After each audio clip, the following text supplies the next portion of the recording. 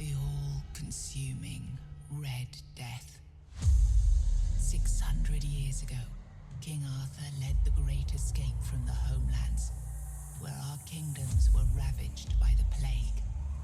Leading people to Avalon, he started the Age of Conquest and took the island from the Four Dwellers. Using the mysterious powers of Menhirs, together with Merlin, they cleansed the land of the weirdness, a primordial force of chaos and possibility. But now, long after the death of the king, Camelot is in shambles as Avalon fractures into chaos. Old legends are gone, and the weirdness is creeping back into our lands.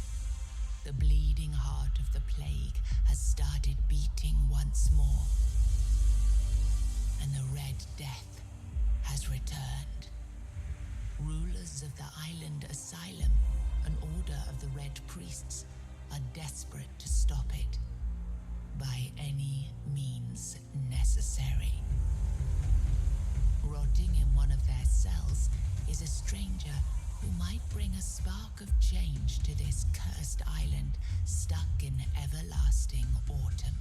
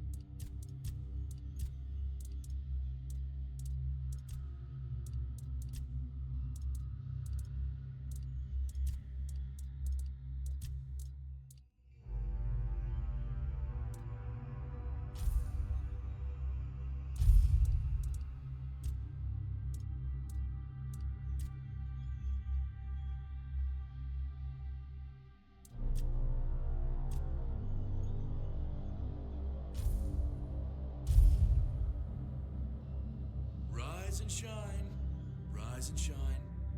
Yes, it's me again. And I hope this time you'll cooperate without me needing to repeatedly hit you in the face, eh?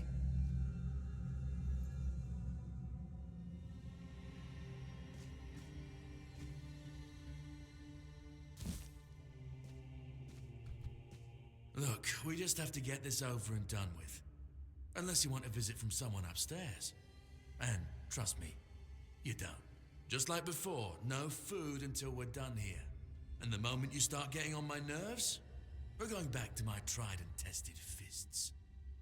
So, tell me, what were you doing in the forest when the Red Shields caught you?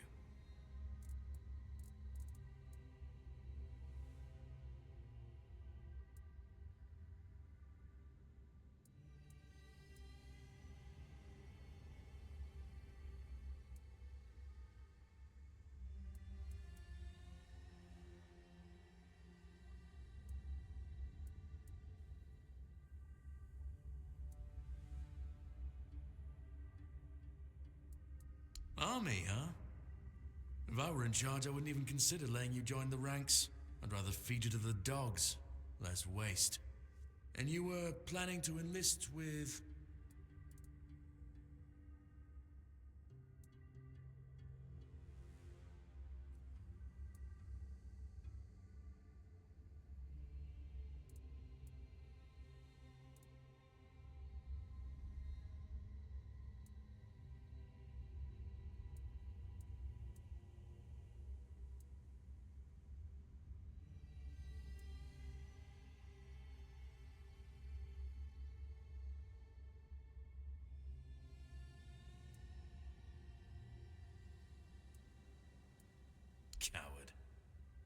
expected that, coming from you.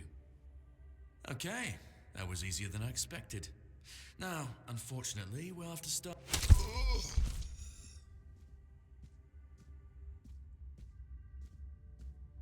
I've always found it puzzling that these people won't bathe.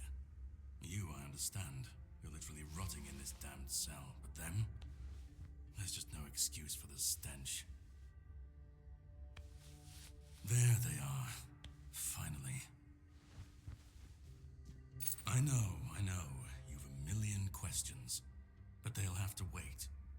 One of these keys will open your cell. When you get out, head left. I'll scout ahead.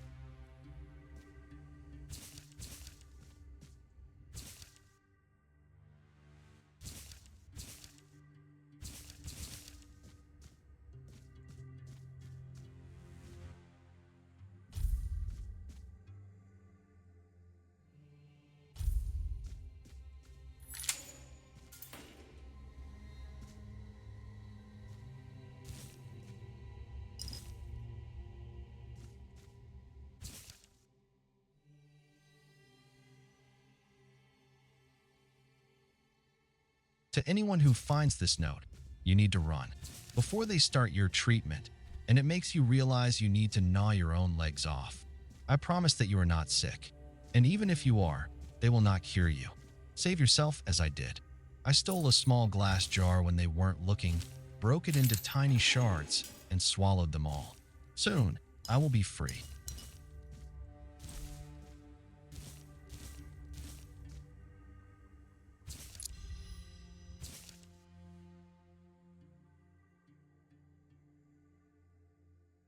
My dear Urfer, I have finally arrived at the island asylum and have received my preliminary medical examination. Father Vaughn said that my symptoms point to the very early stages of the Red Death, and that I did very well to come here of my own will. He promised to do everything in his power to help me, and to make sure our son, I write son because I can feel the truth of that with each heartbeat, Urfer, is born healthy. I know you had doubts about me coming here, but I really am of good cheer. I will keep you up to date on my progress. I hope to see you soon. I love you and miss you very much. Forever yours, Katrin. P.S. I'm thinking of the name Llewellyn. How do you like it?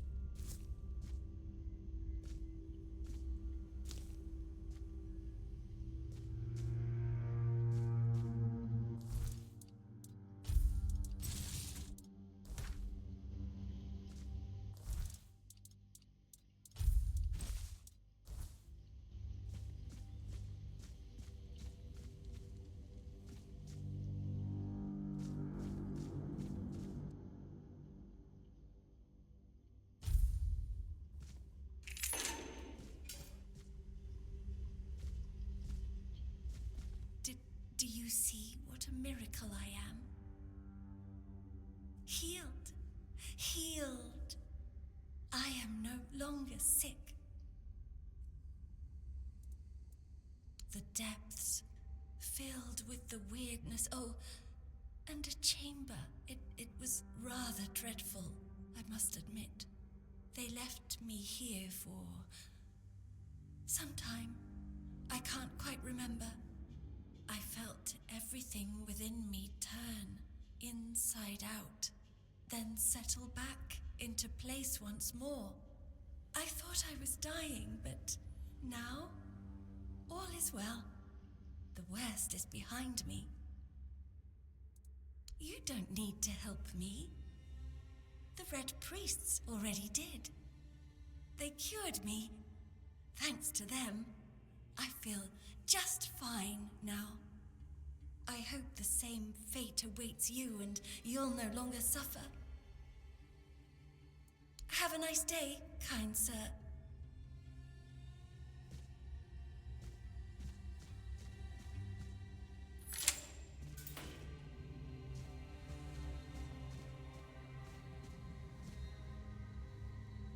Drip, drip, drip.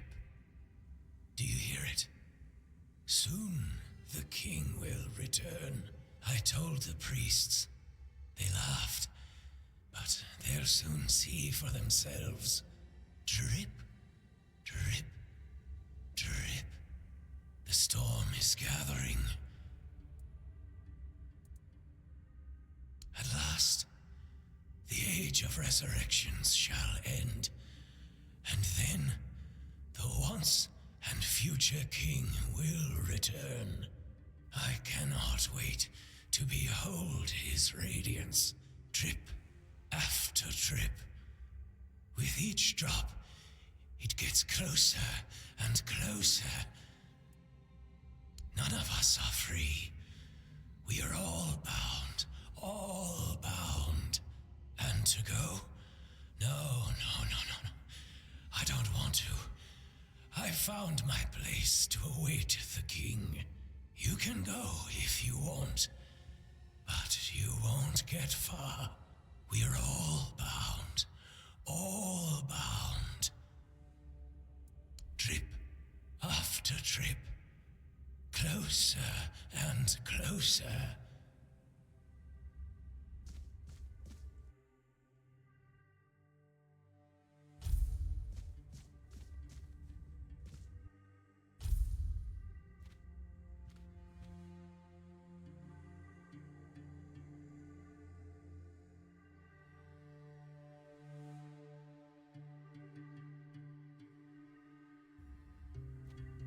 I'm prepared for this.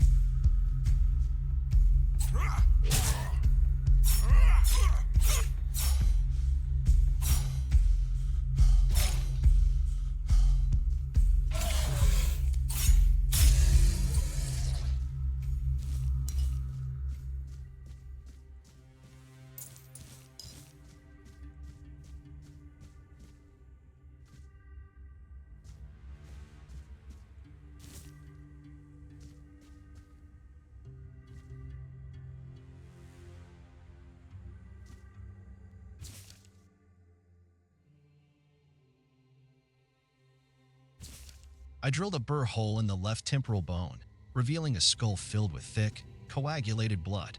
After draining, using Morgaine's cut, I sawed through the cerebral falx, severed nerves, and the brainstem, then removed the brain. Its abnormal shape suggested internal swelling. Incisions were made in the venous sinuses, and the base of the skull was left intact. Finally, the brain was placed in alcohol and cedar oil for further study.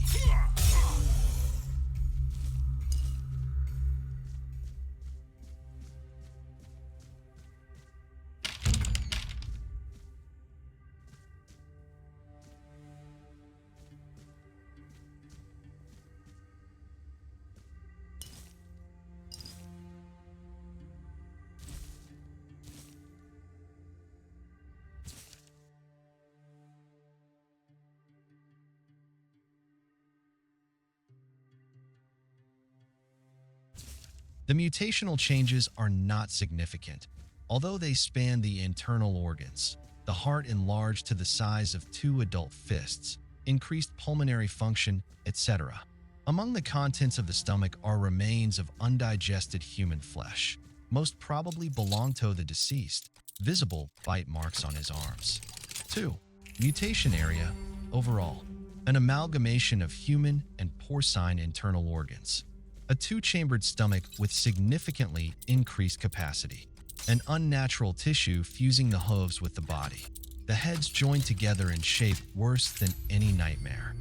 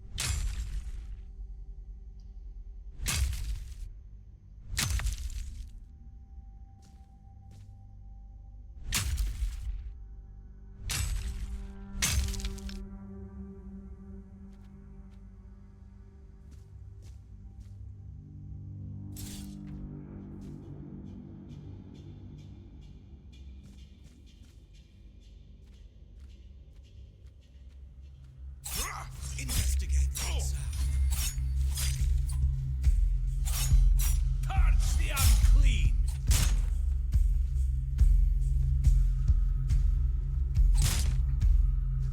Prophet wants you dead.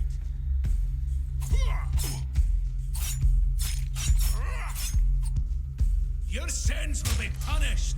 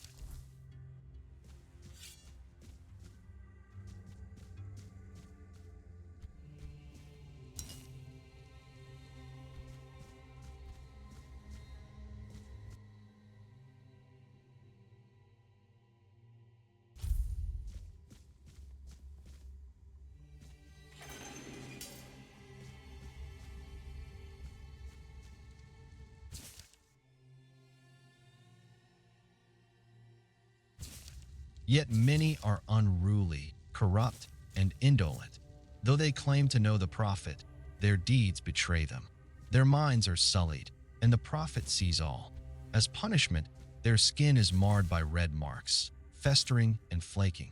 The Red Death not only claims their lives, but damns their souls. Yet hope remains for the impure. The prophet declares, "Renounce unruliness, dishonesty, and indolence.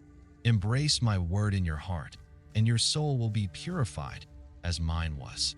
The prophet warns, "Trust in my disciples as you trust in me.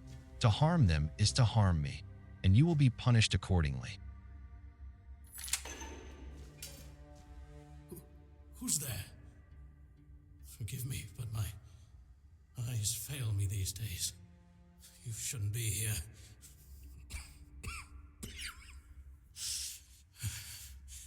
I'm very, very sick.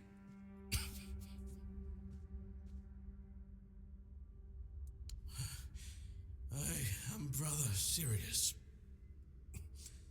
Your question suggests that you are not one of the Red Priests. Did you escape yourself? You really should have stayed there. We can't let the plague spread any further. Although, I understand.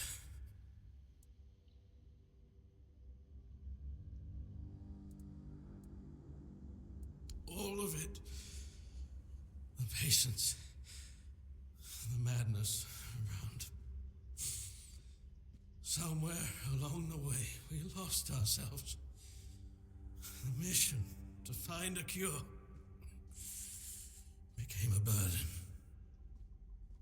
I can't tell who you are, but I'm so sorry for all that we've done. It's a shame, but when you're fighting a losing battle, sometimes there's just no other way.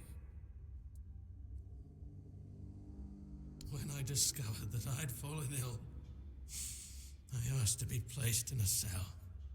I sought to understand the experiments from the patient's perspective. To learn which stimuli provoke the strongest reactions. And I also wanted to equip my brothers with new tools for their work.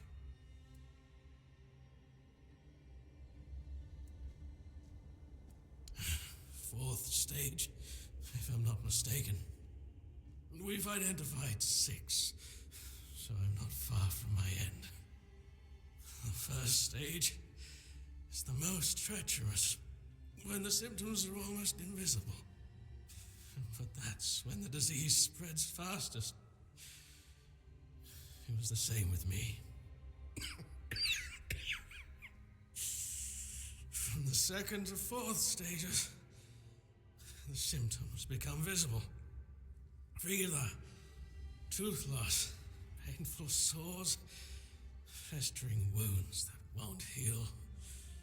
The last 2 stages are visceral, the worst possible. The victim's insides burn up, turning to mush. The brain starts to die, and the body becomes a mindless shell. That's what's ahead of me. We've had some success treating it up to the 4th stage, but it's still a gamble. Sometimes we manage to push the disease from stage 3 back to stage 1, only to see it jump to stage 5 as soon as treatment stops. We believe that with the weirdness, we could eliminate this randomness. The weirdness, my child, is pure potential. That's the theory. In practice, we tried to direct its power where we needed it most. The effects, shall we say, varied. May the prophet's word be a safe haven for you.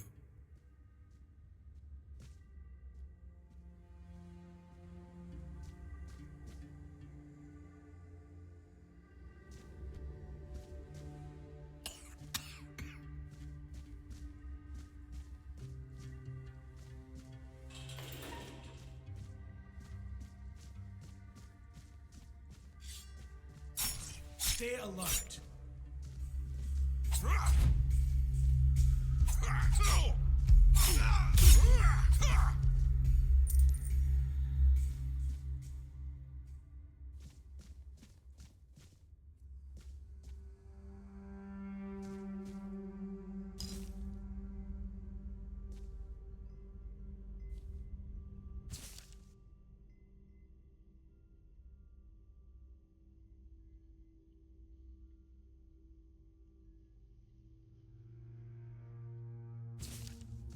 Though often dismissed, Priest Muron the Holy's methods, recorded during King Arthur's reign, offer crucial insights on the separation of the mind.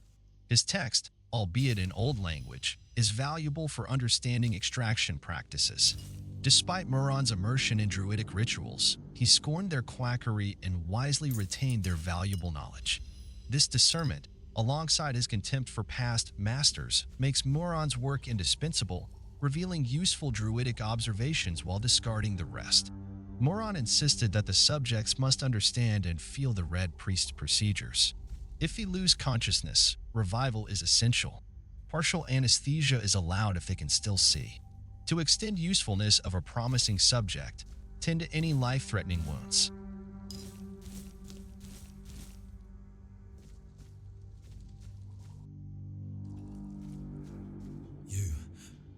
You're not one of them.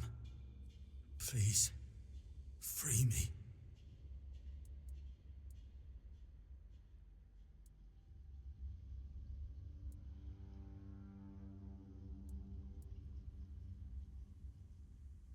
But that's not the freedom I need.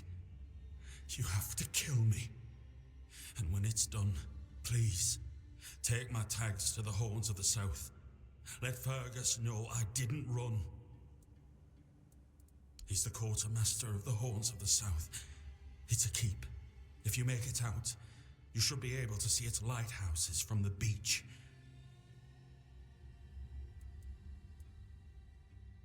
Thank you. May the All-Mother bless you.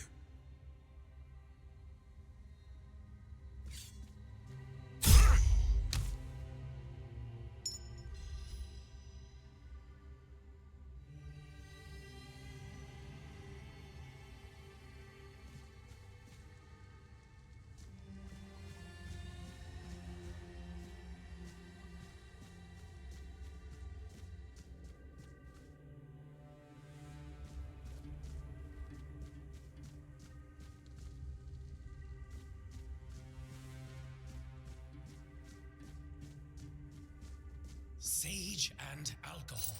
It's the simplest recipe. I can't believe I have to keep repeating myself. You know how the young ones are. They dream of dissecting fort dwellers, yet they can't remember the basics. Before you build a cup,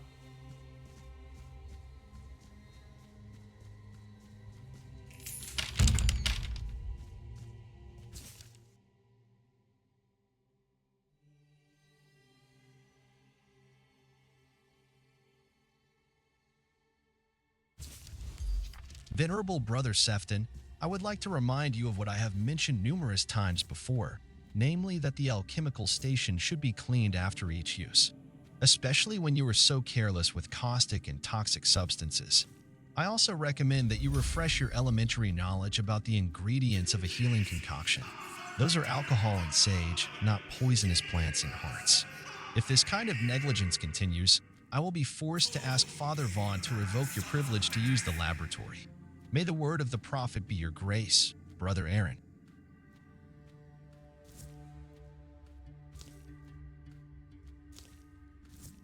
Reveal yourself.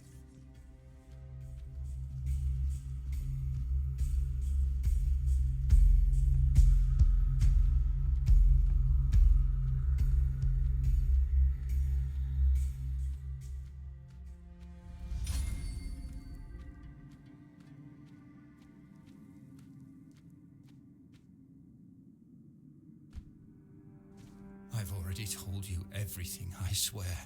Wait, you're not. You're a prisoner. Go. Escape while you still can.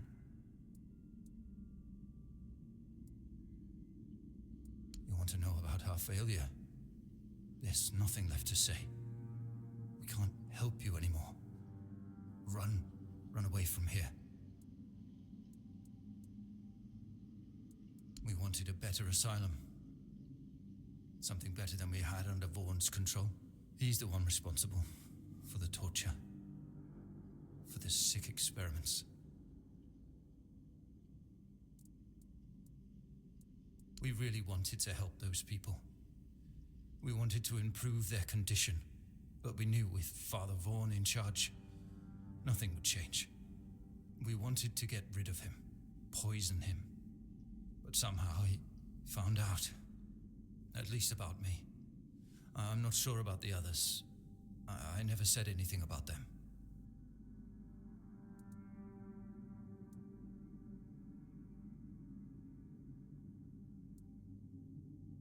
A traitor. Yes, but for a good cause, for the good of the patients. One sacrifice instead of dozens. No, I won't make it. Besides, they threw me into a cell that once held a patient in the final stages of the disease. I'm probably sick already. Go, don't worry about me. I'm not worth it.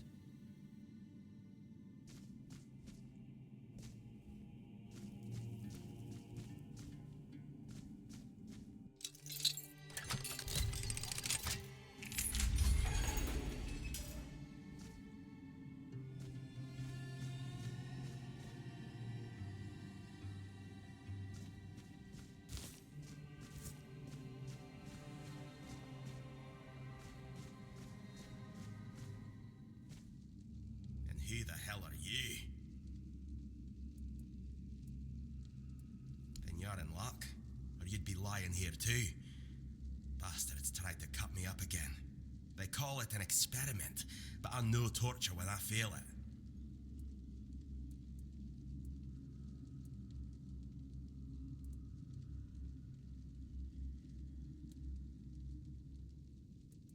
Nothing good.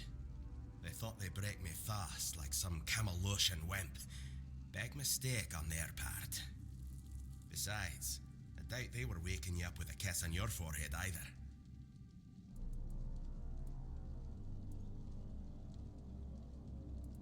Conher, from the Dalrieta pup, if you hadn't already guessed that much. Really? Now's a good time for a chat. You think the red pricks will just wait around while we gab? If you make it to the Forlorn Swords, you'll meet the tribes. Right now, you'd better focus on getting your arse out of here.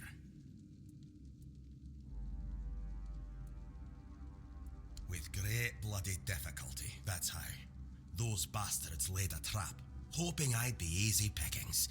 They ended up needing damn near a full army to take me down. There was mead. There were women. One thing led to another, and I woke up with my pants around my ankles, surrounded by gobshites in red. I was fighting with me bare arse hanging out, and I still managed to kill a dozen of them. Useless knobs.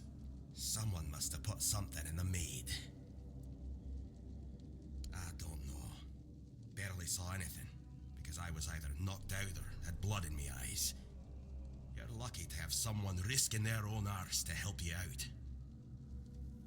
No time for a chinwag, just get the hell out of here.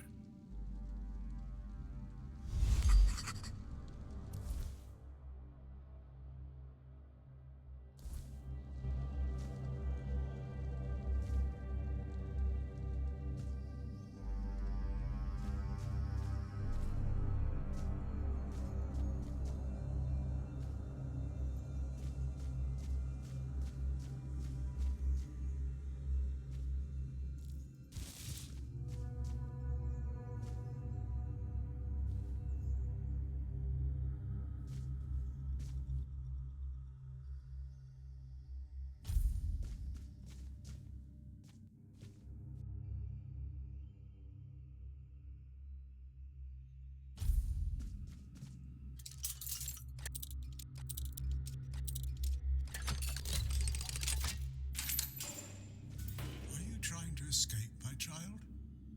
That's very brave of you, I must say.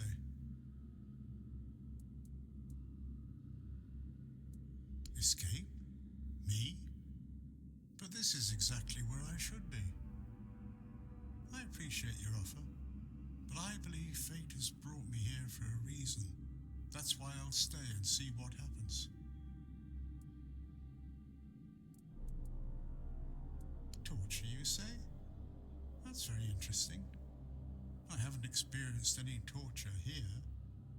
I know that whatever ails me, the Red Priests will do everything they can to heal me. I doubt that. You'll soon see that things aren't always what they seem at first glance. This way of thinking has never failed me. Safe travels, my child. May fate be on your side.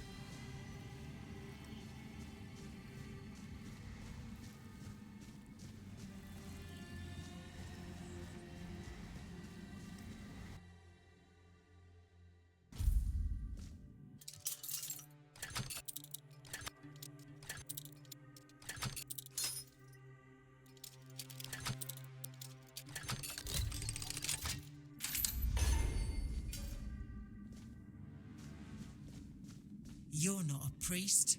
Get out of here. Go away before they see you with me.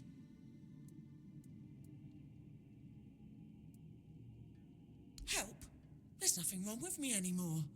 The priests cured me, you see. I just need a few days to recover, and then I'll be able to go home. I look much better already. In a few days, you won't even see a trace of the illness. See? I don't need your help.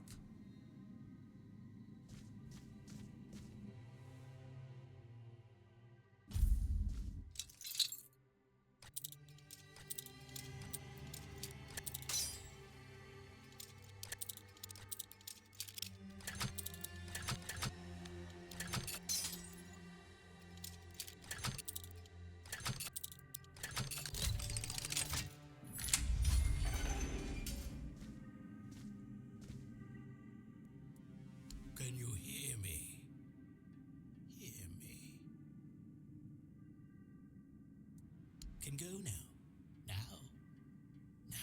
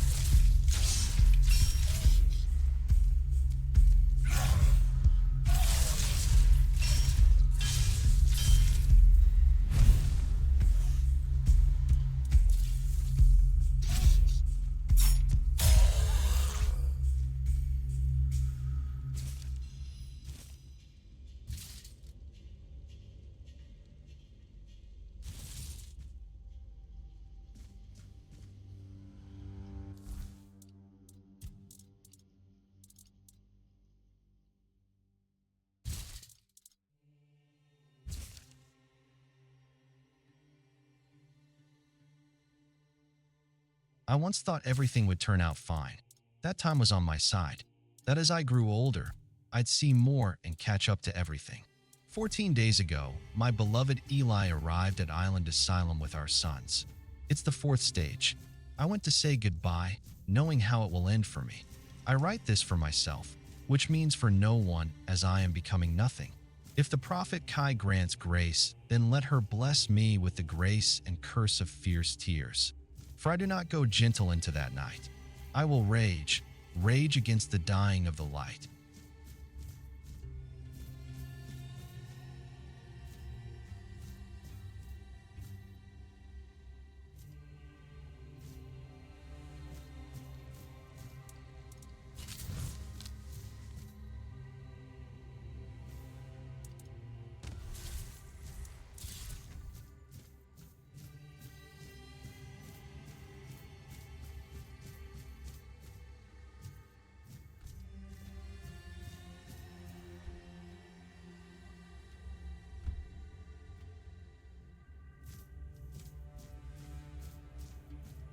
Stay back. I may not be in top shape, but I can tear you to pieces if I have to. So, you escaped too? Huh. They're having quite a day. Good. I hope it gets even worse. This whole place is mad. From a safe distance this time. Same as you, I guess. Wrong time, wrong place. I was wandering through Kunakt and got caught in an outbreak. I was kept with the rest at first, but when they figured out I was a Pict, well, then I deserved special treatment. One of the priests took me to a place so thick with weirdness, it scared me. I needed to get away, otherwise, I don't know what would have happened. I just know whatever it wasn't for me. They play with powers they don't understand. Trying to wrangle the weirdness into obedience is a fool's dream. The weirdness might listen, but blind obedience is not in its nature. Why indeed? Perhaps it's a test of patience. My hair tangles mercilessly around them. I even need to wear head wraps to hide them. I hate wearing head wraps. It should, although I admit that the past few weeks have made me hate the taste. Still, thank you. There isn't much kindness going around this place. It wouldn't be very gracious of me not to repay it, would it? Take this. It might prove useful for you. Oh.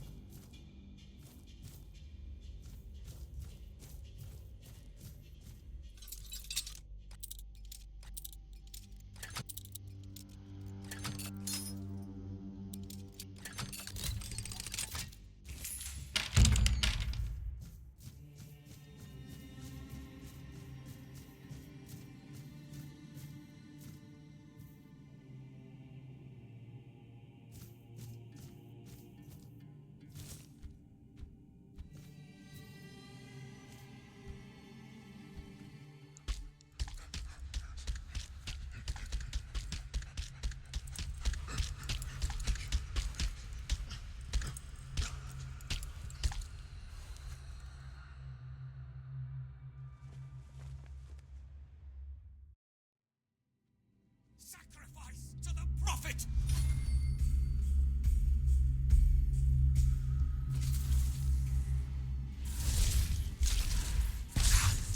My wounds make me stronger!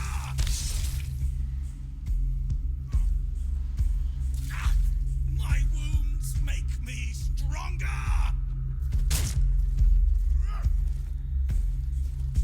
You're no match for me!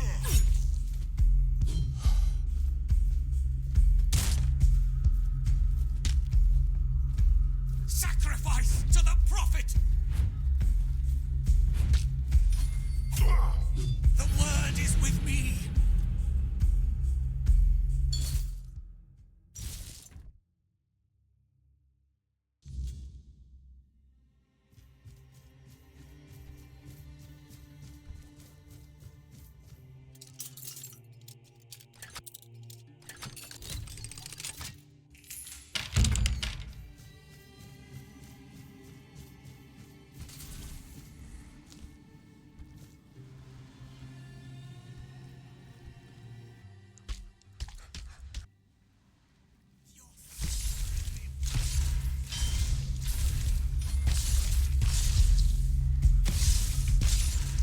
I'm not afraid to suffer!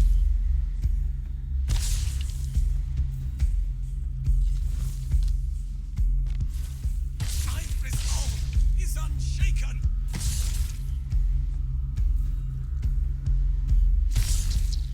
Your fate is sealed!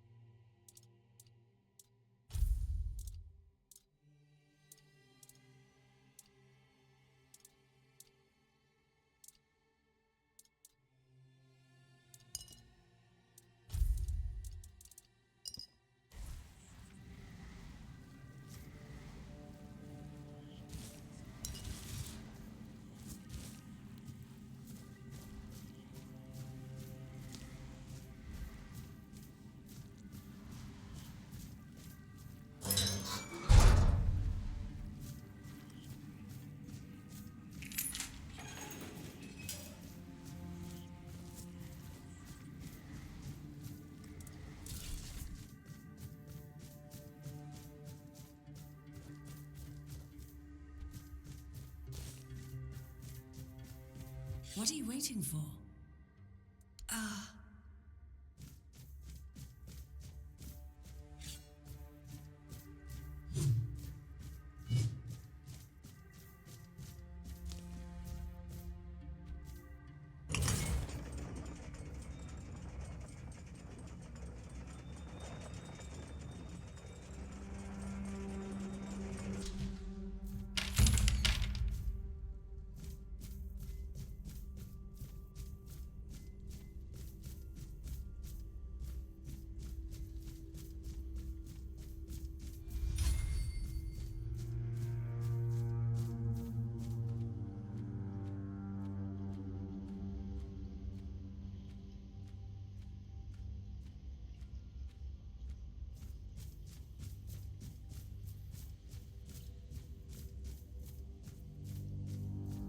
You took your sweet time, eh?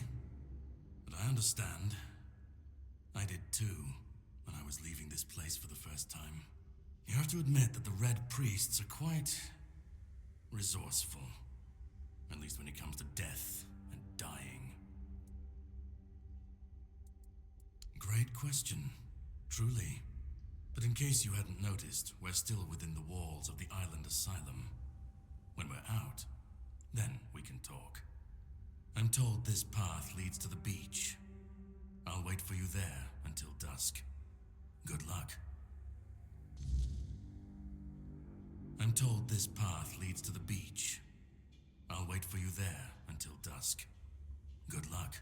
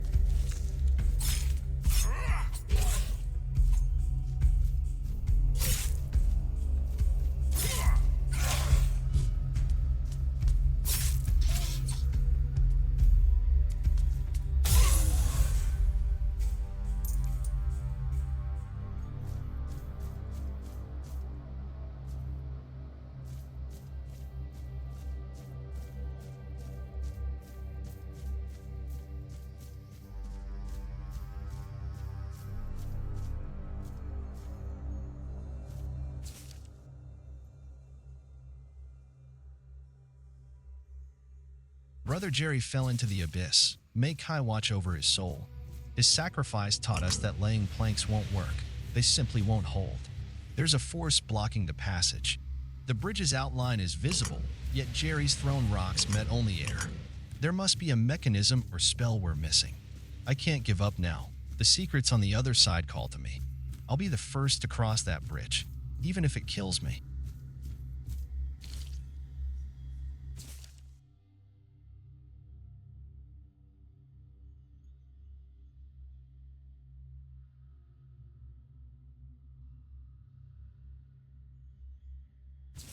Third of Rowan Moon. For 42, this Ford-Weller diorama unsettles me.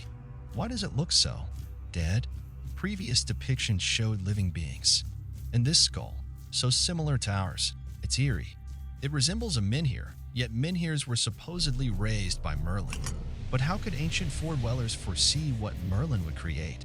7th of Hawthorn Moon. For 142 at last. Proof Merlin didn't create the menhirs. We found one buried in the labyrinth. Brother Hahar is studying it now.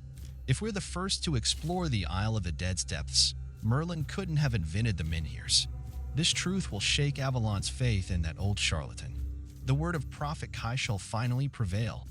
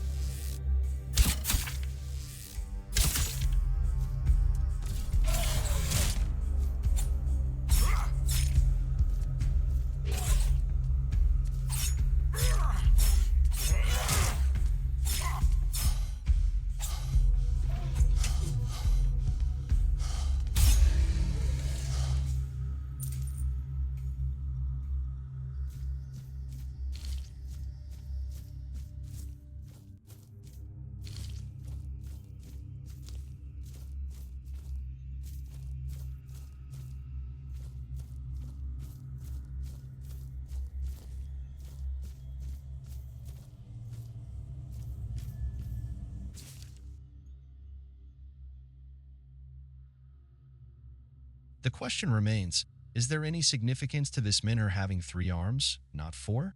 How could we examine it without touching it? Poor Brother Abbe touched it with his bare hands and vanished, as though he never existed. Shocked, the Pope forbade anyone from touching it again. Still, I hear it whispering my name. I know I should report it, but I don't want to. Someday, I'll answer its call and claim it was Kai, even if it wasn't. I need to know.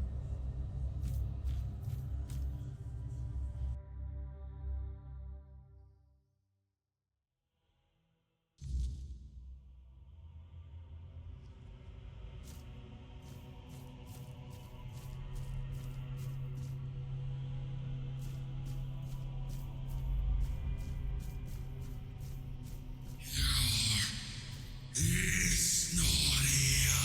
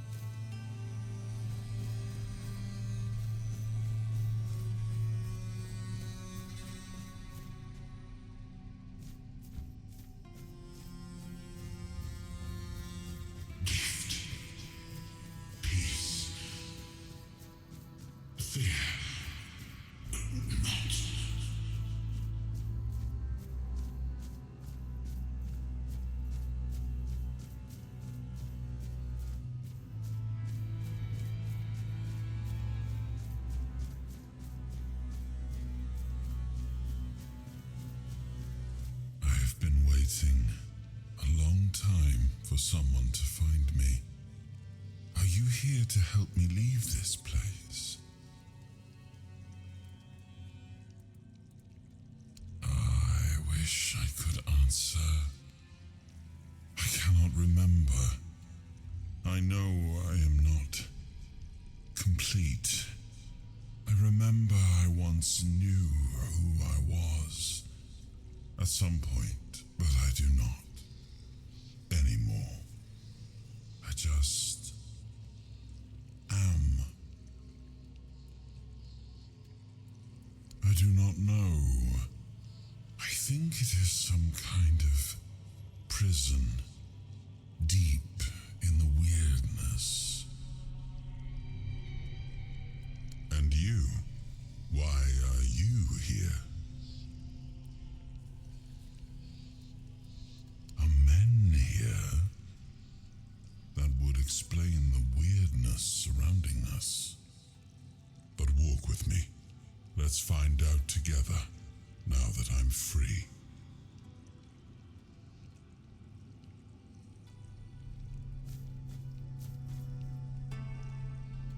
I remember arriving on the shores of Avalon. That was the beginning of everything. But there were doubts and questions. How does it feel to leave your homeland behind? To keep moving forward, even though every step takes you into the unknown? The Four Dwellers quickly made it clear to us. If we wanted to call this place home, we'd have to fight for it, down to the last drop of blood.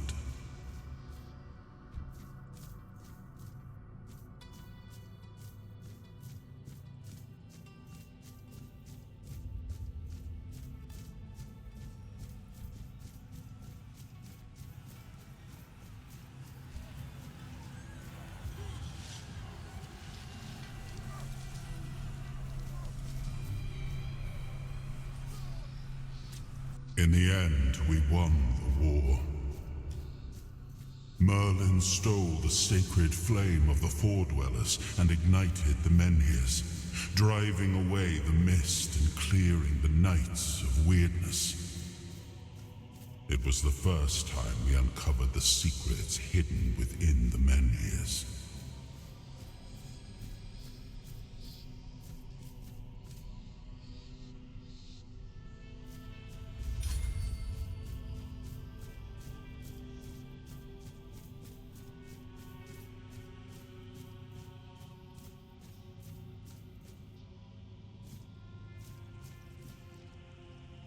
Still, the land of Avalon honored our toil.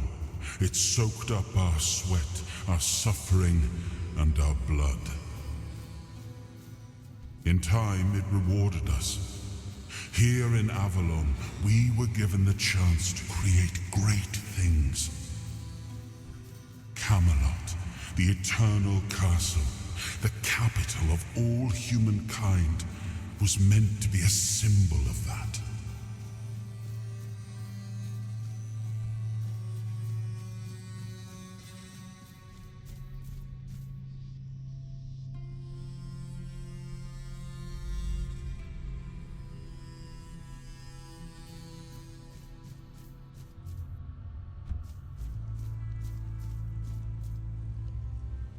We left the homelands to survive. The plague had consumed everything we once knew.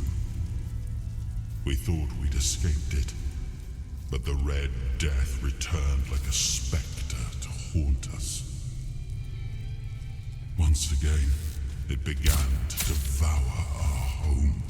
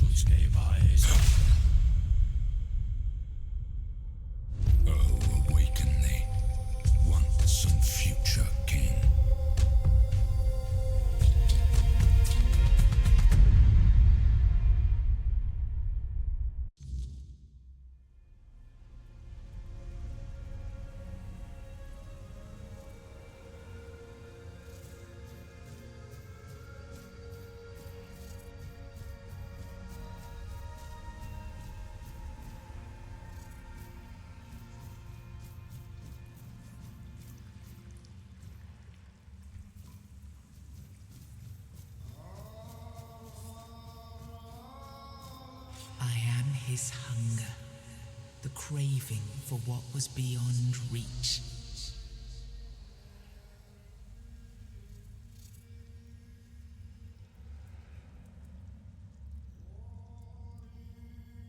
I am the price paid for touching the unreal.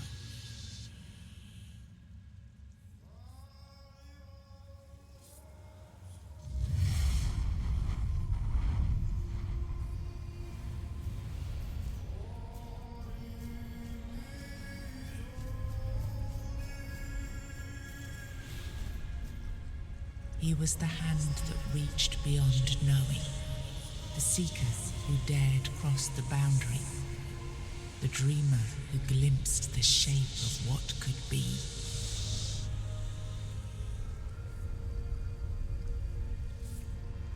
He was the hand that reached beyond knowing, the seeker who dared cross the boundary, the dreamer who glimpsed the shape of what. I am his burden, the man beneath the myth.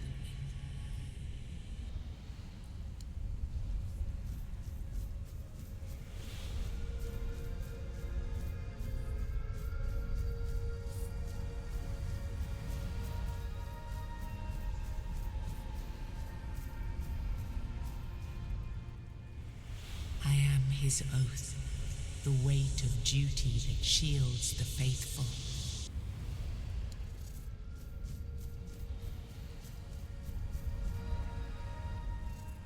I am his will, the fire that bends the world to his command.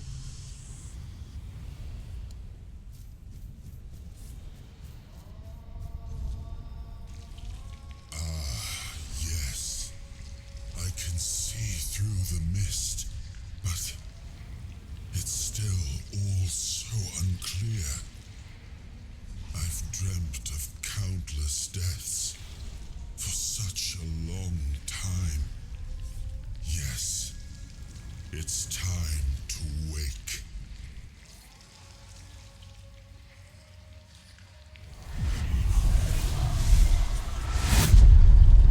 I am Arthur Pendragon. I led humans to Avalon shores. I built the great halls of Camelot. Thank you for bringing me here. I believe I owe you, young one. I appreciate it, but let us leave decorum and honors for times of leisure. For now, we need to make way for Avalon. I have to see my kingdom again. I trust you'll accompany me, or would you rather stay in this wretched place? I am not sure. Yet I learned to be grateful of fortunate outcomes, even if they come unexpected. It seems to be a place located between life and death. Or maybe a place that can defy death. But why was it created? By whom and when? These I'm unable to answer. Trust me, I wish I knew. I remember death, then darkness, a terrible loneliness, ages upon ages of solitude, and these are all the details I have. Perhaps, in time, I'll remember more. But that's enough questions for now. Let us walk together and see the kingdom forged so long ago. After years of struggle, my people in Avalon finally live in peace and prosperity. I must see the legacy of the Age of Conquest with my own eyes. My Camelot in all its glory. What is happening? No!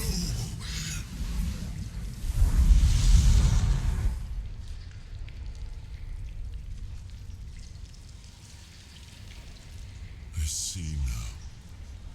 I am not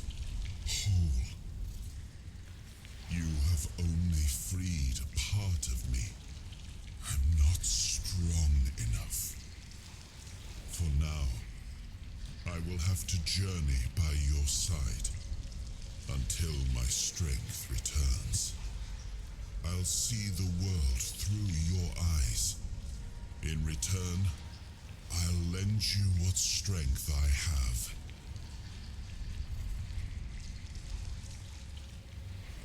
You are a surprising acquaintance, and it will be a pleasure to travel with someone of your disposition. And since it seems that fate has bound us together, let us make the best of it. Seeing my legacy through the eyes of another, a true picture of Avalon, not one crafted specifically for the king, may prove to be an interesting experience. Oh, what an adventure this will be.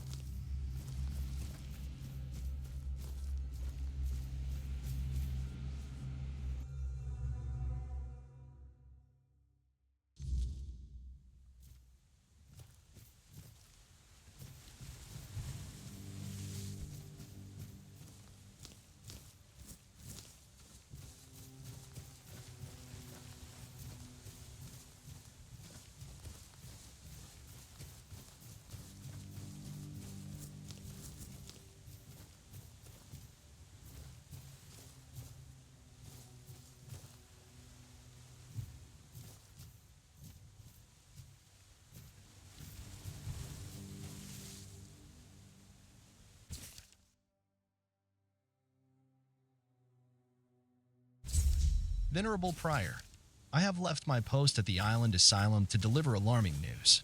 My brothers have lost their senses, their souls tainted by a voice that is not the word.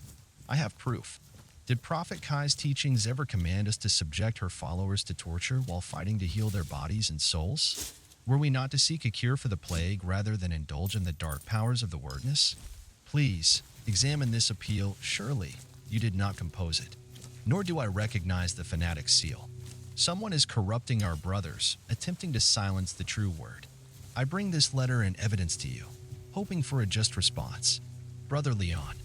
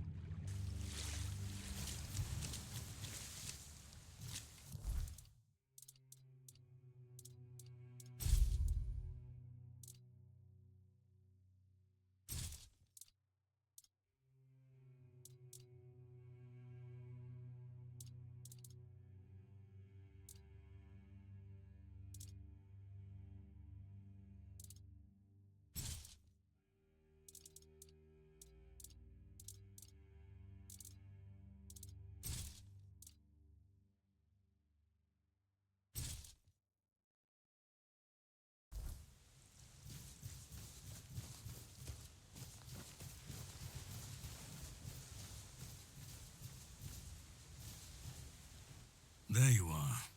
It took you a while. I was getting worried you wouldn't make it. I even realized that I didn't get a chance to introduce myself. I'm Caradoc, your savior. What kept you so long?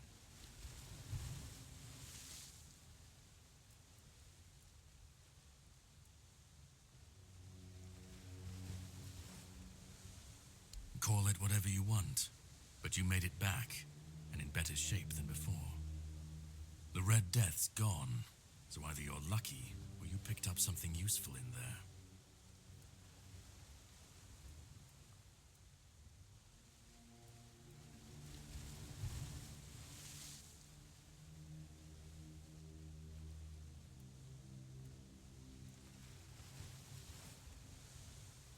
You found him. I'm truly sorry it turned out to be you. Well, it seems that the Red Priests managed to succeed in at least one of their experiments. You were able to go deep into the weirdness, survive, and even bring a piece of our king's soul back with you. I don't have to explain that this isn't something that happens every day. My job is to make sure it won't ever happen again. And this means you have to die. I'm truly sorry.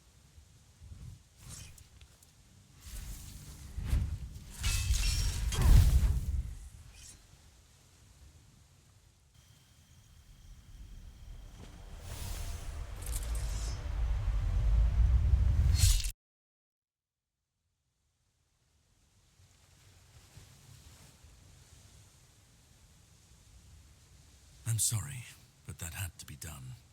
It shouldn't leave any lasting damage.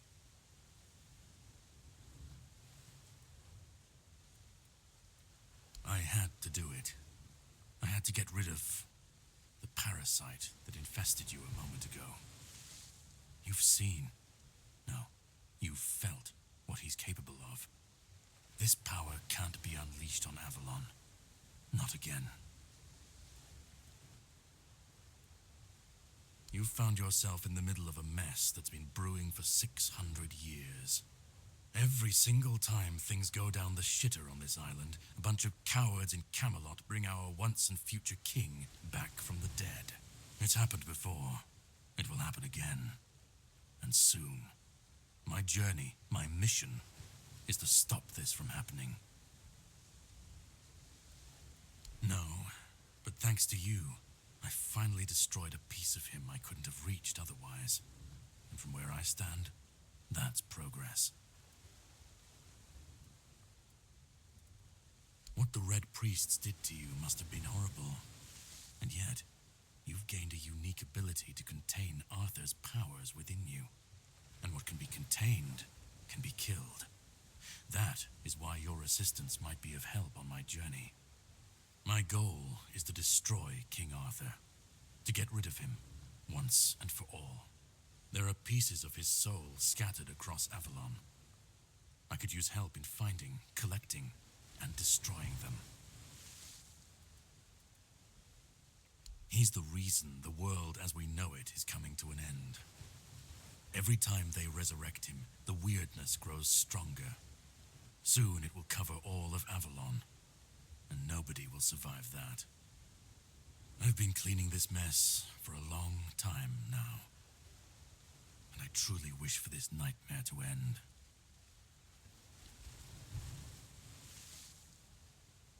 I stand against the most powerful being Avalon has ever seen. This requires caution. What would you do were you in my place? Kindly ask your target if it wants to be killed. Please. And if you really must know, the spell I used on my sword couldn't have harmed you. I knew that, you were surprised, I got the upper hand, and now you're safe and sound. Can we leave this behind, or did I judge you incorrectly and you'd like to waste some more of our time and cry about it some more?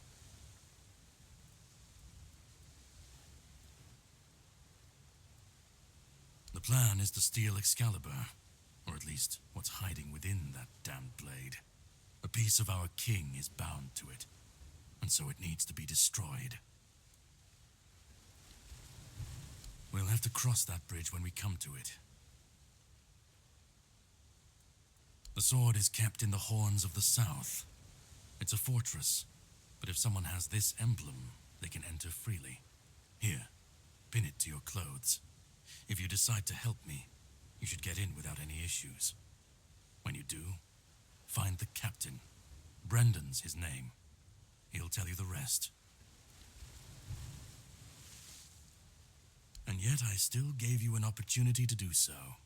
You'll have plenty of time to think about it on the boat. Definitely. And all of them essential. You should get some rest. Set up a camp and get some sleep. Ah, and here, have some cobweb. Throw that into the fire and you'll be safe from the weirdness. Just in case I don't come back before nightfall.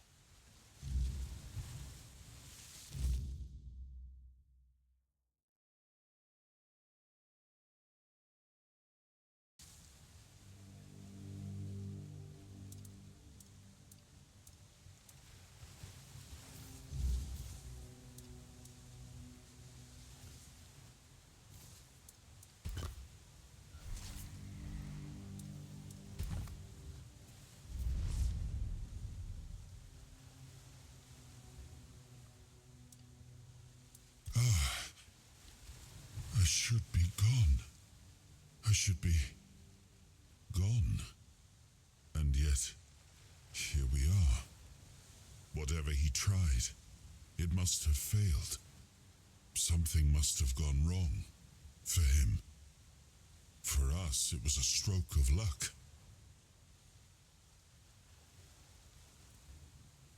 I felt him strike. For a moment, there was nothing. No weight, no voice, no self. Just silence. But then, you pulled me back, didn't you? Or have I never left? Hatred, yes.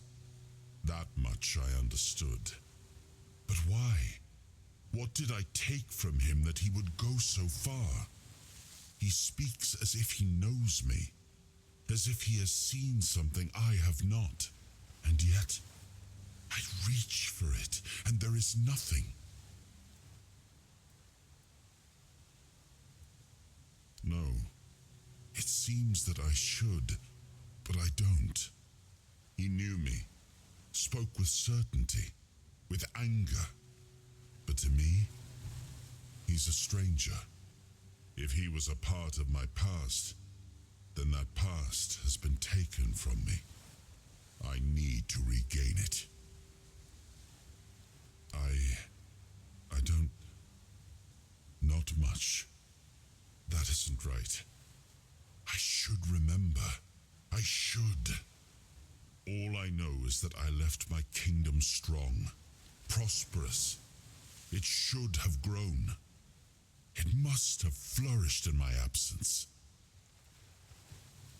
It seems so. If Caradoc is hunting for more pieces of my soul, we should definitely claim them first. When we do, I should grow stronger. I should remember. I should be whole. Let's go then, young one. Let's not waste any more time. I left my kingdom strong. It should have only grown stronger in my absence. And if something threatens it now, then I will see it restored.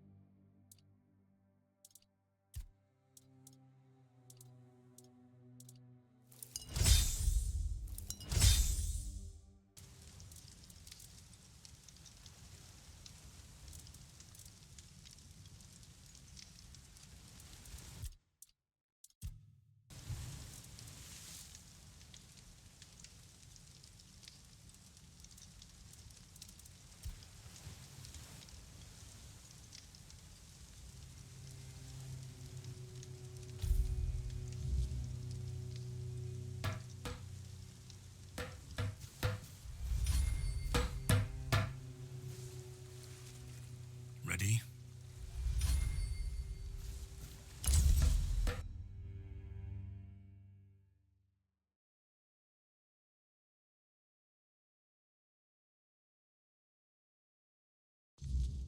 The sea was restless, waves slamming against the hull as you left the island asylum behind. Caradoc's boat cut through the black waters, its course set for Avalon's shores. Then the deep stirred. A shudder ran through the vessel from neither wind nor tide, but from something far below. A presence, ancient and watching. And then it struck. The boat lurched violently, wood splintering as the sea itself rose in fury. A shadow moved beneath the surface, vast, coiling, inescapable. The next wave swallowed everything. Darkness took you. Salt filled your lungs, and then light. The crash of waves, the cold kiss of wet sand. You were alive. The sea had spared you, but not without a cost.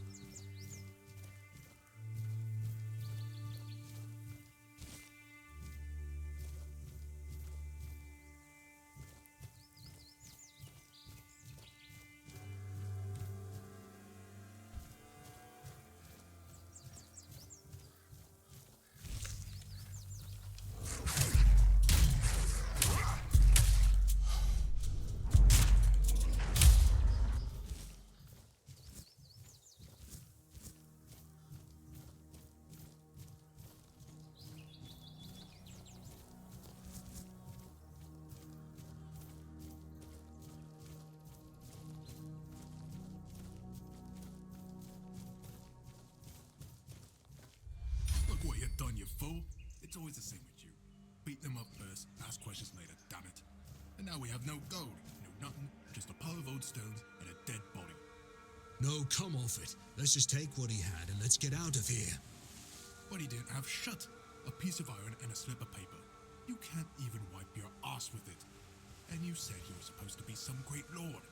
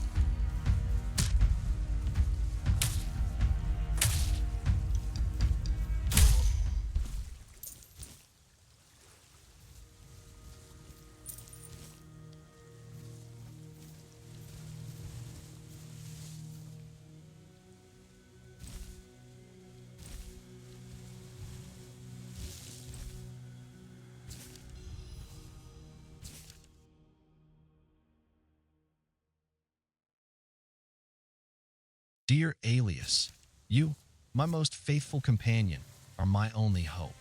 Go to the All-Mother's shrine, perform the following ritual, and bring me the amulet you will surely be gifted. Granny said that you need to make an offering of a rose, some sage, and a feather. This is my last hope to save my beautiful daughter. Return safely, and may the All-Mother protect you, Lady Cardea.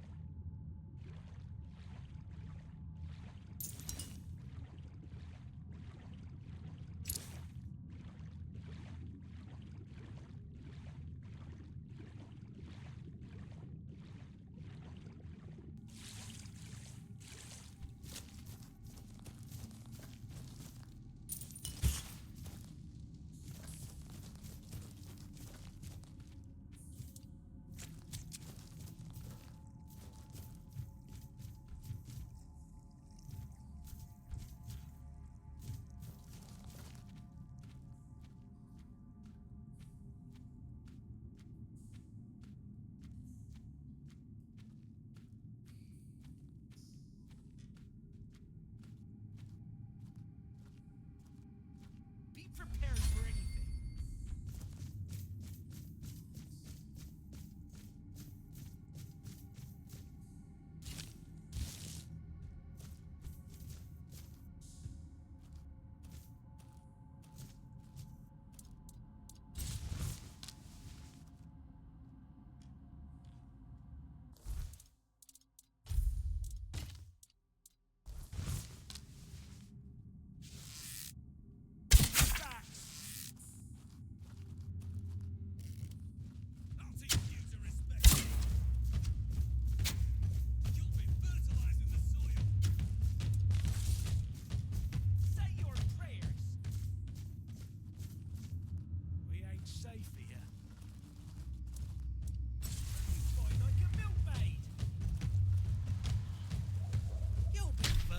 In the soil.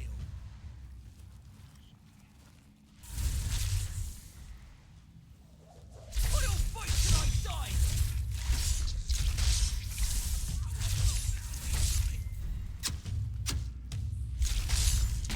I'll have your head on a pike. Teach you to respect me. I'll teach you to respect me.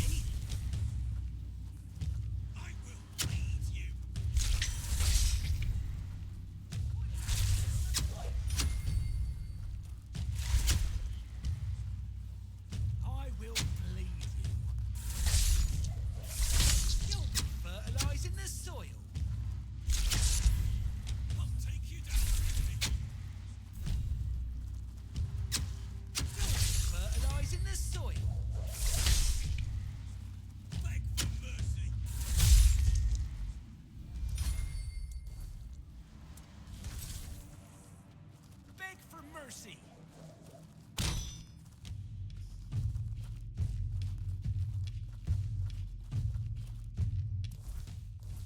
I will bleed you.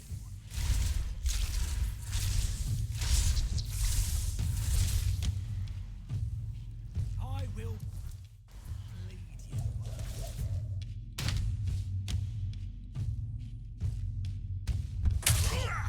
I will bleed you.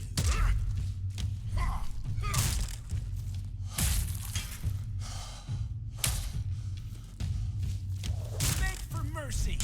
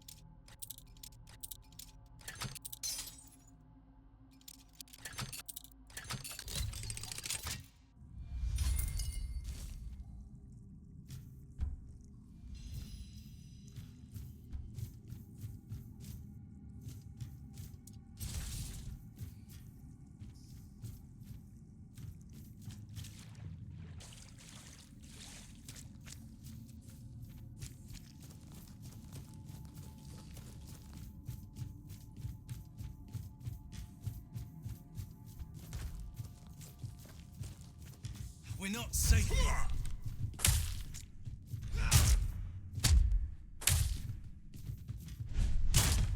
I'll fight till I die! Keep your eyes peeled. Show yourself! You'll have to do better than that! You'll be fertilizing the soil. Beg for mercy!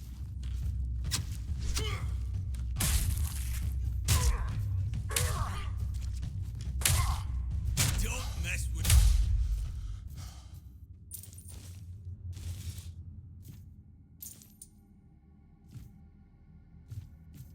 You'll be fertilizing the soil.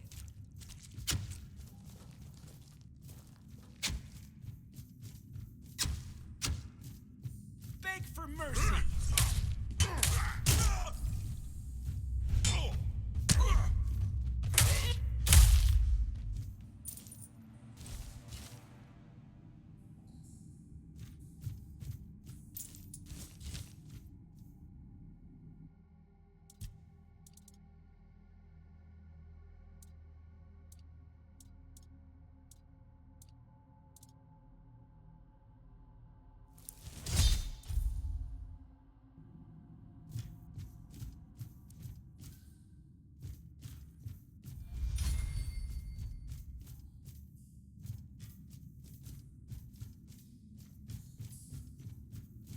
Watch your backs.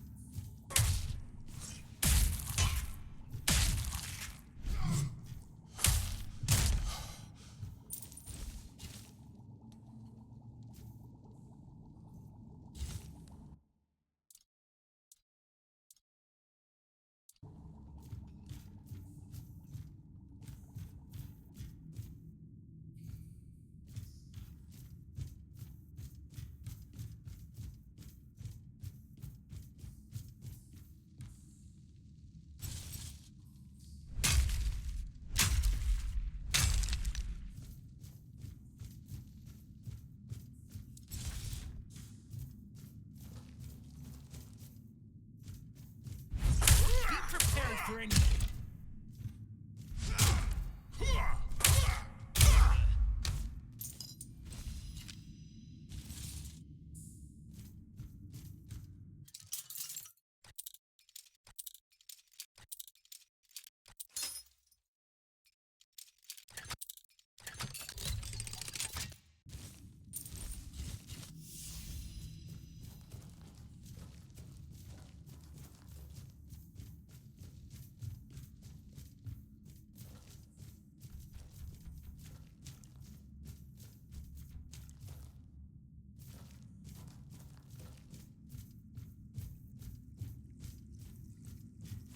Watch your backs.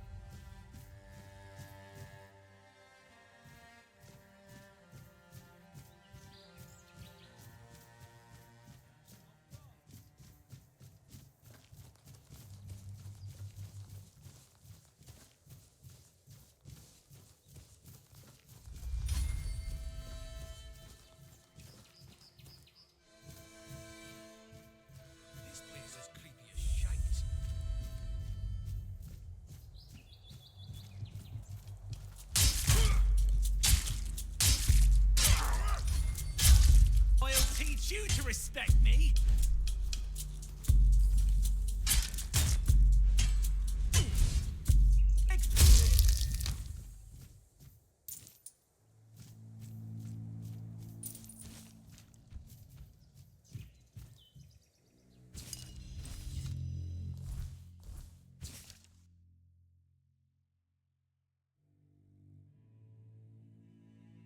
Pay attention, you morons, because my patience is running thin. I need a hanged man's noose, an ogre's right TOE, and a couple of drowner tongues. And trust me, I can tell the difference between a drowner tongue and a dead horse's tongue because I, unlike you, am not a complete idiot. If you try to swindle me one more time, our deal is over. And stop asking for money up front.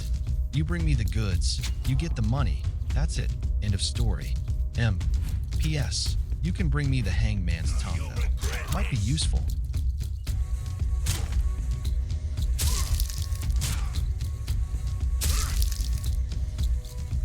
Your gold belongs to us.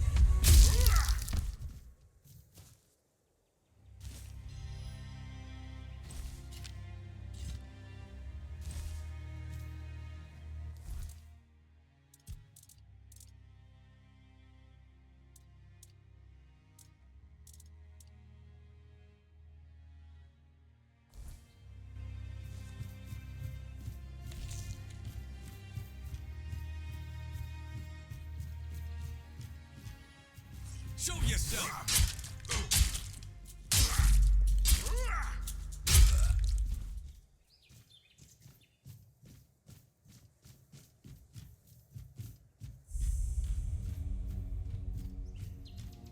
We ain't safe here.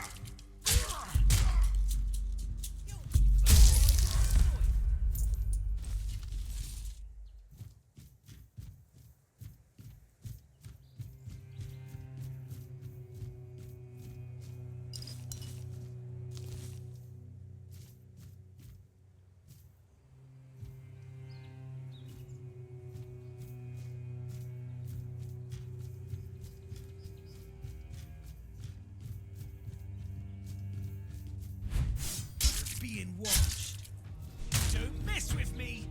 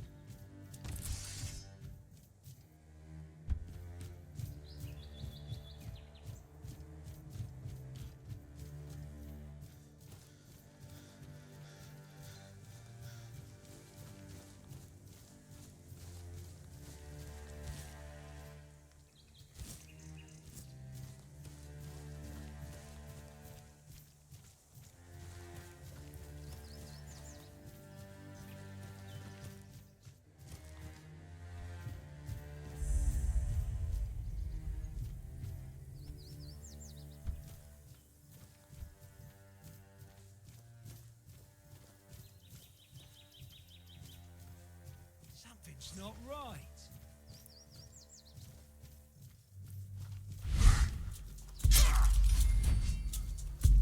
You fight like a milkmaid.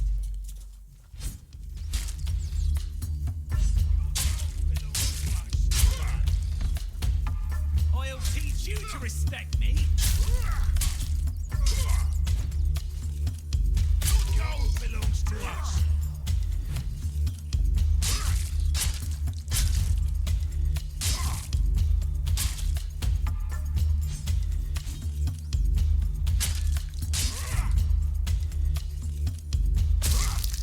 I'll make you.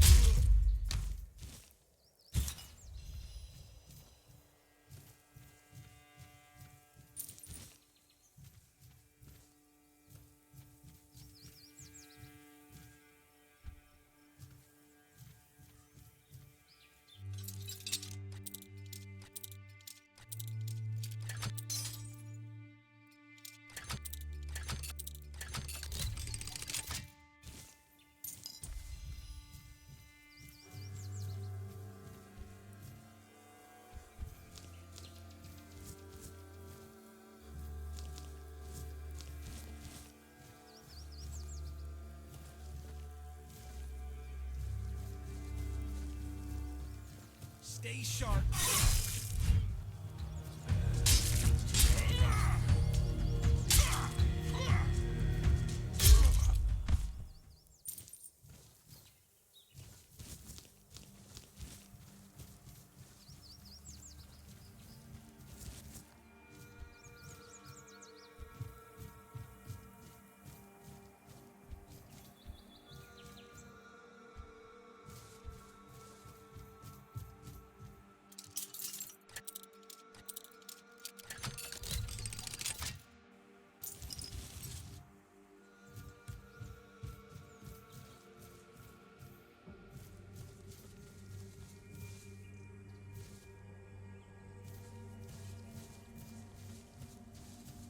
Stay sharp.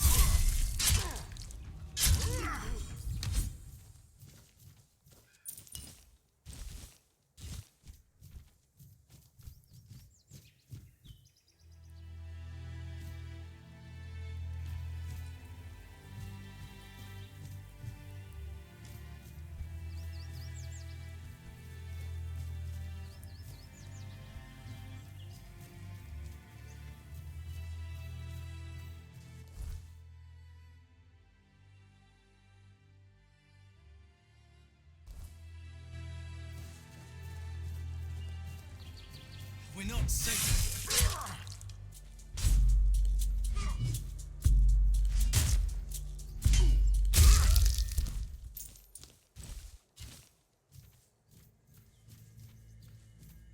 We ain't safe here.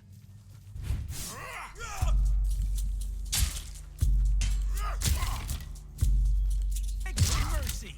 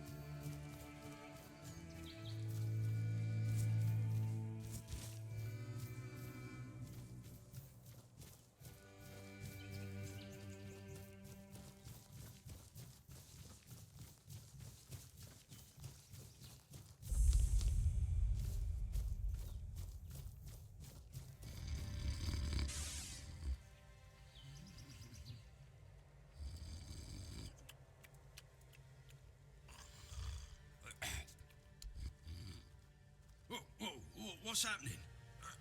In the name of the All Mother, what are you doing? I could have stabbed you. Wait, I haven't seen you before.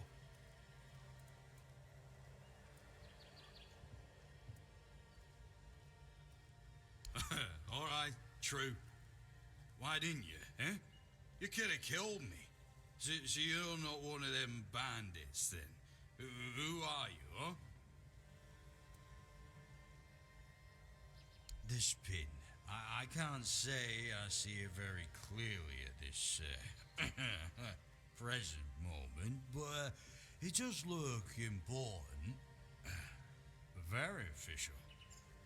But I remember Fergus said something about all this, these emblems once. Oh, yes, I remember now. I welcome thee, ye, royal person, on behalf of the keepers. You are a great friend to our home. Welcome. Please, speak with Fergus. He's our quartermaster.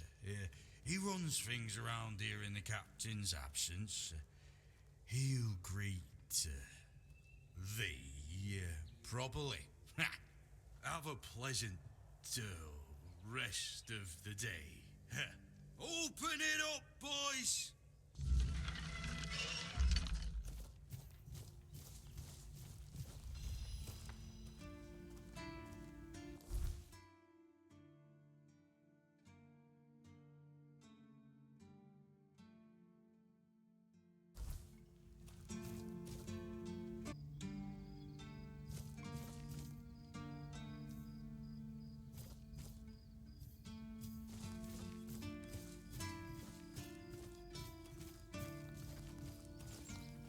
Welcome, in the name of our eternally reigning Majesty King Arthur and the Knights of the Round Tables. I am obliged to inform you that fighting those who actively break the law and reject the rule of the crown is the duty and pride of every subject. As Camelot's representative, I will be paying a bounty of 10 gold pieces for the death of each bandit roving the area, as long as adequate proof is provided. I also recommend checking the bounty board for information on wanted criminals, especially those considered particularly dangerous. Please, state your business. That's correct. My name is Killian. I was sent here from the capital to see how the Horns of the South are handling the bandit problem, and also to encourage the keepers to fight.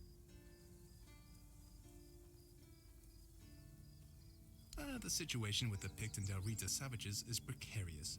Too bad we can't get rid of them as easily as we did the Druids. There have also been rumors that we might soon have a civil war on our hands, so Camelot cannot afford to spread our forces too thin. There are rumors that the Rita tribes want to unite, and that would mean open war with Camelot. As for those Pict savages, they've been growing bold, leaving their forest. For now, it's just been small scrimmages, but who knows how it'll end. Well, you've probably heard about the Druids making human sacrifices by stuffing people into wicker puppets and setting them on fire. Well, the people decided to give them a taste of their own medicine. They rounded them all up and then sent them up in smoke. Oh, how they must have howled and sizzled. Too bad I couldn't see it. Yep, made human sacrifices, prayed to the dark gods, brought the weirdness back. Bunch of bastards. Good thing they're worm food now. Most of them, the survivors have supposedly taken refuge with savages in the woods, and one of them is rumored to be hiding in the Horns area. But whether that was before or after the Charred Conclave, I don't know. Would you like to hear about him? His name was Slaudyard. He was lurking near Blood Lake, a small pond where they used to throw the bodies of executed convicts. They say he would fish them out and use his magic to turn them into undead monsters. Supposedly, he started needing some fresher corpses, so he slaughtered one of the keepers. The Horns organized a manhunt. They found him and sentenced him to death. People say that the moment his body touched the surface of Blood Lake, the water turned red and it's been scarlet since that day. Some say that Slaudyard came back from the dead and seeks revenge. But if you ask me, it's just a tale by local simpletons. I don't really have much more to tell. It's hard to get any updates here. I only know that the new Lancelot has not been very popular, and that's putting it mildly. The Witch Morgaine would have been burnt at the stake long ago if everyone weren't so afraid of her. And then we have the commoners who seem to keep forgetting their place and loudly demanding changes. Everything is falling apart.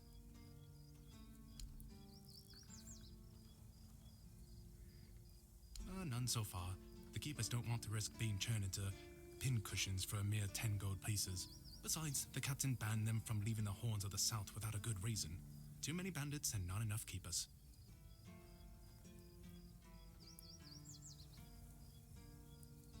Oh, you have no idea. When I heard they were sending me south, to the very place that's crawling with bandits and barbarians from the tribes, I imagined I'd be a little closer to the action, you know? Fighting, gushing blood, screams and such like.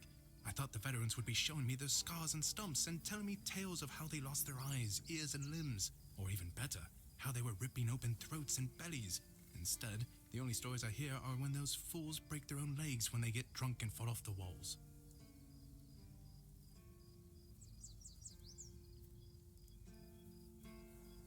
Yeah, I've been like this since I was a child.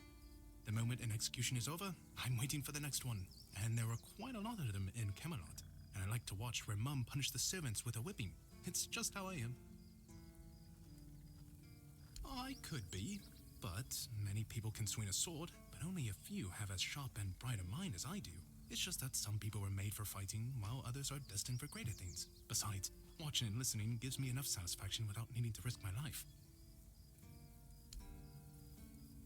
Well, Camelot would send a group of knights with Sir Galahad at the head, and he's not interested in half measures. He'd probably burn down half the garrison, or hang them. He's done both. By the way, did you know that people who are hanged rarely die from strangulation? Usually the sudden jolt causes the backbone to snap, which separates the head from the body. A while ago I saw someone hanged in the village, and it's true. One snap, and it's done.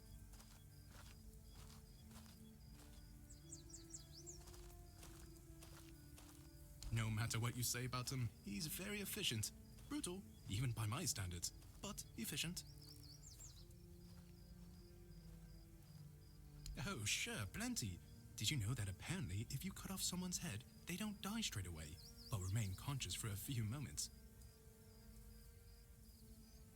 If someone dies in a damp, closed-off space, sometimes, but very rarely, their body creates a thin layer of wax on the surface of the skin. I heard that a body decomposes in water 4 times faster than on land. I need to think. If I remember anything, I'll let you know. Really? You fought bandits and killed them? Oh, I want to hear all the details. Here's your reward, but promise you'll tell me everything.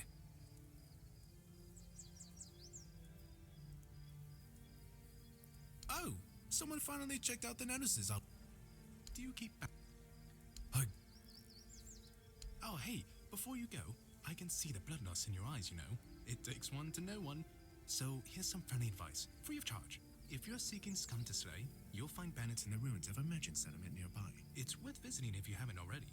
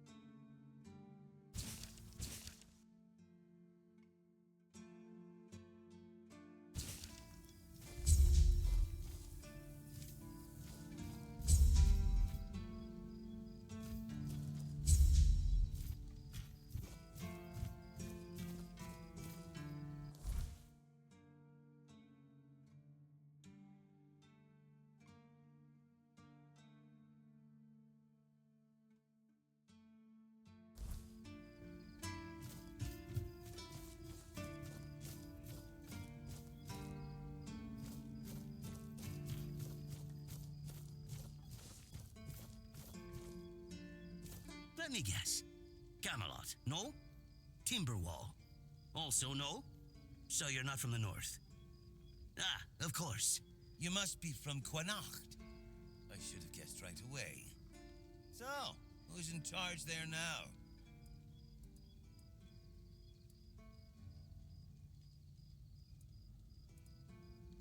Oh, I was just wondering what's going on out there. Here in the south, we have our own affairs. What happens out there in the world? Well, the news doesn't always travel all the way here. And they should. It's in our common interest. You know, people are talking about rising unrest in the north, and a secret coalition preparing a coup at the highest levels of power. And that whole plague thing is just a tool to reach their final goal. The Red Priests are also trying to get something out of it. And to be honest, it's not gone too bad for them. The Druids are out of the picture already.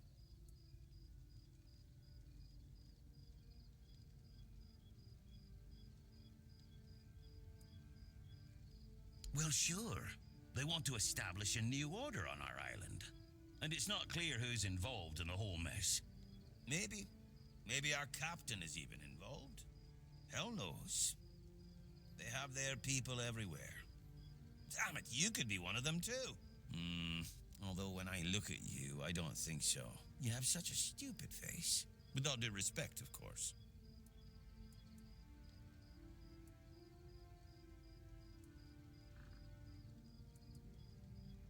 That's the case. Those sons of bitches are good at hiding. They kinda blend in and live among us.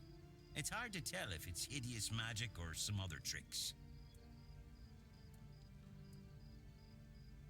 Wait a minute. I'm not suggesting anything here. I'm just thinking out loud. It doesn't make sense that the plague appeared just like that. Out of bloody nowhere? Hell no. It's a high-stakes game. Power over us, of course. Over our bodies and souls. Over Avalon. Over the whole damn course of history.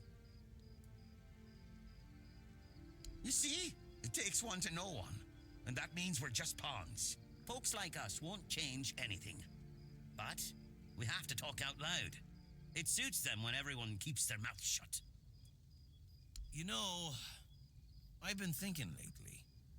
What if King Arthur is just a stupid fairy tale? What if the nobles and others involved in the whole conspiracy just made him up? And us peasants eventually just started to believe in it? You know, one story for everyone. They drilled it into our heads, and drilled until it finally stuck.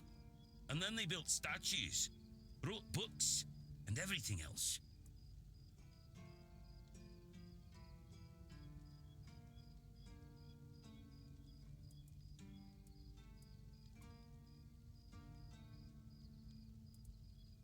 You finally get it. It's just a pity that there are so few like us. Well, we just have to keep going, eh? And while we're at it, I have to get back to work. I'm on duty.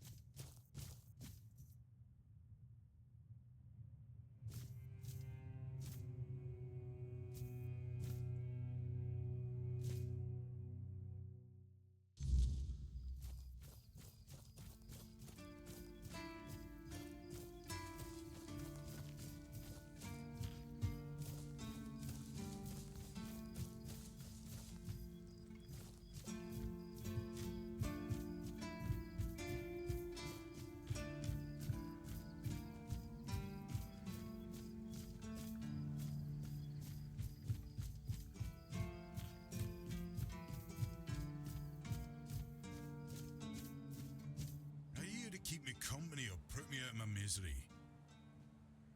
Just kidding. Love the view, but this weather is killing me.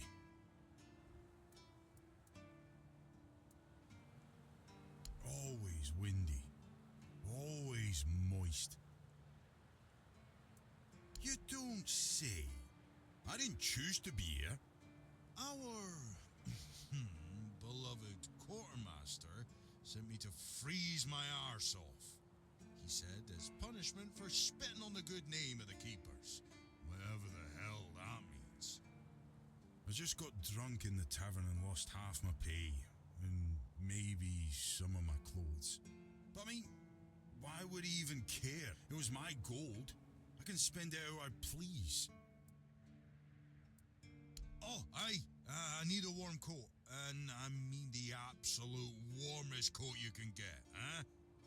Osprey might have something in stock or know how to make one. I'd ask myself, but he's not exactly speaking with me these days. Oh, come on. Can't you see I'm freezing? Who in their right mind orders someone with bad joints to patrol the walls in this kind of weather, huh? Thanks. I'll be right here, freezing my arse off.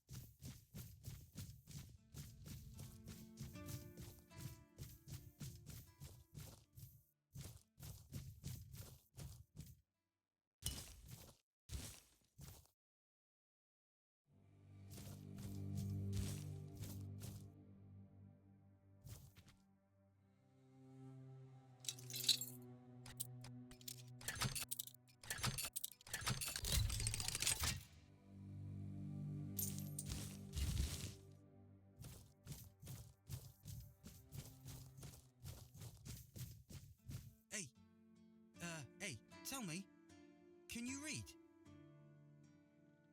Listen, I'm no good with words. Could you read me a letter from my sister? She's learning how to read and write. Can you believe it? She writes letters to me. I'm so proud of her. Oh, thanks. Here's the letter.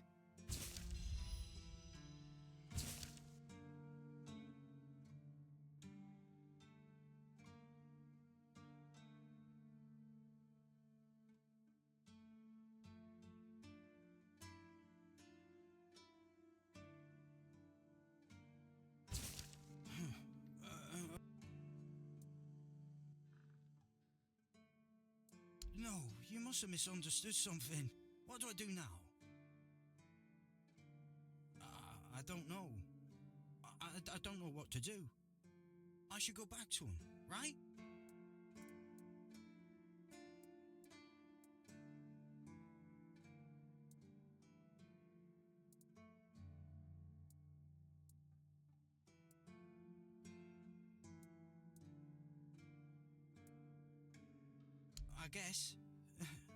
I guess that's true. Yes. Excuse me. I need to be alone.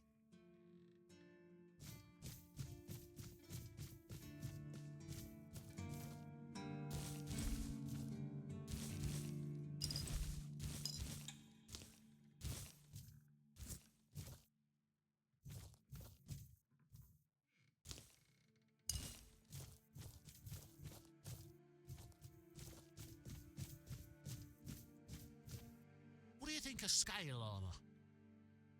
Scale armor. What do you think of it? The ones all the keepers wear.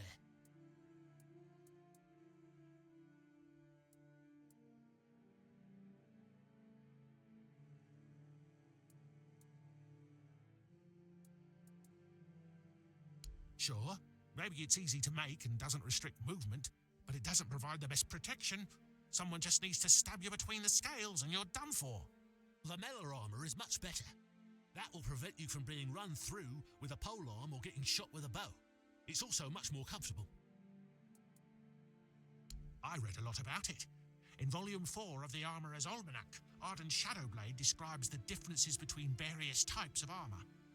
For example, chainmail allows for a good range of movement, but it's heavy. It also provides poor protection against blunt weapons, and its production is laborious. Shadowblade is a moniker. Arden is passionate about weapons and armour. He has great knowledge of materials, techniques, and history. A true expert. Everything he writes is interesting. I would love to meet him one day.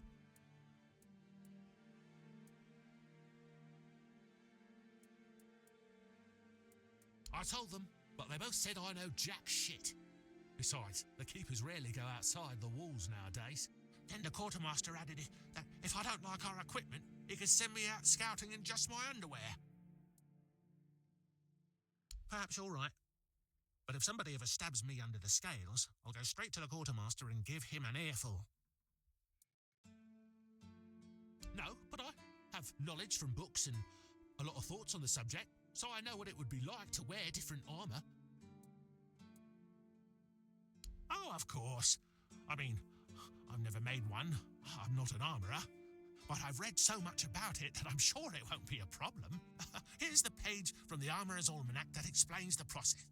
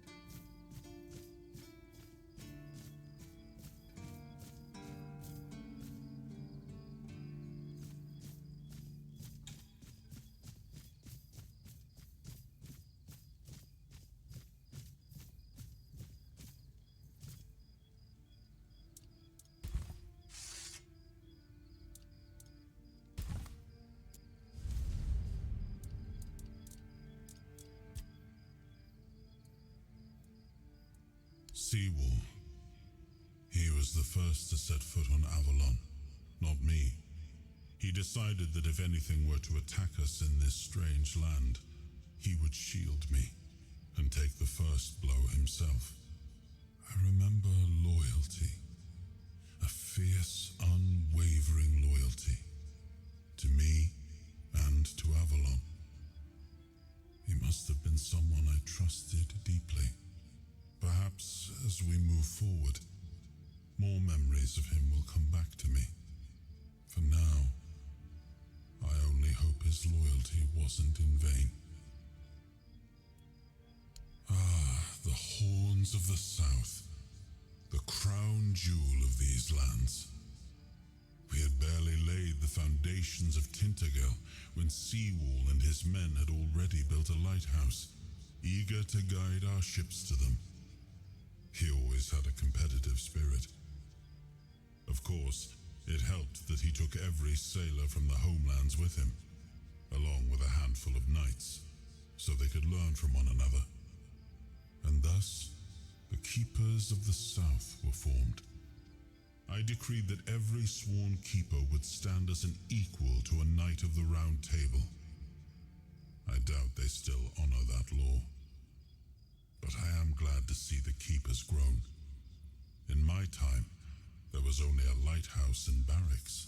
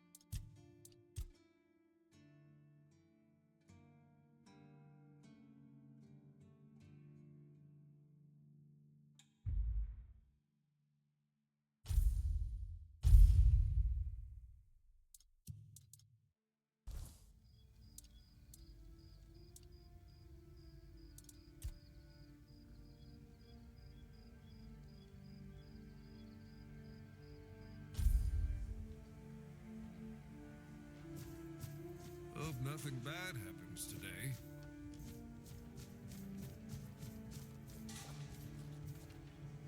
Good to see you again.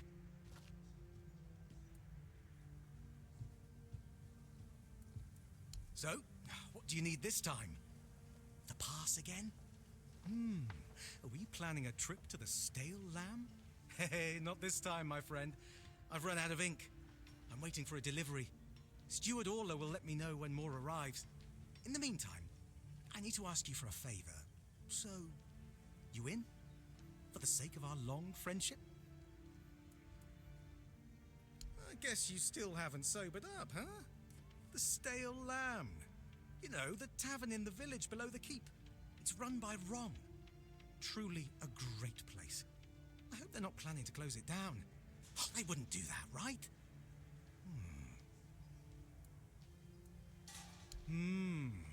Just as we agreed. I appreciate that you remember. Holding one's tongue is the key to success. Keep it up. You do know it needs to stay between us. Do you understand? Say you understand. Fantastic. So, here's the thing. On a recent night out at Ron's, it seems I may have left some sensitive documents at the bar. Documents, with Captain Fergus' seal. But not necessarily sealed by him. You know what I mean. I can't really go there right now. Could you get them back for me? I'm sure it won't be too much of a problem. Splendid! When you have the documents, meet me at the third crowing of the rooster. Or just find me. I'll be around.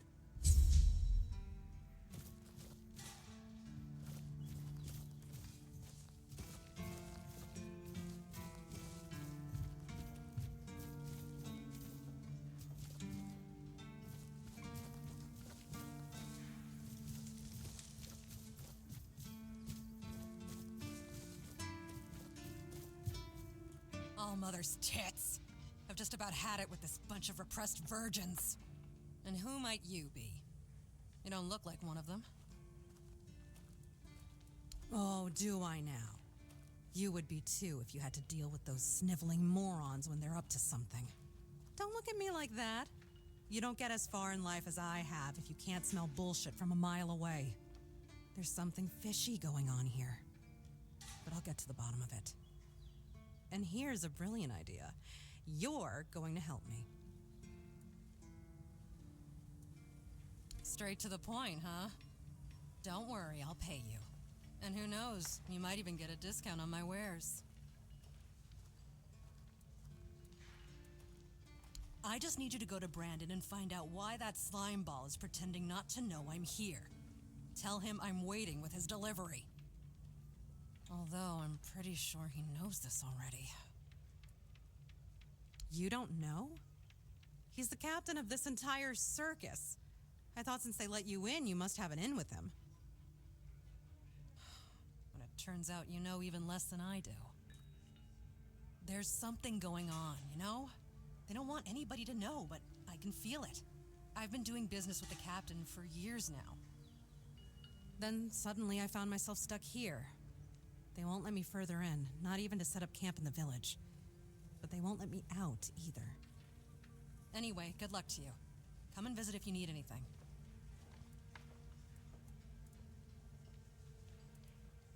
Name's Orla. I'm a merchant.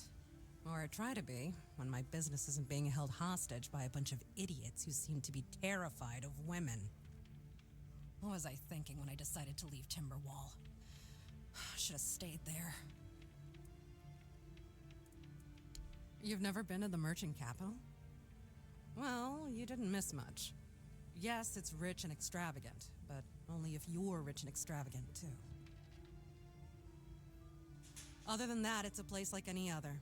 The same pain and misery hiding behind gilded walls. It's not as exciting as people think. Or, well, maybe it is if you like living with a bunch of backstabbing crooks. Yeah. Now I remember what I was thinking when I left that place.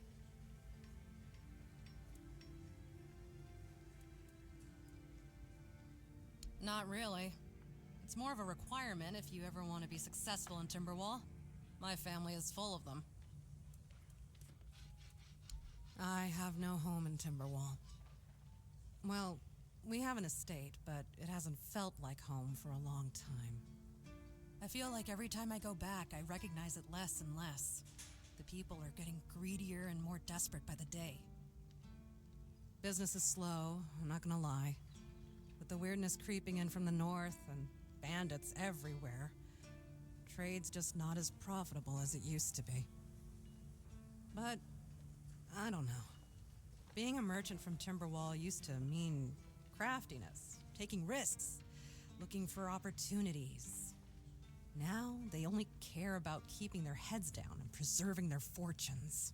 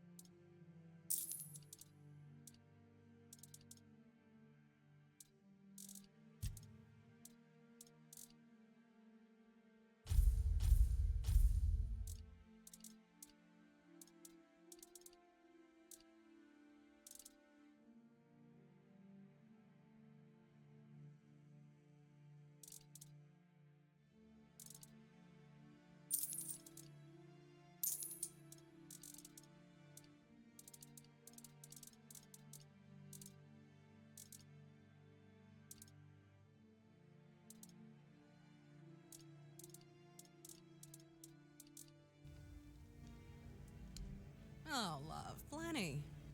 And almost none of them happy. I'll never forget the first time we stumbled upon a place after a cloud of the weirdness oozed through. It was a small settlement, just a few houses. There was this odd, bitter taste in the air. The place was completely abandoned.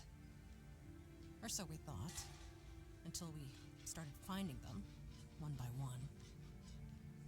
A man who tried to chop off his legs after they started sprouting antlers. Another one who gouged his eyes out so he wouldn't have to look at his child melting into the floor. A woman in the farthest corner of the settlement managed to stab herself in the heart before it got to her. I almost dropped it all and ran back to Timberwall that day. I'm still not sure why I didn't. I guess giving up just isn't in my nature. You do realize you won't score any points with the Keepers by helping me, right? Those holier-than-thou soldier boys have no idea what it takes to be a merchant in this sorry world. The things we have to do sometimes aren't exactly done according to the rulebook.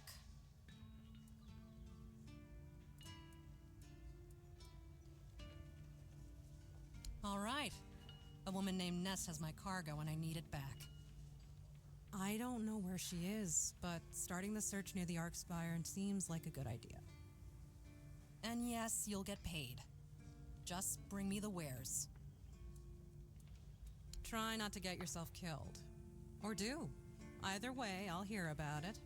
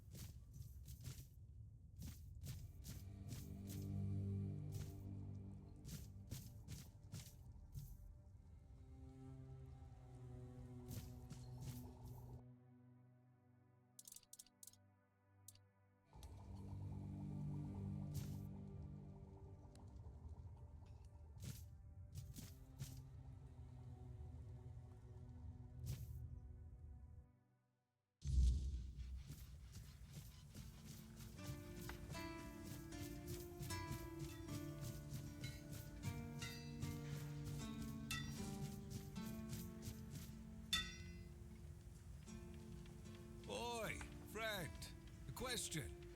Do you know why people always stop and watch a blacksmith at work? Because he's riveting.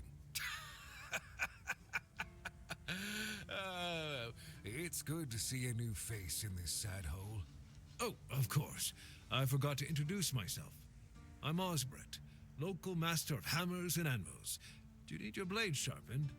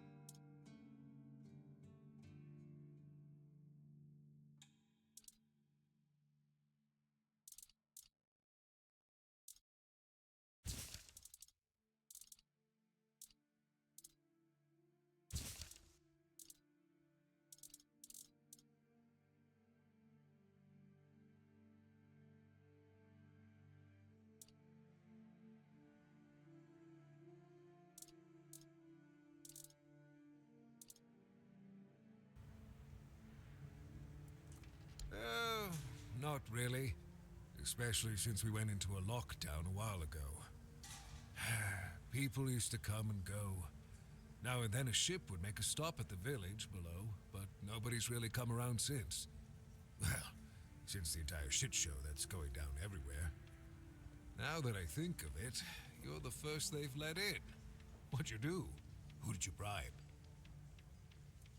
Oh, so you have friends in Camelot. Good for you. Of course I do. Those pins are peak craftsmanship, and very rare at that. We only gave them out on Camelot's orders. But when I look at you, well, it's pretty obvious you wouldn't be able to beat a knight. And even if you found one already dead, you'd sooner nick his armor than a pin you knew nothing about. Either way, good for you. Yeah, after we lost 2 squads trying to take back the All-Mother's Temple from the Dalrita, our captain decided that nobody leaves the Horns. Then, he shut himself in his office, without leaving us any orders. Virgus is trying to keep the lads occupied, but... just look around. Half of the people here are losing their minds, and the rest are losing their wages on drink. Sometimes I wonder, how many things can go wrong at the same time.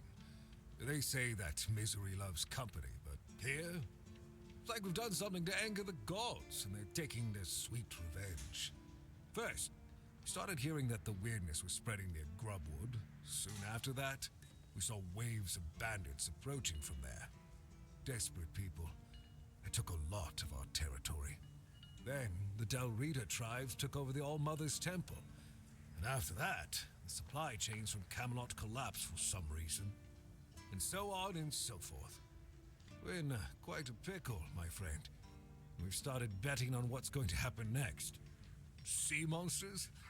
Who knows?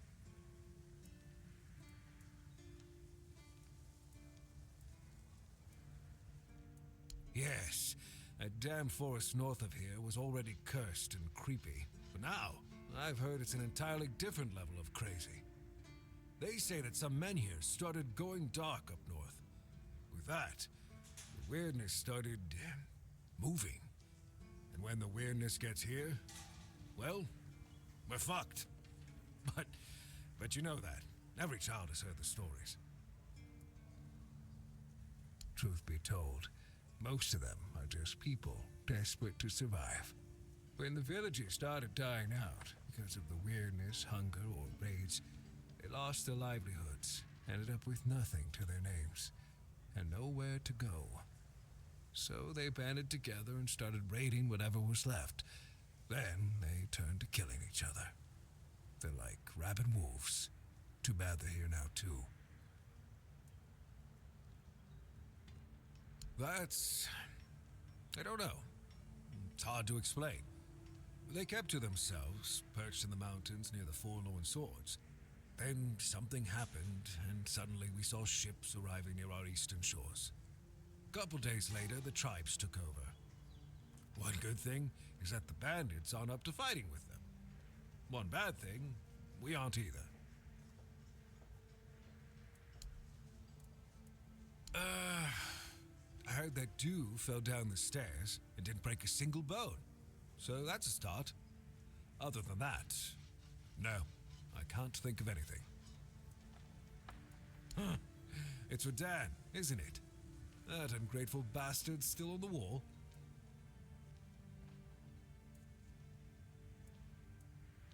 Disagreement?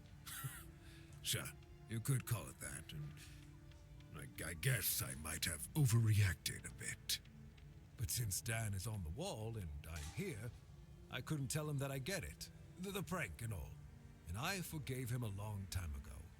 And now that I think about it, it was a hell of a prank.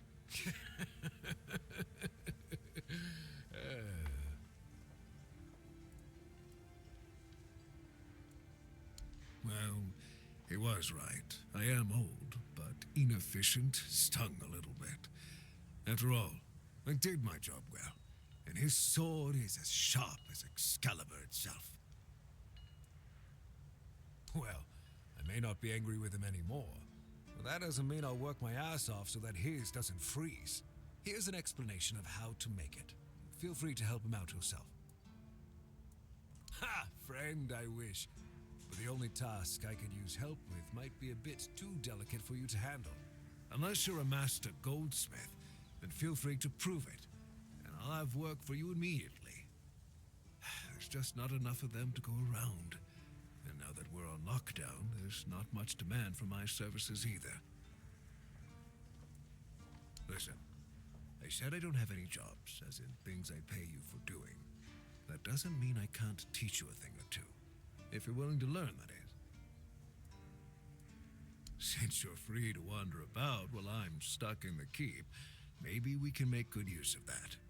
You've probably bashed in the skull of a beast or two, right? The alchemists. They're likely snatching up the corpses, using the muck to cook their weird concoctions. But perhaps you'd rather craft yourself some armor from those hides, huh? We should start with something simple. Let's see. I'll give you some notes on how to make armor. You gather the materials and get to work. And when you're done, you can bring it over so I can see what you've made.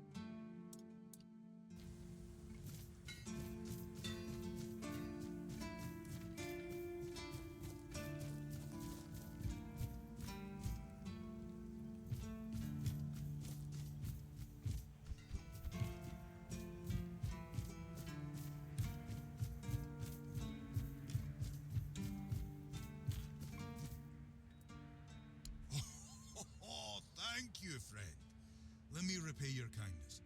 Even though I don't have much, I can at least tell you about something I saw a little while ago. It might be interesting for an adventurer like you. See those rocks near the shore? When it gets dark, sometimes I see a light there. I'm no sure what it could be though. A bandit camp this close to the Horns? Impossible. The Daliata? No way. They wouldn't hide like that. Maybe something else entirely? It's probably nothing, but maybe you could find something interesting or valuable there. Farewell.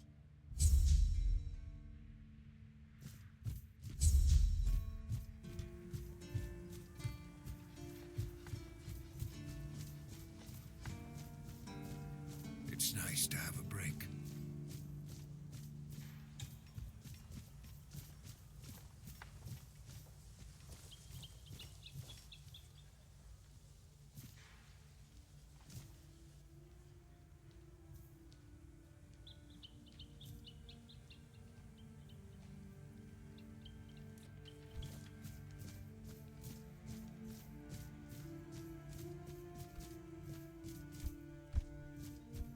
It's nice to have a break.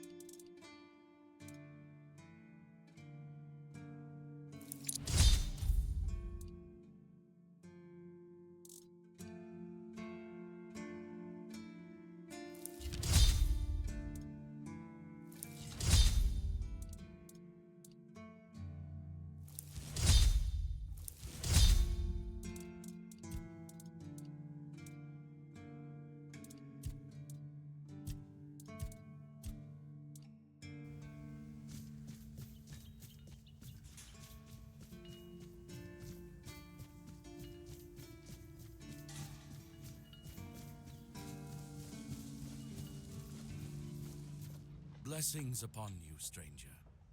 May the word always resonate within your soul.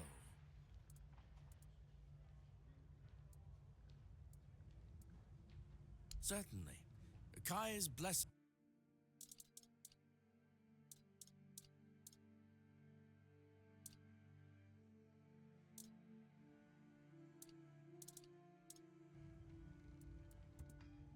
What do you mean, my child?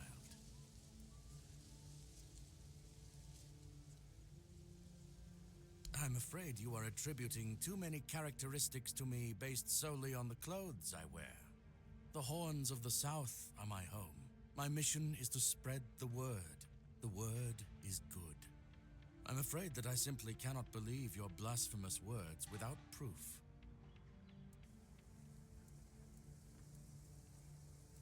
Father Leon. I knew him in my youth. He was my mentor, a truly devoted servant of the Prophet. Back then, he was already showing signs of being overly devoted, let's call it. He followed the word and the word alone, which might seem commendable, but it doesn't necessarily make for easy, everyday communication between brothers. He answered questions with quotes. Can you imagine? We never knew whether his faith was truly that strong, or if he was just mocking us. So, this letter, well, it doesn't prove much. It's true that it's written in a normal way, and not using quotes, but the seal matches, and the handwriting too, so I dare not question its authenticity. I dare say, however, that Father Leon's devotion might have turned into madness. Why shouldn't it? It's a sickness, a corruption, but also a mystery. Many of my brothers would call it a curse, a stain upon Avalon that must be purged.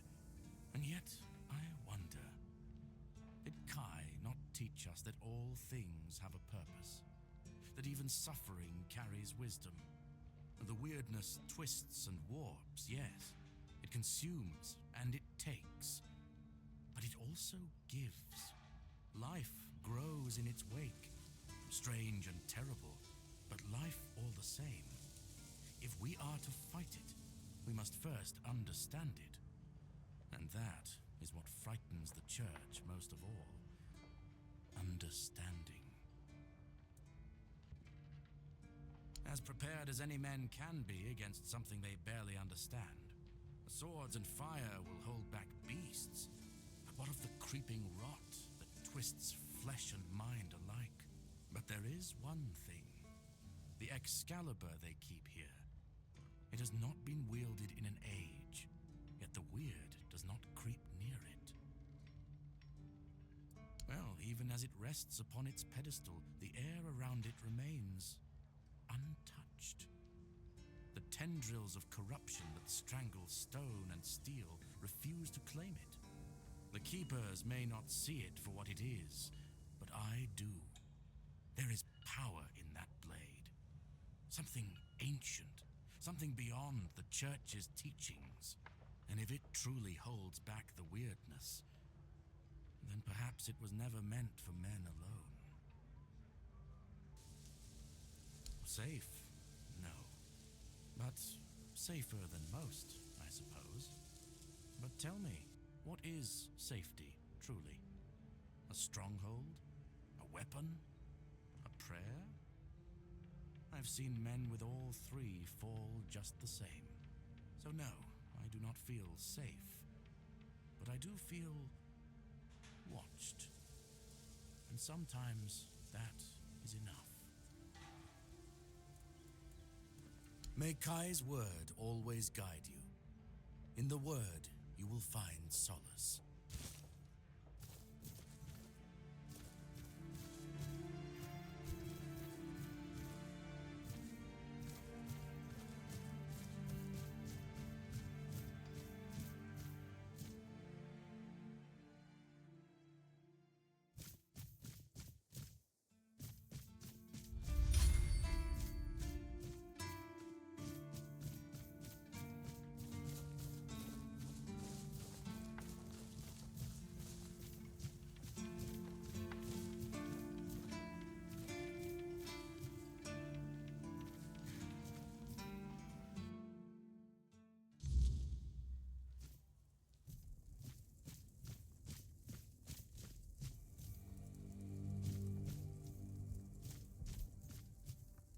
You!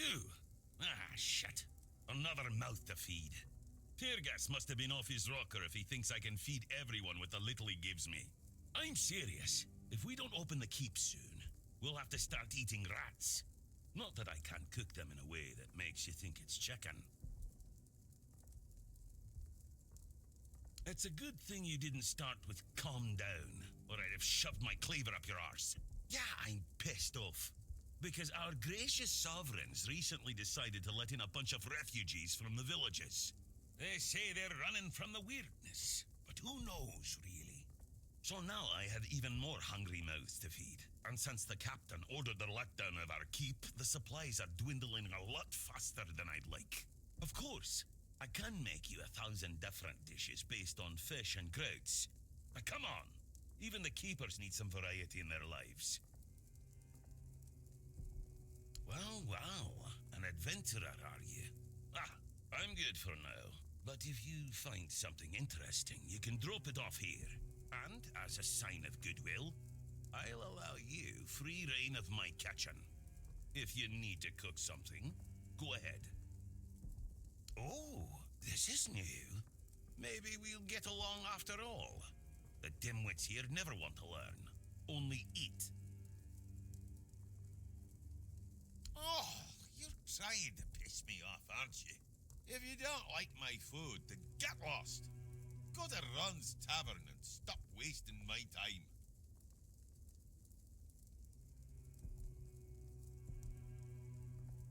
In the fishing village. That's where the guards retire to sit on their asses and fart. Or sit, fart, and drink themselves into a stupor.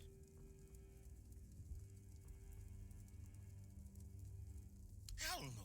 I'd rather stay useful here and drop dead at my stove than waste space over there. If someone's still fit to work but chooses to laze around all day instead, they should be kicked out, not rewarded with free beer.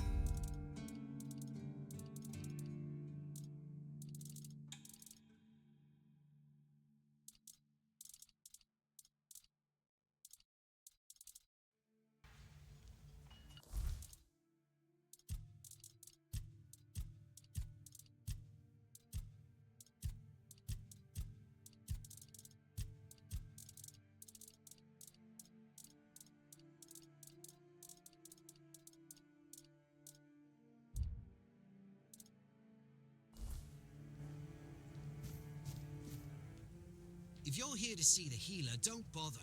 He's a quack and a butcher who likes to watch people suffer. I came to him with a toothache, asked him to make me something for the pain, and you know what he did? He said my tooth is rotten, and then sent me to Osprey to get it pulled out. Sounds like horse crap.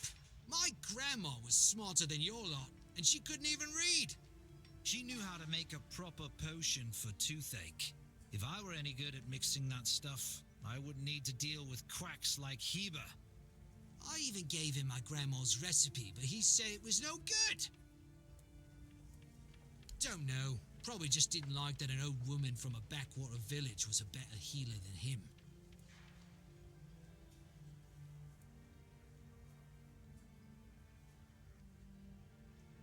Oh yeah? And then what? Another and then another? Give it a few years and I'd be left with no teeth at all. Ah, leave me alone.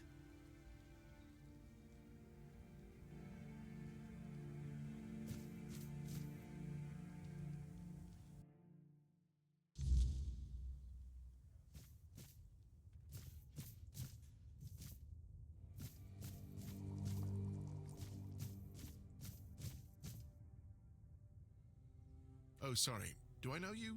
I'm terrible with faces. Either way, glad to make your acquaintance. I'm Jan Heber, a physician raised in Camelot and trained in the Royal Academy.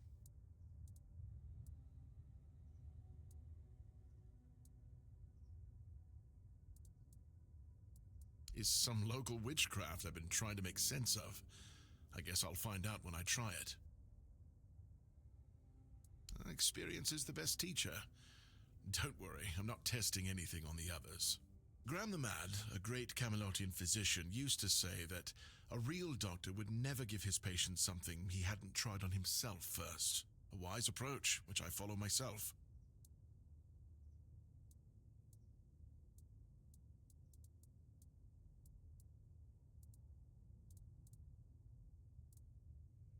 What irony? The pursuit of knowledge is always dangerous.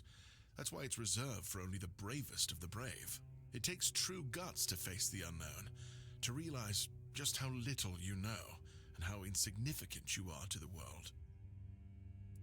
Oh, that was unexpected. Here, take it. What will happen, I have no idea, but please tell me, if you live to find out.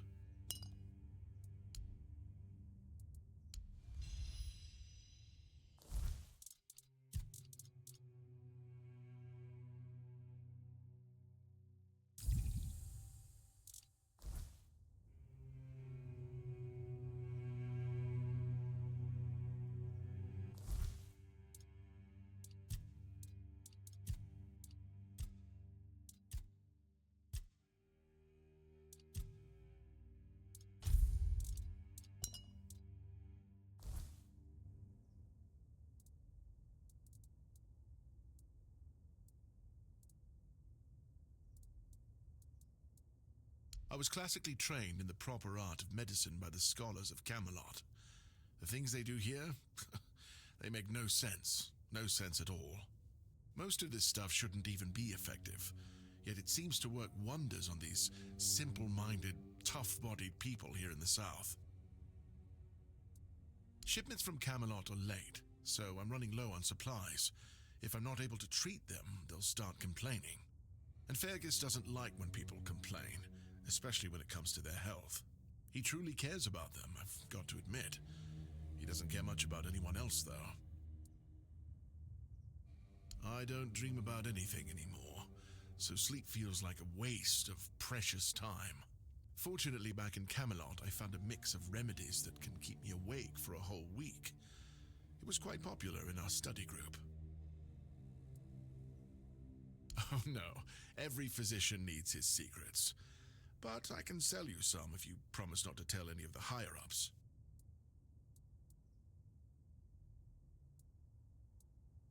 There are side effects.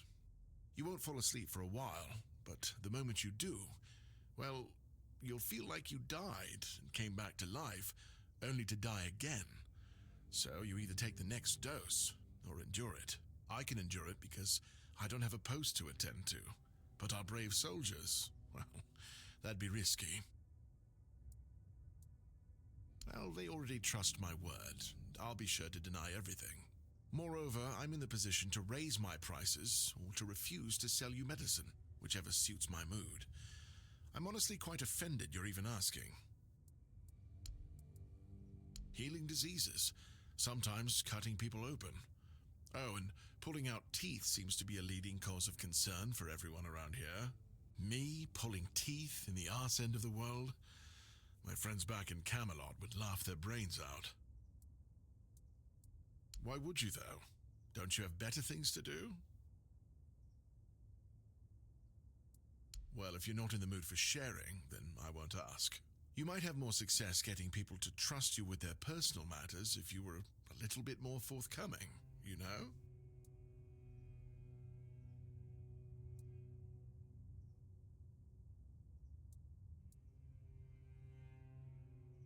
Back in Camelot, I knew a mercenary who had a very similar view of the world. He wasn't very happy when he got too old for his line of work.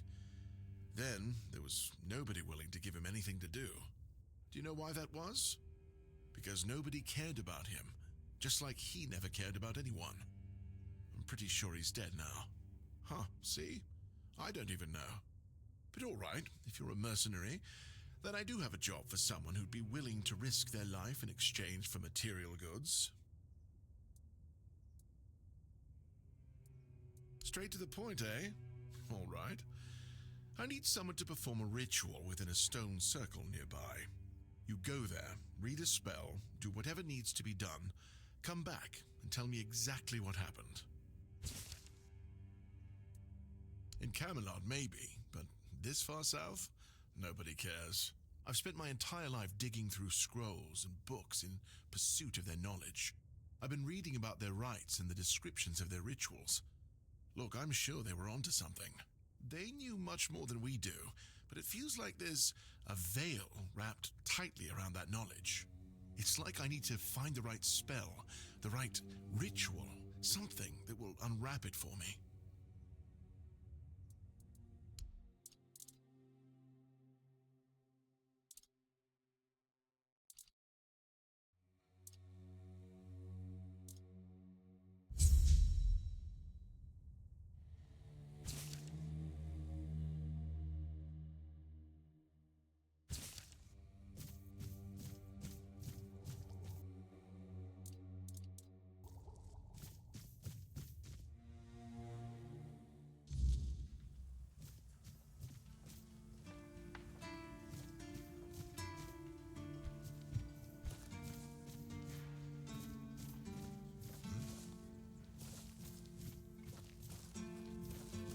Sir, I haven't seen you before. I wasn't expecting any guests, and you don't look like a new recruit. And yet, Odrin let you in. He's not drinking again, I hope. Huh, that's surprising. But good. Very good. He's been a drunk for as long as I can remember. Keeps saying he'll stop, but he never does. At least not for long. The name's Fergus. And I assume you already know I'm the quartermaster here. Now state your business. And please, try to be convincing, or the walls of this fortress will be the last thing you'll ever see. Yes, I know. And that's why you're still standing in front of me. However, these pens were only given to certain people. They mean that in times of trouble, these people will always find a safe haven here in the Horns. And that makes me wonder, what happened to your friend? Where is he?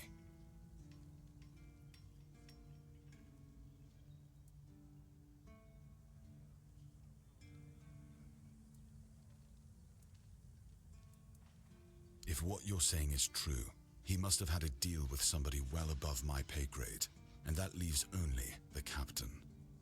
However, if you're lying, then you might as well have just confessed to the murder of a Knight of the Round Table. But nobody's that much of a fool, I think.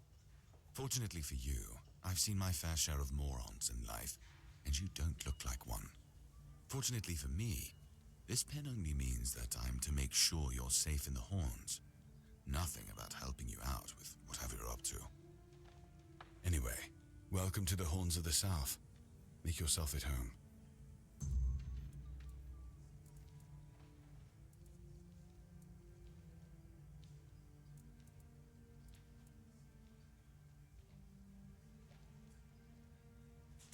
Ninian. I knew the Red Death would take him. Damn shame. He was one of the good ones. You did right bringing this back. The Horns look after their own, even after they're gone. But, now that I think of it, how did you manage to get hold of his tag?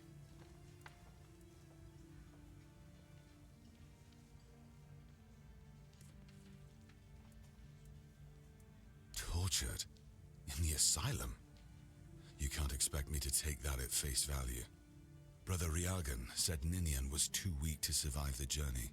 They came for him, and we even held a symbolic keeper's burial for him. And what were you doing in the island asylum? You look fine, but if you were there, near him...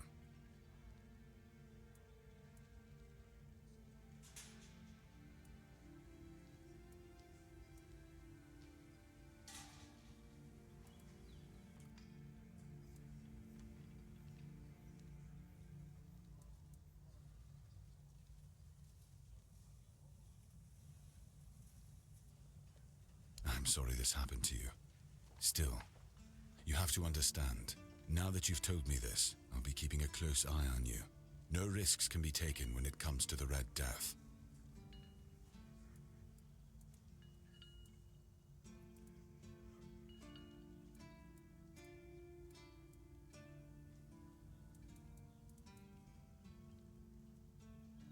That's one of our tags.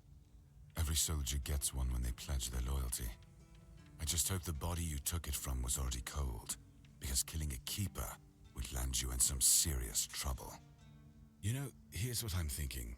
If you stumble over any of our fallen keepers out there, bring me their tags. Sure, they all swore to stay here until the bitter end, but they have families who deserve to know what became of them. It's part of my duty, but since I can't send any more beyond these walls, maybe you could lend a hand. I'll pay you for every tag you bring back.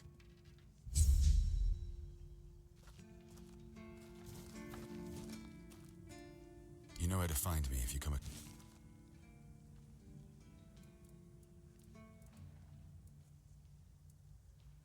I'm Captain Brandon's right hand. He deals with the serious matters I don't want to know anything about. I take care of our everyday life. Fine then. This is the keep. Anyone sworn in as a keeper lives here, unless they're no longer fit for service. If that happens, they get transferred to the village.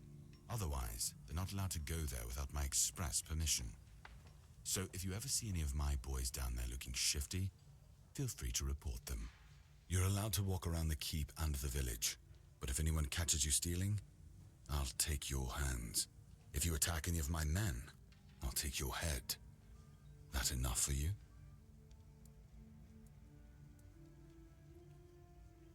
That's between her and the captain. Were it up to me, she'd be long gone. Her presence here distracts my men. He's not our first line of defense. The archers are. Every man here needs to have a job. And no offense to Odrin, but let's just say we can afford to lose him. I'm sure the hordes of visitors clamoring at our gates can survive the insult.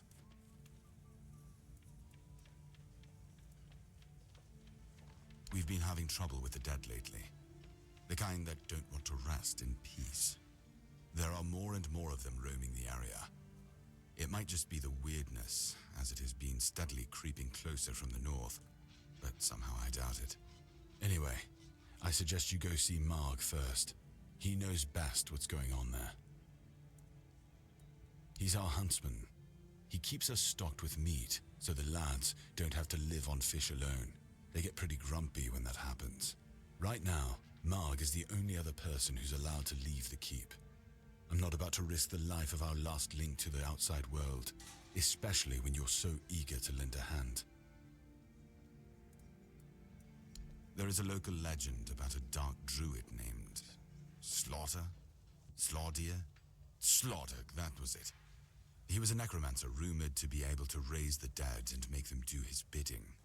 It's quite an old legend, though, so unless he managed to raise himself from the dead, I doubt he's behind this. It's old. From what I've heard, it even predates the Horns of the South. The keepers and the people from the village below used to bury their dead there, but after the flood, it's been pretty much abandoned. Yeah, damn druids. They flooded a village of innocent people just to show everyone they're still in power. Fat lot of good it did them. I'm not gonna lie, I'm glad we got rid of them. The things they could do were unnatural. It's not far, and it's hard to miss. But honestly, I'd suggest you go see Marg first. You don't really know what you're walking into, so if I were you, I'd try to learn as much as possible beforehand. The captain forbade anyone from leaving the keep, so I couldn't. And truth be told, I didn't particularly want to. We don't get many recruits, and you're, well...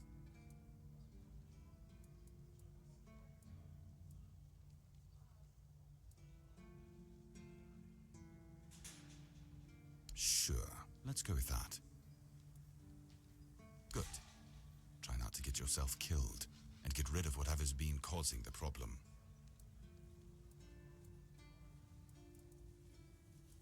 Yes? Why not? It used to belong to the keep. You could say it was its beating heart. That village was where our lighthouses led the ships, and where the workers lived with their families. Ah, those must have been the days. But then the ships stopped coming, and there were less and less new keepers, and the others left looking for a better life. Until, at last, the sea took most of it. What else was there to do? There weren't enough people to live there, and nobody wanted to anyway. Not since the monsters started coming out of the sea. We wiped out most of them, but new ones showed up every now and then. Marg, our hunter, keeps an eye on the place. You can talk to him if you want. Depends on your idea of interesting. There's a weird statue with a gong, but I'm not sure how much of it is left. Other than that, probably just damp rubble. I don't know, ask Marg. I'm pretty sure he just sits there all day instead of hunting. No wonder we've been eating nothing but fish.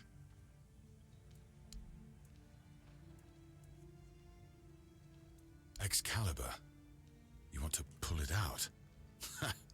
That's a good one. Well, be my guest. If you think you can, go ahead. But unless you're King Arthur reborn, I wouldn't count on it. Just as I thought. If you have friends among the knights, you'll want to talk to the captain. But that's not happening anytime soon. Because I said so.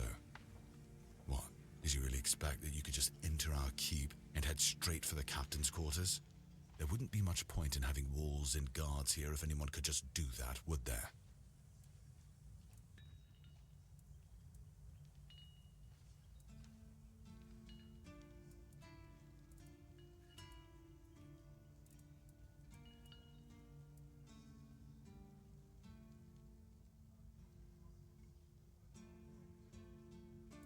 So what? No, I don't take bribes. But if you're eager to throw your gold around, my keepers are running a charity for our veterans. That way, your coin pouch won't weigh you down, and you'll be supporting a worthy cause. That's a shame. In that case, why not help them with your own two hands? I might look more favorably on you after that. And have you helped any of my people? Or are you just here to wave that pen in my face again? First, show me you care, and then I'll take you to the captain. I can't have every random stray wasting his time. Not now, when the outcome of the war with its tribes is so precarious. I trust we understand each other? Good. Come back when you've proven your worth to the Horns of the South. Then we'll talk. So you've changed. Thank you kindly. The veterans will appreciate it. You won't find the captain at the Horns of the South. He ordered us to lock down the keep, and then he disappeared. I have my suspicions about where he might be, but I can't say for sure. And frankly, I hope I'm wrong.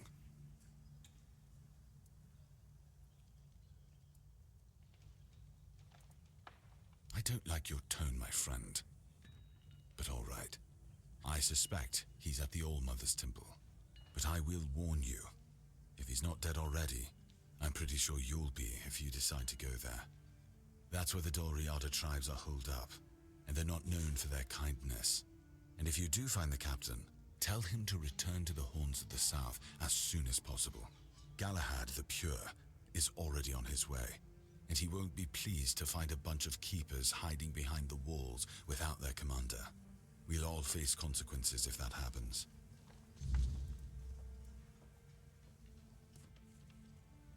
If you need rest, you can sleep in the barracks.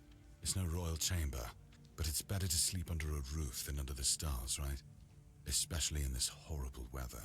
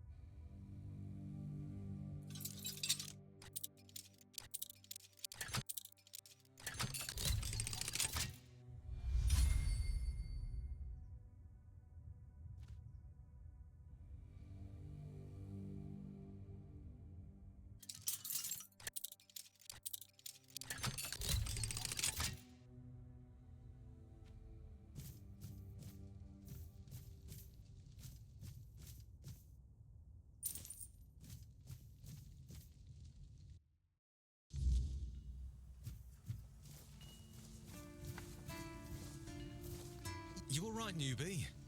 Have you been to see the refugees? I can't believe poor Cole was put in a cage. Hey, what a mess. Cole came to us with a group of refugees from some nearby villages. They were looking for shelter from, well, everything that's been happening here. Bandits, the weirdness, the Del Reader, hunger. I was happy Fergus let them in and allowed them to stay. You'll meet them in the village. They live in the buildings up high. Not long ago, though, Cole started acting very strange, erratic, sometimes even aggressive.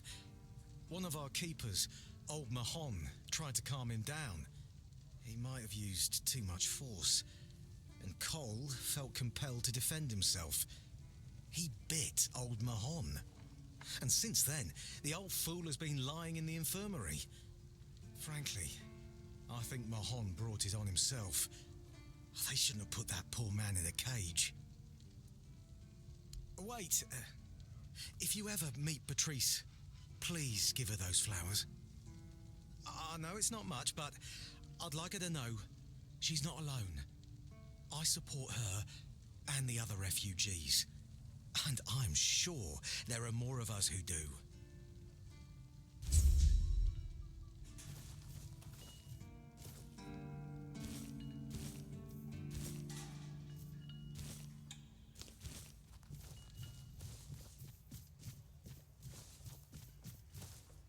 you're back. Hi.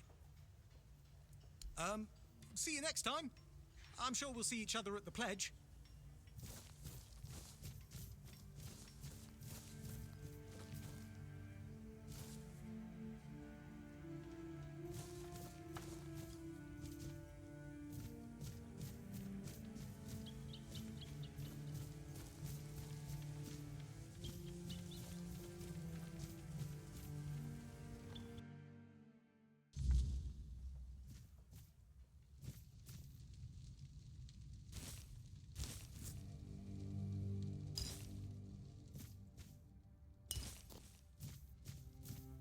What do you need? This is a prison, not a museum. We don't admire here. We punish. At least, that's what they tell me to say. I'm supposed to be intimidating. Grrr. So the prisoners are scared of me.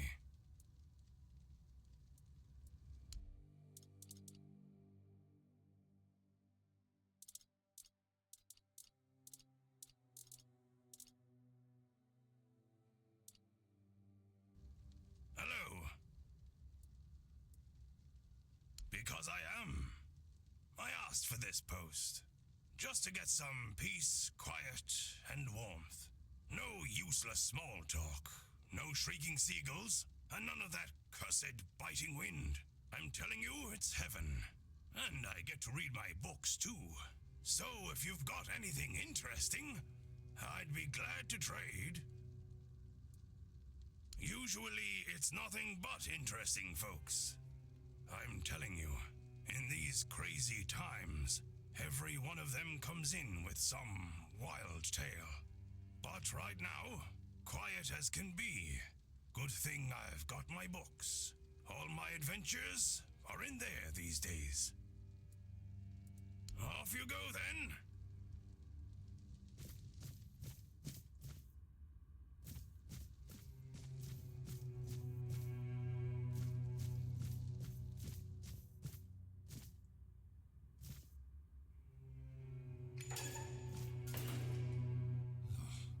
Who are you?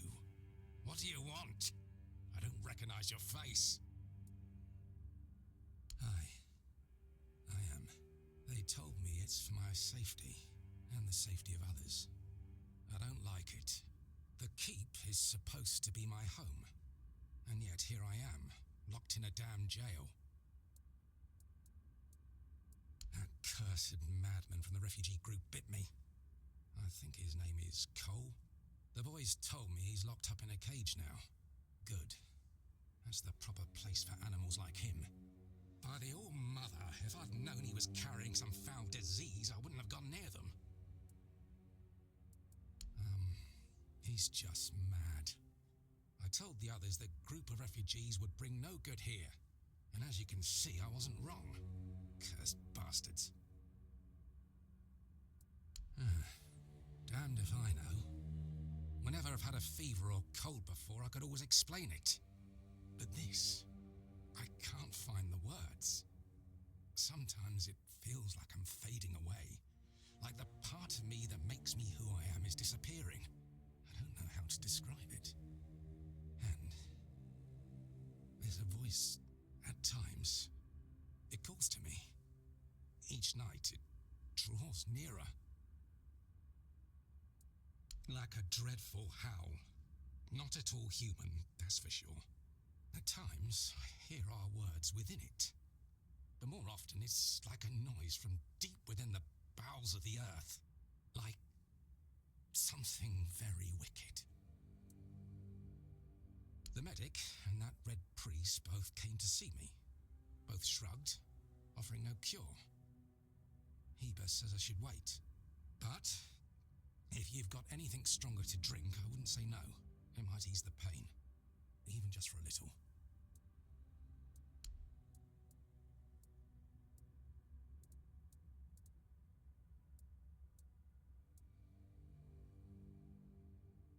Thanks.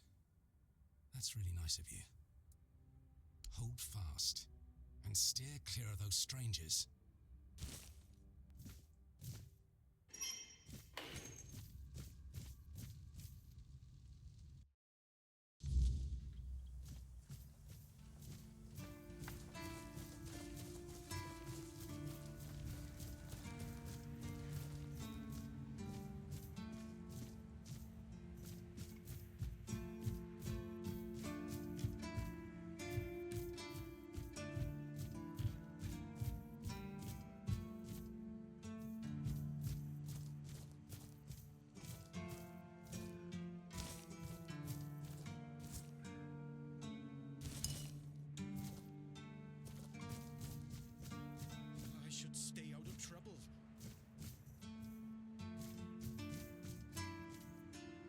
bloody seagulls!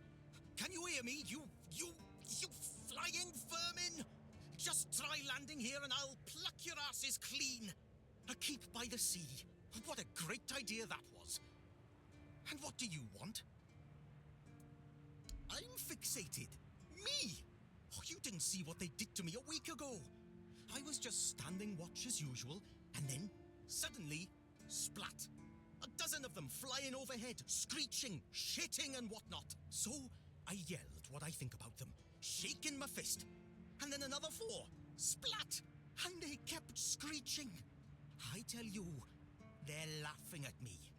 I spent all night cleaning my armor. Sewell didn't think it through when he decided where to put the keep, mark my words.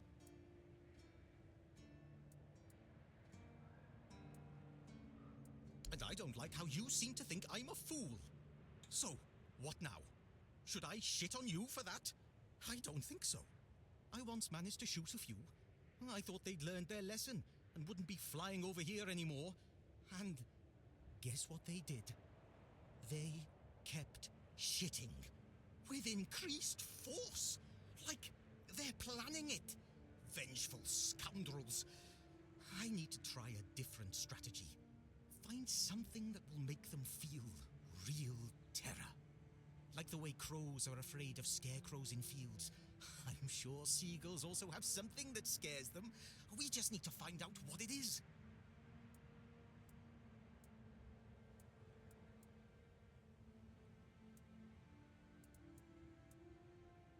Oh, thank you. I just need you to bring me some kind of a bird scarer. They'll learn their lesson and keep away from me. I don't know. I'm not sure if there's anyone crazy enough to take up something like this. There is one guy in the museum, Riderick. He's supposed to know everything.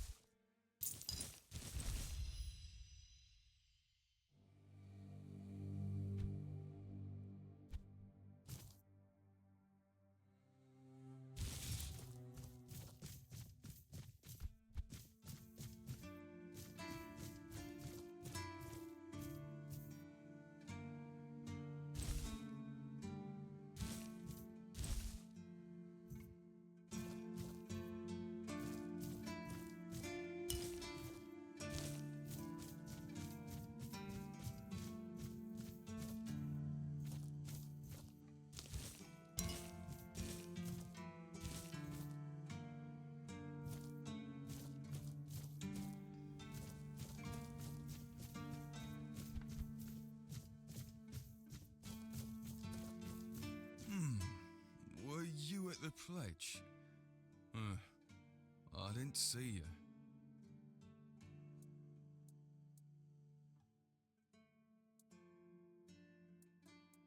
you. Yeah. Victory over health. Honor over life.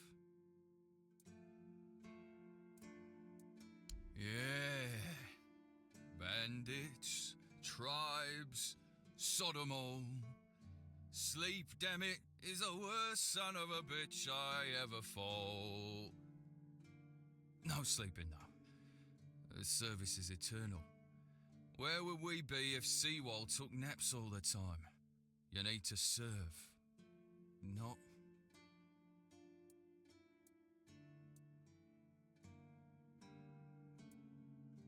I shut my eyes for about 15 minutes every day. Sometimes 20. Besides, a true keeper doesn't sleep. He keeps watch. The Old Mother will reward me after I'm dead.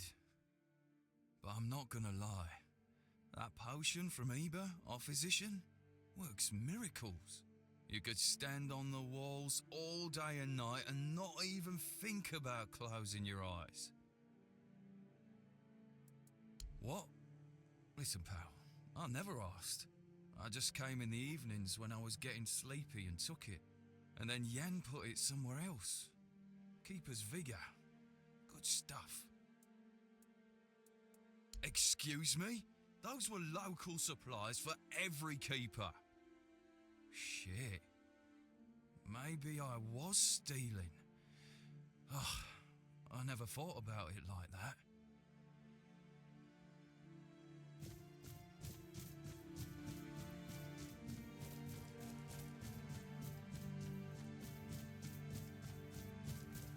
I should stay out of trouble.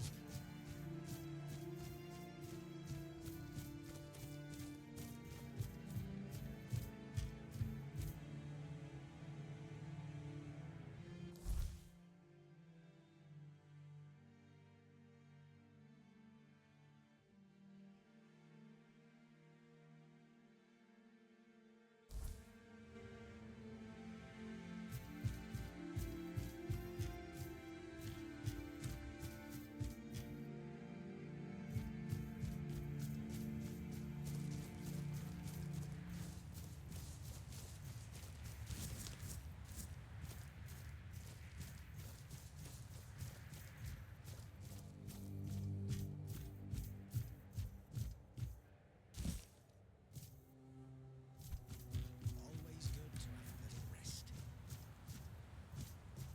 Hey. Hello. Are you also wondering why the heck we need them? Lighthouses. Why the hell are Dara and his workers pushing so hard to build the second one? Is one not enough? Is it because one is less than two and less is worse? I mean, two lighthouses next to each other are almost the same as one, and ships don't even sail this way anymore. Ah, symbolism. Yeah, maybe, whatever that is. Aye, why would they? The waters are treacherous, so no ships. Storms and the weirdness are a deadly combination. Besides, who'd have the time to build or repair them? There are enough problems on the island. We don't need more. Well, not much going on here, as you can see. Things have been a bit different lately, due to the refugees. One was even hanged for theft. But I can't say much more as I wasn't there. If you're interested in the horns, you should visit our museum. You'll learn more about that fella, Swal, or whatever his name is. What do I think? As long as they follow the rules, they can stay. And if they don't, then they can hang. That's all. Folks are saying that there's some other group, probably more dangerous, not so far from here. If they come closer, well, that wouldn't be too good. Aye, it's boring, but at least you don't have to pay to enter. But almost nobody goes there anyway. You can stay here and serve.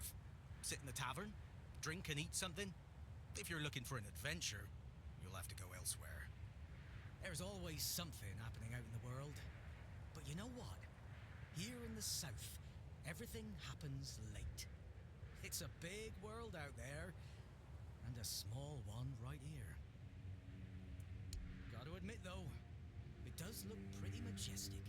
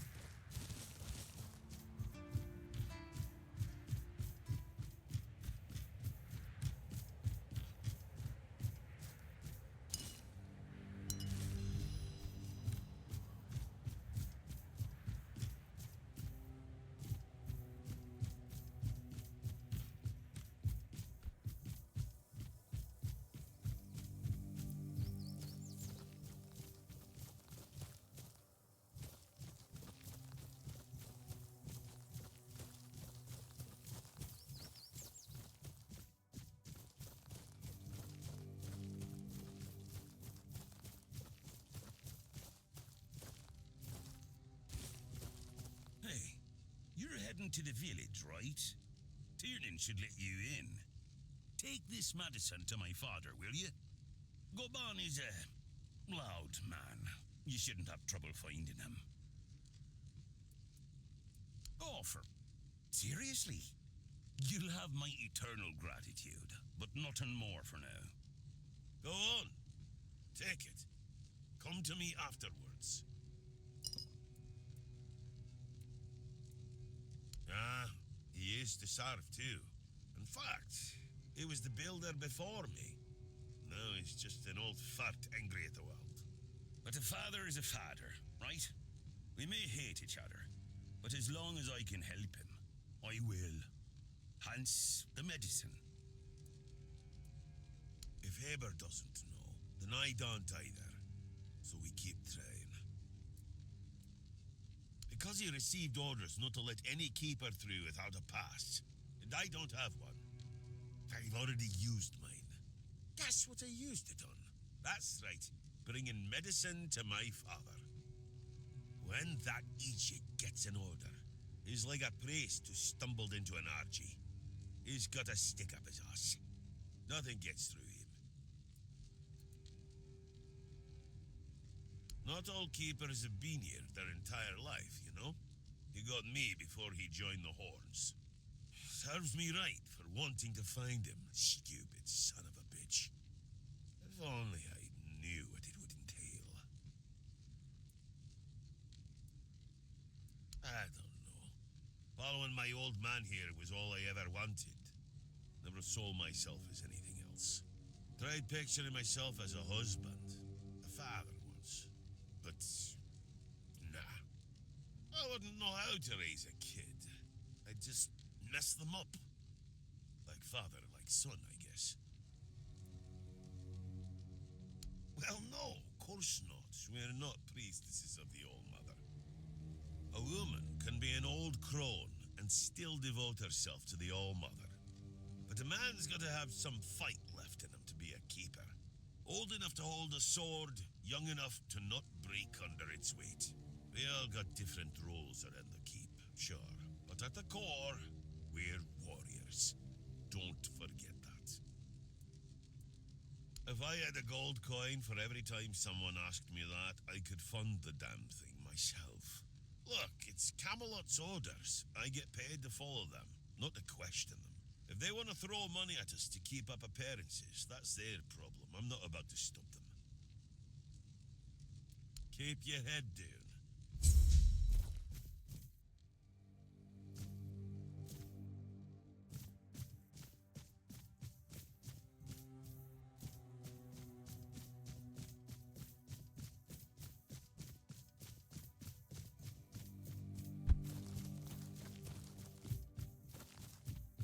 Oh, Mother have mercy. Not another one.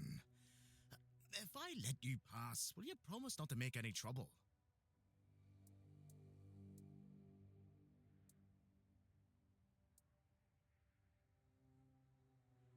That's just my luck. Take the post, Tiernan, they told me. You'll be looking after a village full of old farts. That's practically early retirement, they said. What a load of crap. There's always something. If it's not the deck falling apart, it's a refugee running around biting people. Well, to be fair, he only bit one person. But it was a keeper. I know Mahone can be a piece of shit sometimes, but gods. Now both of them are sick. And Haber's got no clue what's wrong. Which is the only reason that refugee isn't dead. Yet. So, he's sitting in a cage. His wife's crying all day and everyone's pissed. Meanwhile, I'm stuck in the middle of it all.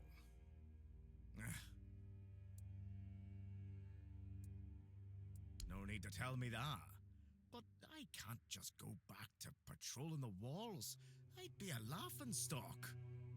I'd rather sit here and hope everything works itself out.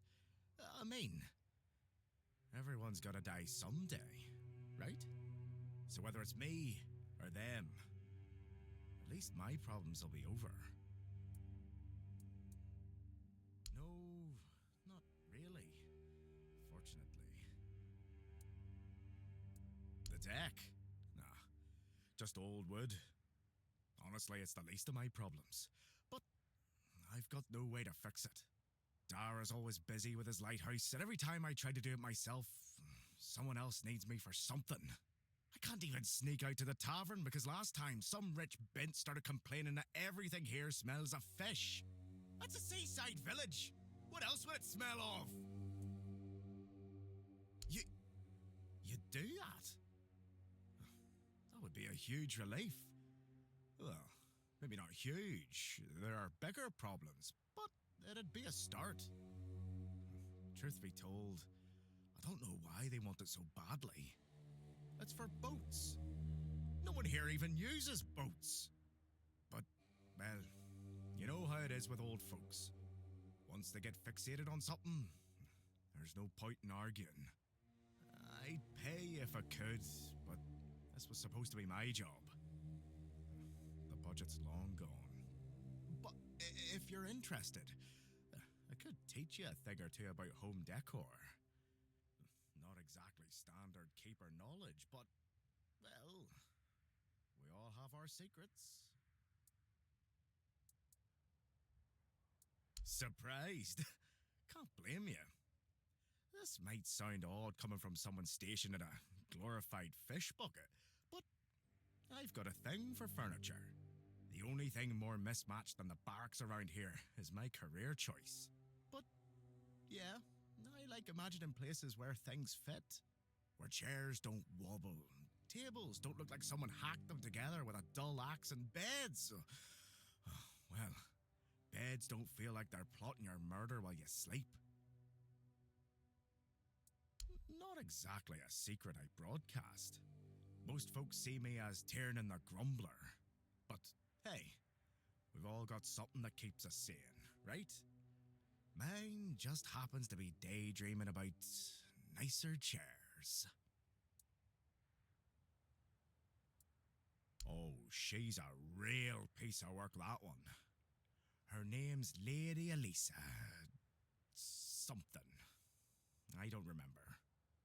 She came here with her husband. Poor man. I never heard him get a word in. You know, sometimes I regret not getting married.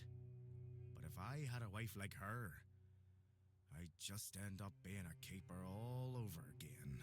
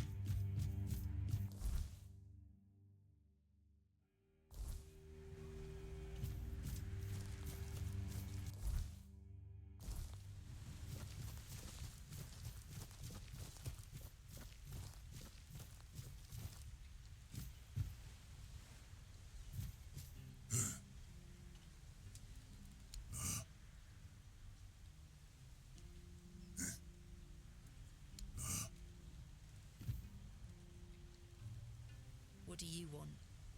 To gawk at the beast? Well, I'll have to disappoint you. My Cole is not the monster you all believe him to be.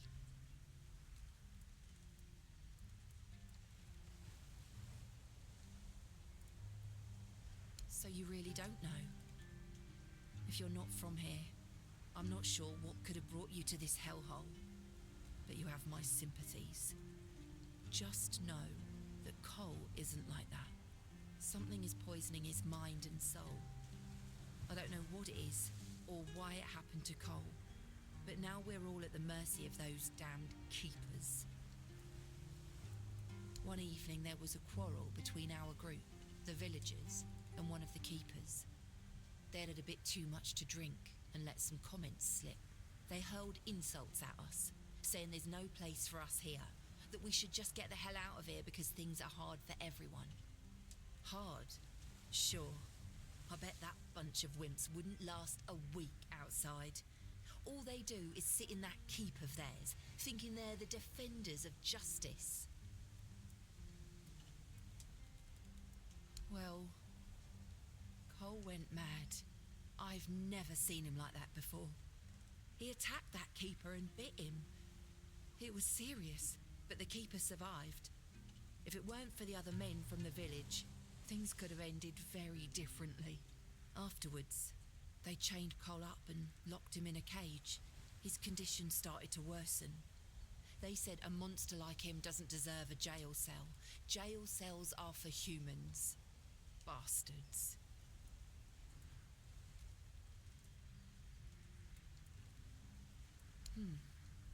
This might sound silly, but before we reached the keep, we came near a strange structure. The locals call it the Arch Spire. In the morning, we realised everyone had a strange dream, but it was a little different for each of us. Cole started acting weird after that, and in time it only got worse.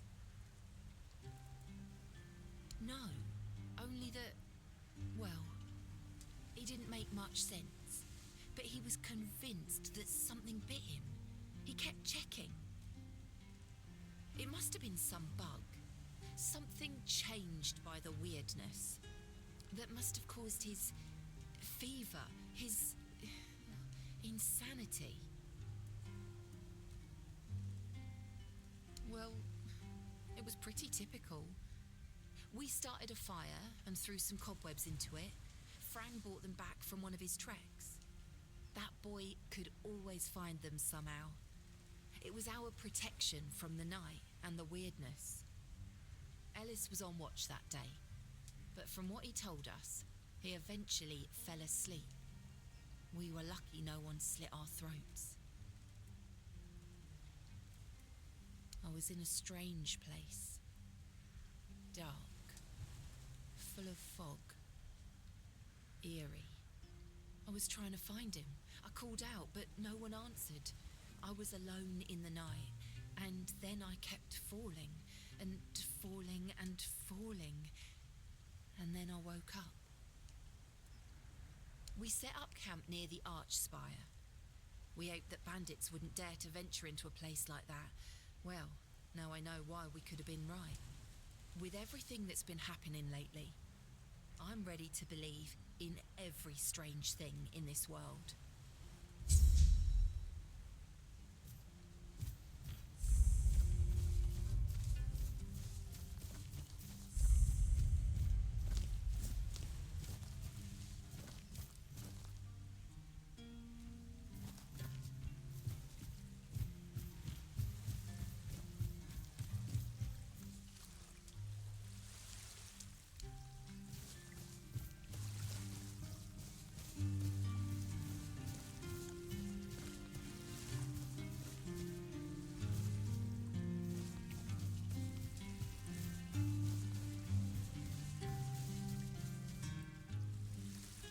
What do you want?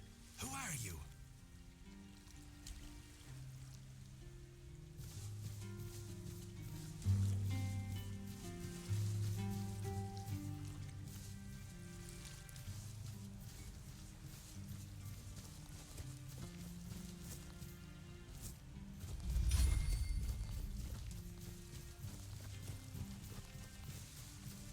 Buy something or bugger off. Unless you've already bought from Orla. Then just bugger off.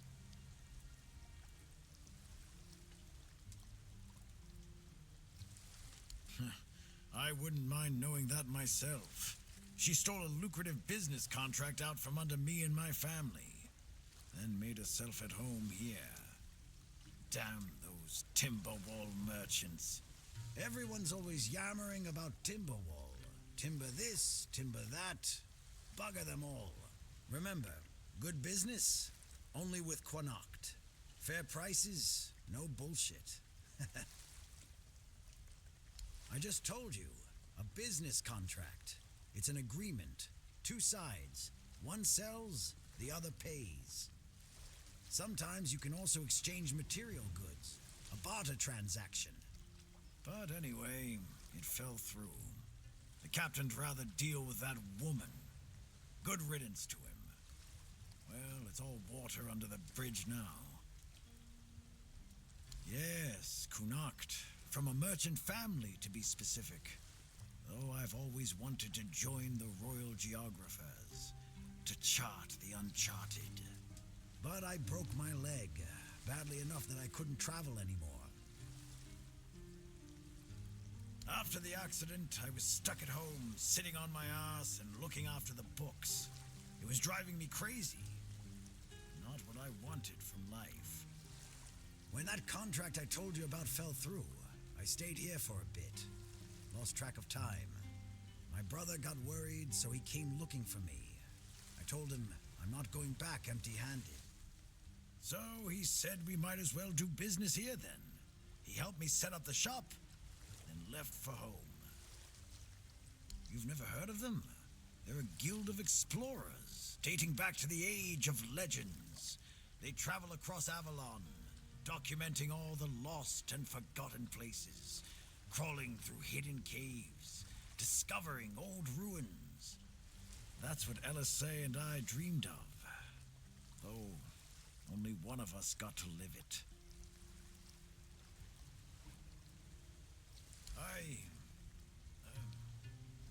Well, a friend from back home. It was a long time ago. We were both snot-nosed kids who didn't know any better. We'd run around Connacht, drawing maps of every corner we could find. And on the farms, LSA insisted on marking every stone in the fields. My mother used to get on my ass for wasting so much paper and charcoal. Good times.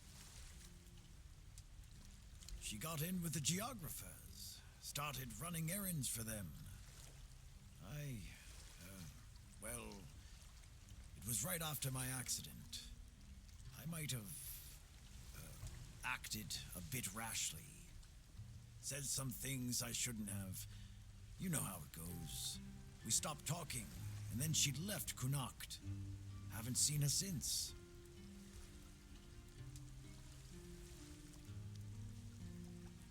First thing I did when I arrived was ask the locals what this village is called. And they just said, wait for it, the village. There's also a sunken village nearby. So I asked them what that one was called, and they said, the sunken village. So I asked what it was called before it was flooded, and they told me, the village. How do you even work with that?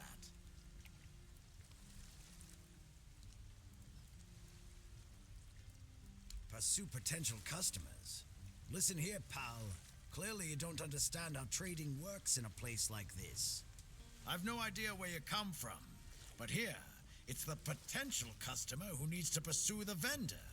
And that vendor decides to sell to them or not. It's the vendor who makes the decision, not the other way around. How many people here do you think are offering to exchange goods for coins? I'll tell you, not bloody many. Yeah, Orla, a woman merchant from the keep. Go on, try giving her your money. I bet she'll just shortchange you and call it a day. She has no wit and no finesse when it comes to trading.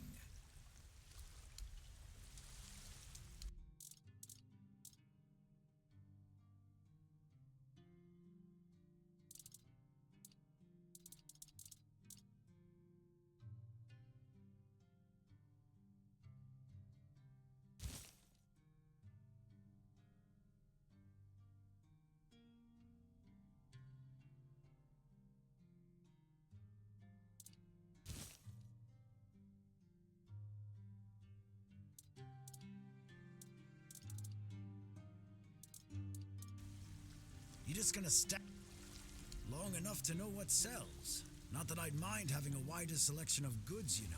Some more options on offer. But people here don't need much, so... Then there's the refugees. So they'll...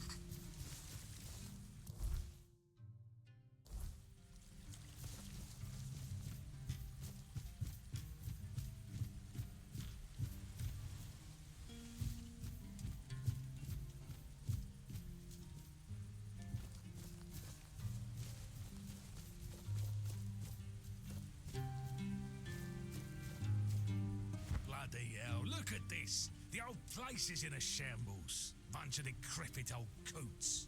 They do nothing but shuffle around, stare at walls, and sleep under leaking roofs. Can't even hammer a nail properly. I'm telling you, if I was still working here, this place wouldn't be falling apart. But I'm not. Oh, shite. I can't even stand to look at it, let alone live here. And who are you? What you want? You another one of Durar's freeloaders? I bloody knew it. Retirement my arse. It's shit. Never a moment of peace. At least when I was still working, there was always something to do. Now, so, what you want? One day, my boy got it into his stupid head that old Gaban is ill. Bullshit. They're all telling me I should do something about it, or else I'm done for. I'll be dead as a doornail in no time. Like hell I will. I'm still here, ain't I? I've served my time. I've lived me life. And now you can all kiss my arse. So there.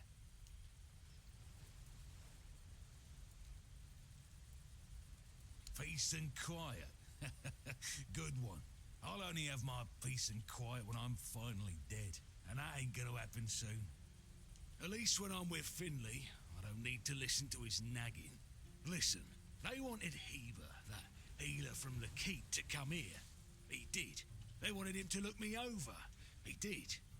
Then he just threw up his hands, mumbled something to himself, and that was it. Hell, I should have been an healer. Wouldn't mind going around being a pain in everyone's arse for a living. These herbs. No idea what they're for. Heber said he doesn't know what's wrong with me, so there's no illness. I'm fit as a fiddle. Good thing that at least the one guy who hangs around, Finley's the name, doesn't nag me all the time. Yeah, right. He'd better focus on his job.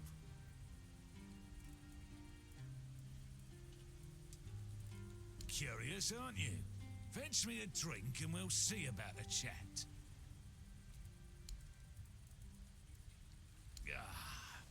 So, what was your question? Hold on. Finley is not my caregiver. He's my helper at most. Hey, first of all, I'm not a cripple who needs a decrepit dimwit running round after me. Secondly, do you know the problem with having a helper who's mute? He doesn't bloody talk. I mean, it's not all bad. At least I don't have to listen to even more bullshit. He puffs up like a marshmallow every time he tries to say something, but I don't understand shit. What's with all the questions? Get me a drink and maybe I'll consider talking.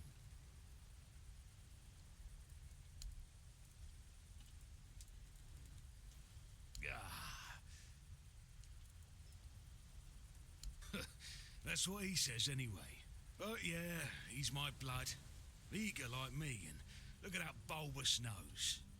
Won't this so much clearly mine? But I ain't gonna talk with a stranger. It's like half the blighters here don't have working peckers, or they've never even touched a woman. What's with all the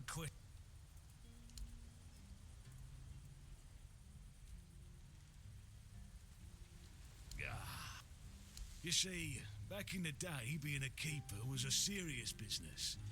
Now, don't even get me started. You used to come here with a mission, not to run away from your bloody mother. Nowadays, lads get brought here by their own kin when they've had enough of them, or they think the Orns can hide them from the law.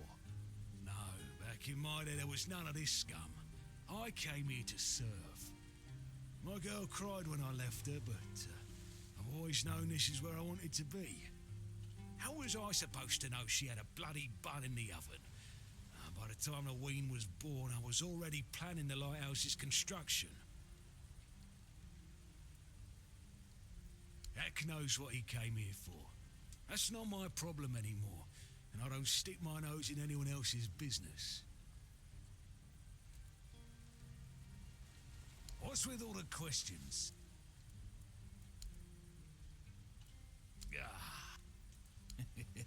I'm starting to like you, stranger. And trust me, it's been a long time since I liked, well, anybody. I liked me brothers in arms back in my glory days. Good lads, every damn one of them. Tough as nails, loyal to a fault. A kind of men you'd want beside you in the darkest holes of Avalon. But they're gone now, all of them. The old captain got it in his head to send us down to rediscover some mouldy tunnels under the keep. Damn fool mission that was. We went in together, but I was the only one to come back out. I can still see all their faces when I close my eyes. A hard loss it was, but I'm still here. Though some days I wonder why. What's got you so nosy? Ah, those tunnels, right. Well, me and the lads went down there to check if we could repurpose them under the horns. Damn fool mission that was. But here wasn't just some empty caves. There were monsters, straight out of Age of Legends. Sick stuff. Stuff to get under your skin. Looked like... hell, memory's all twisted up now. Like a bloody nightmare mixed with shadows that don't belong. Want to know more? Speak with Fergus. He's in charge of this shit show now. Now, I propose a toast to those lost souls. This one's on me. Feast, you say? Problem is, sometimes I think they never died. They haunt me in my dreams, you know? Bloody bastards. I swear I wanted to go back and retrieve their bodies. But our late captain, mate Grindelows piss on his grave, forbade me from going back. But when I drink, I usually pass out, and then I don't remember my dreams. So, I drink. My brothers deserved better.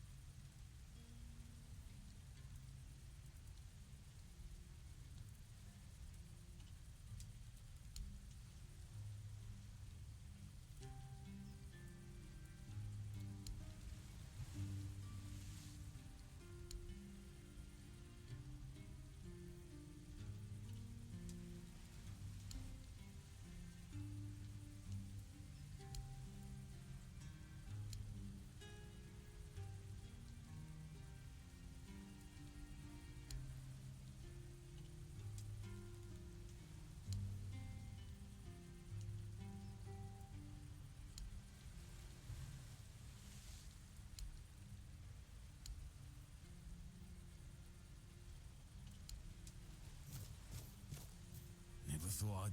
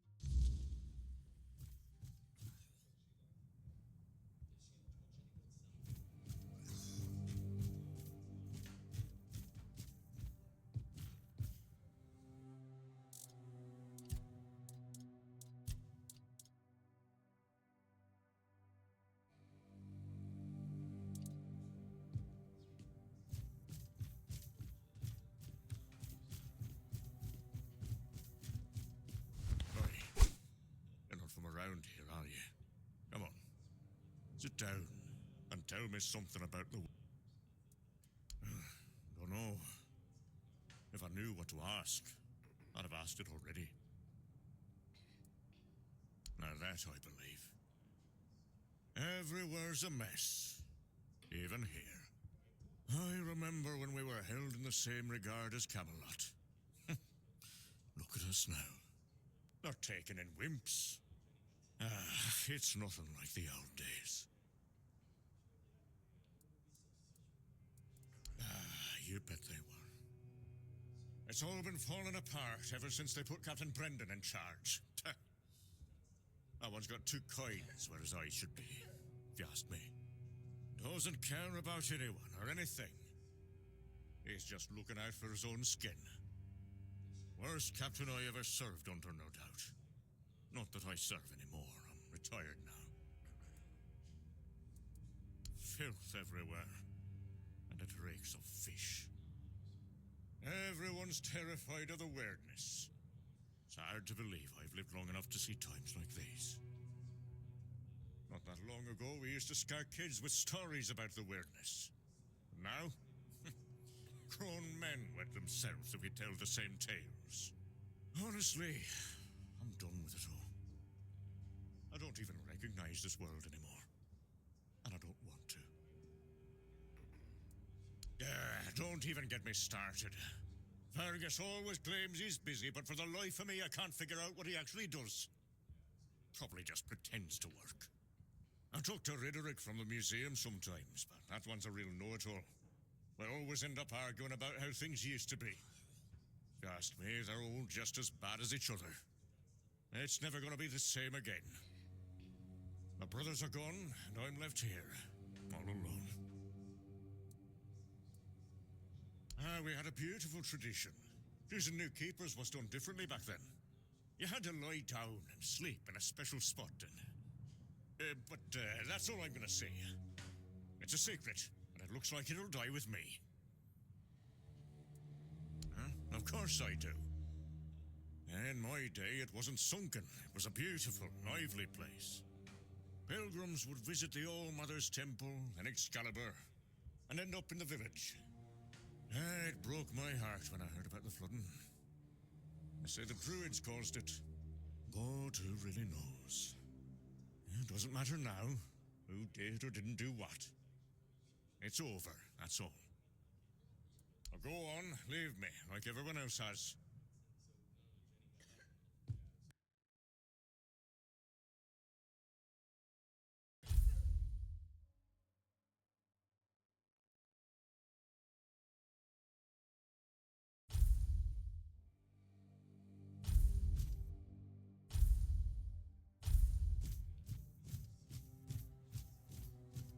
Did you hear about the captain's lockdown? Looks like the lads aren't too happy about it.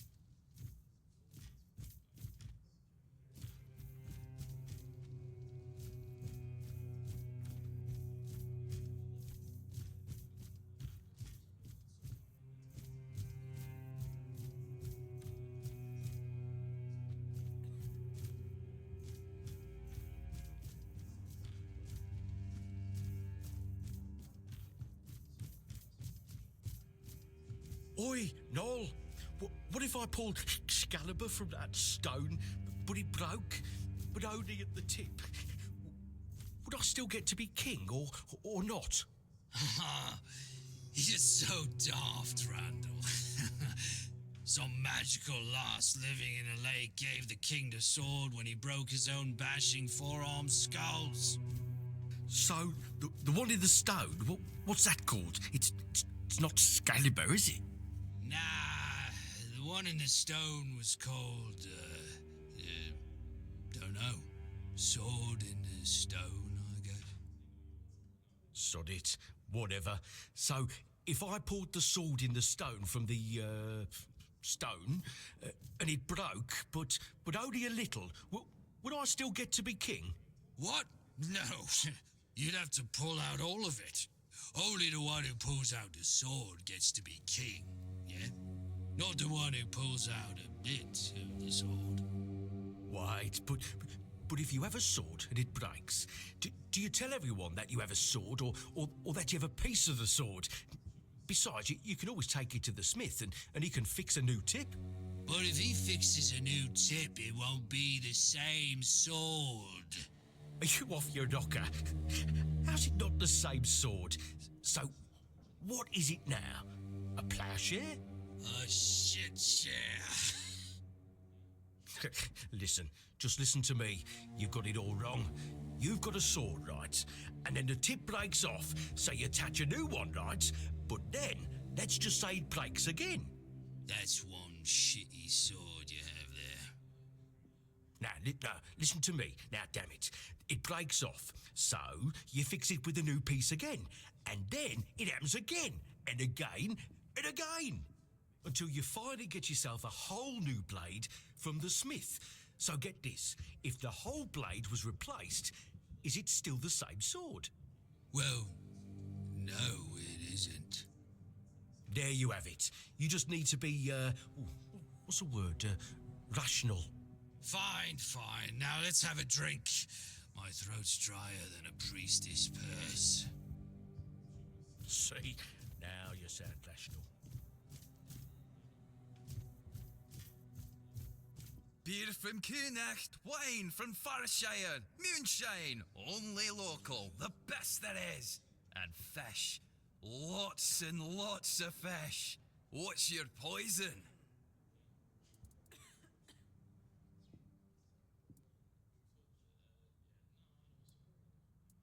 You mean the old pier?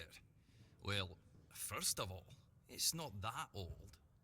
Brennan was already the captain when it was built. Why is it called that? Don't know. Probably because of all those old folks around. A lot has been happening here lately.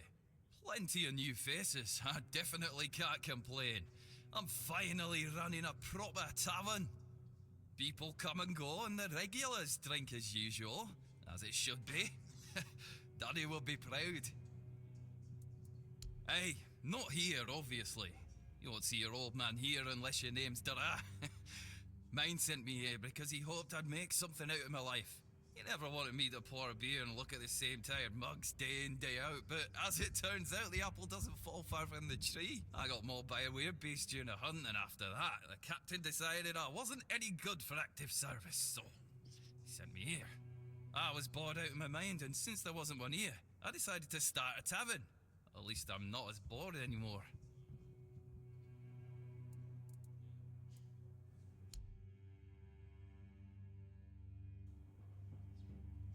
No, I don't recall anything like that.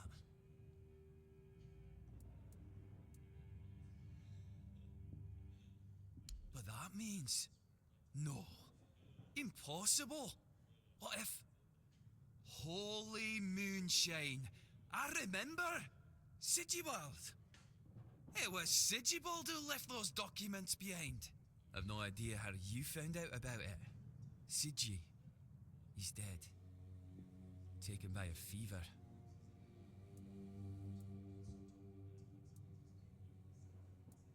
Aye, of course I have. I didn't just throw them in some cabinet.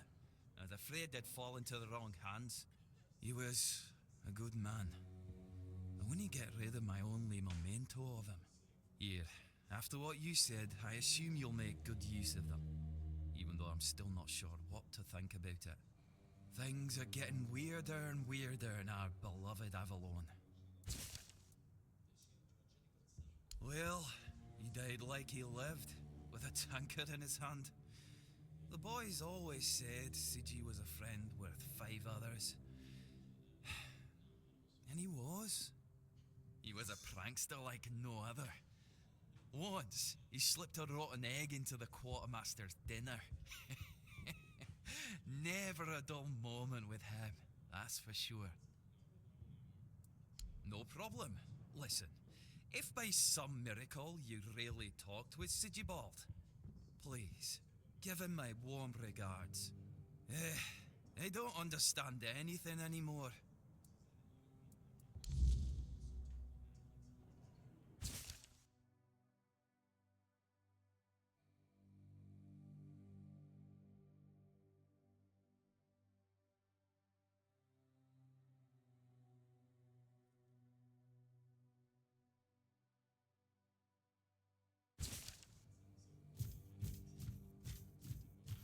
Who are you? Another refugee? This place is already crawling with your lot. It's like a Camelosian privy after a feast. In my day, you only saw old familiar faces round here. And maybe we didn't all love each other, but a local is a local. It was easier to share with others, even when you didn't have much. A problem? No problem, just rambling to myself. But now that I look at you, sure enough, you don't look like one of them. I don't know, but you could put something on the table, and then maybe we can talk.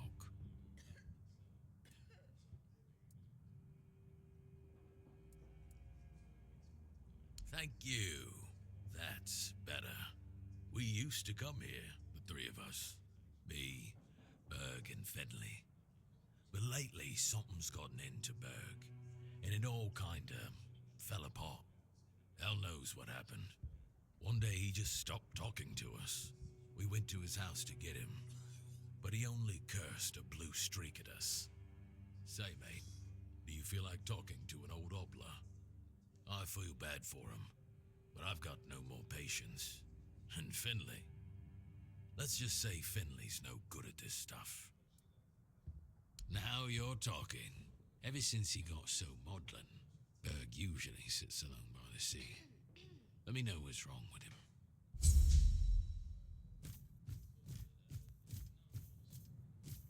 Excuse me, could you get me a clean glass? And I mean clean, not just wiped 3 times with a dirty rag.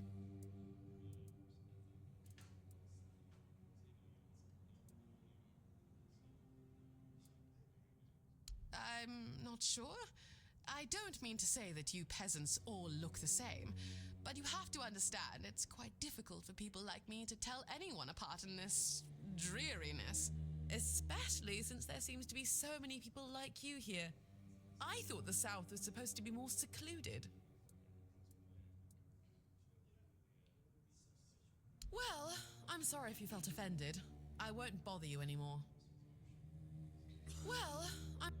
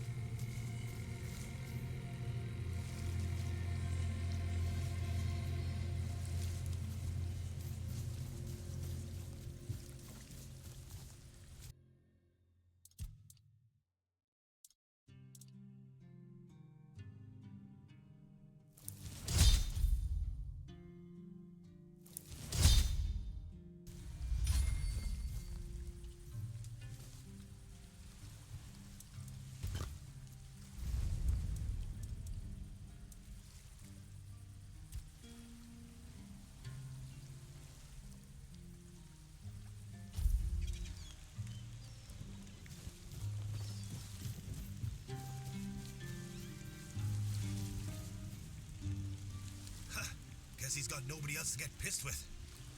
Finley never liked drinking alone with him. Titan tends to get into one of his moods. And? What? That's all? You're bothering me just because that old rascal is sitting alone in the inn with nobody to natter to.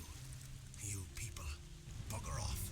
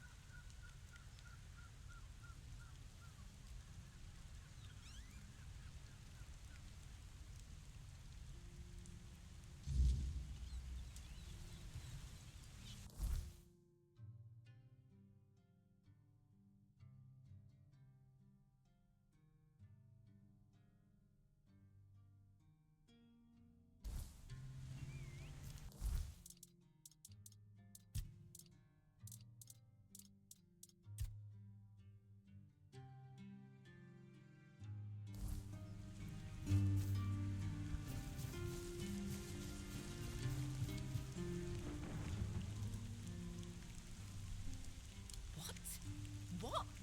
How dare you? Do you know the meaning of those flowers in that configuration?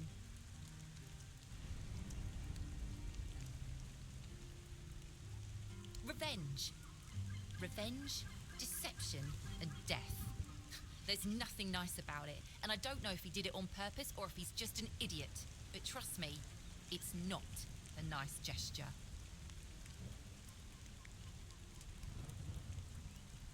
I don't care about his motivation. What you have in your hand is a very bad omen. Take those flowers away, burn them, throw them in a cauldron, whatever. I don't want to look at them. Oh, right. I forgot to introduce myself. I'm Beatrice. As for me and Cole, well, we left Ree hoping to find a quiet place to rest for a bit. We planned to travel the King's Road toward Camelot. Well, here we are. We found our bloody Camelot. Cole is locked up and all I can do is shed bitter tears. Yeah, we grew up there. The village was built around a trade route. My parents ran a tavern that stood right by the road. We had a good life. We lacked for nothing. Well, that was before the damned grubwood started spitting out monsters. Then more and more caravans disappeared into the forest. People were telling stories that grew more horrifying by the day. In the end, taking that route meant certain death. The same thing that will happen to every place on this godforsaken island. Ruin. We used to have generous clientele. Merchants and emissaries from all over Avalon. They had deep pockets, always left lots of gold. But that changed. Then our only income came from the villagers, who were getting drunker and poorer by the day. That was always our plan. Cole and I never wanted to stay there forever. Beatrice and Cole from the village of Ree, that wasn't us. Yeah. I doubt I'll ever see him again. I don't think there's anything worth going back for.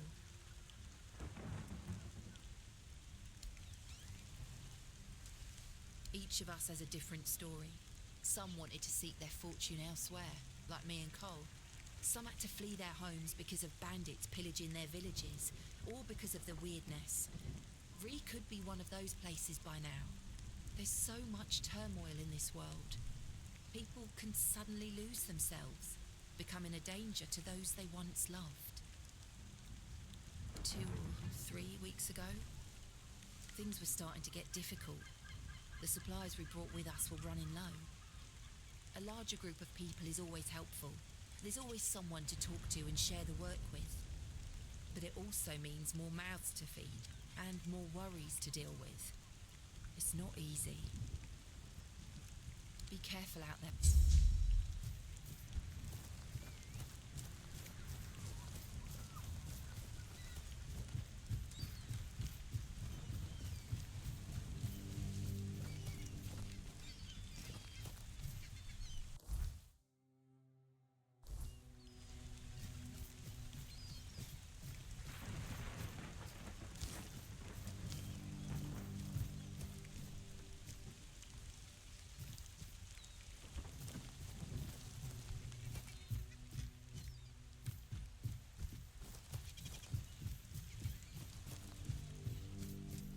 Each day feels heavier.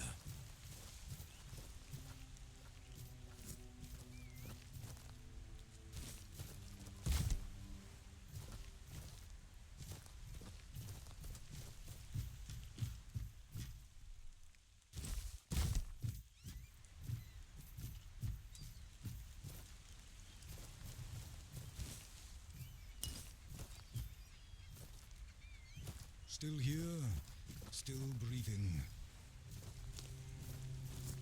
That blade won't fix anything.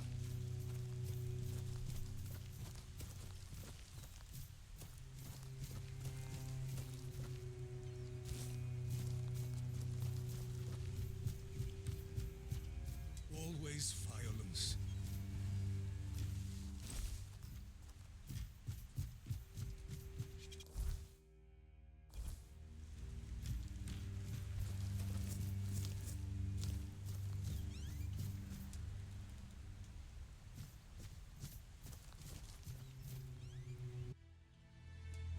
Stayed asleep. I've already told you I'm not going anywhere. If you want something from me, then... Oh, I don't know you.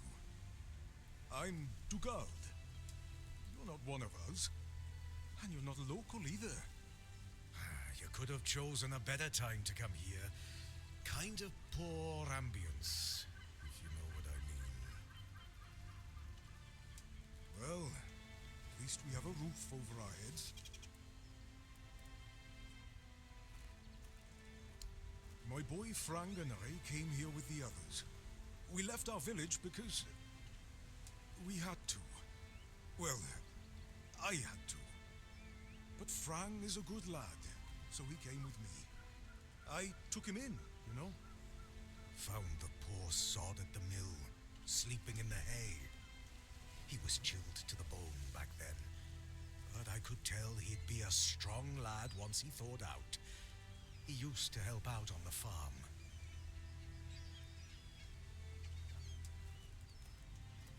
He's young, but he already has a couple of tattoos. Tribal ones. Means he must have been cast out of the Del Rita. At first, people in our village gave him dirty looks, but then they realized he wasn't a bandit. He was a good, hard-working kid. Then they started to treat him as one of their own. Frank is a quiet boy, and he doesn't talk much about himself. I feel like those days with the reader are long buried for him. Almost like he never lived them. Roscree. Few shacks and a small field of grain. I was a miller back there. My daughter married a good, hard-working man. Eventually, I gave them the mill. Still helped around, but wanted to let the young folks learn how to work there. Then this kid, Frank, came along. Everything seemed to be going pretty well. Of course, something happened. Life here can't just be bearable. Oh no. Everything has to get screwed up somehow. That's the way it goes in this cursed land. my dear Trina and her bairn. They got caught by a weird beast. I started to hit the bottle, and finally, my son-in-law kicked me out. I left Roscree, and so did Fran. He says he has some kind of life debt, and he won't leave me alone until one of us drops dead.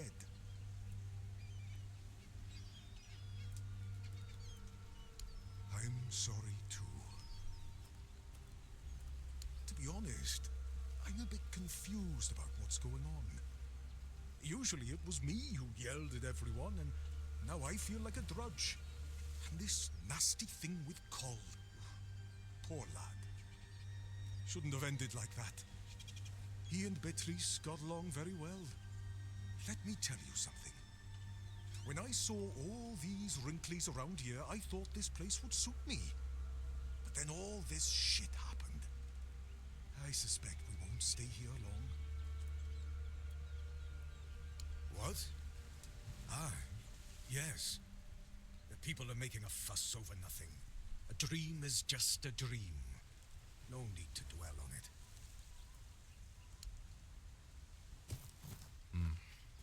You've come to put me in the cage. Sorry. Just a bit of grim humour. You know, about what's been happening here. Such a mess, isn't it? Cola's alright, and Beatrice, what a shame. Such a fine girl. Anyway, I'm Ellis. Nice to meet you. What do you need?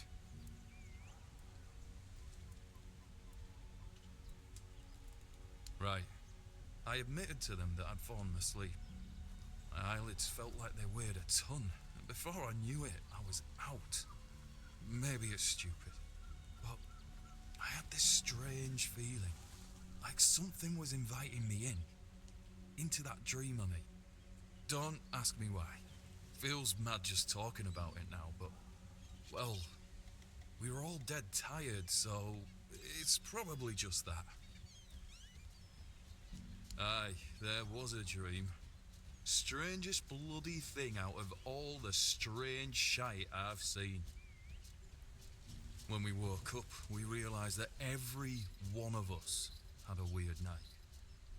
I was out in the wild. I had this feeling like something was chasing me. But it was Col who really had it rough.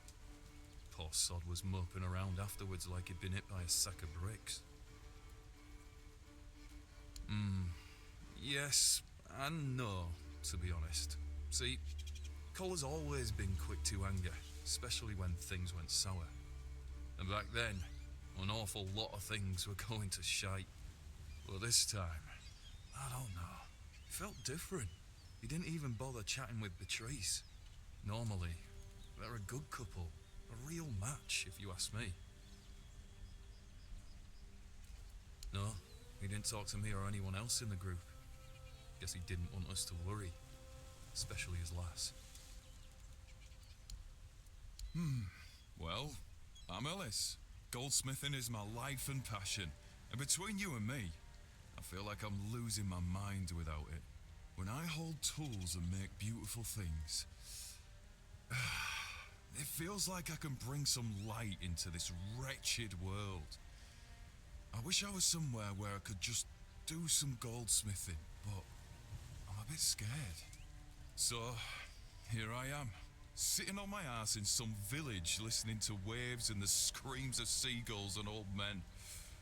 Nothing to write home about, even if I still had one. I was working as a goldsmith in a group of, let's call them business people. I was once travelling with a caravan that got attacked by him.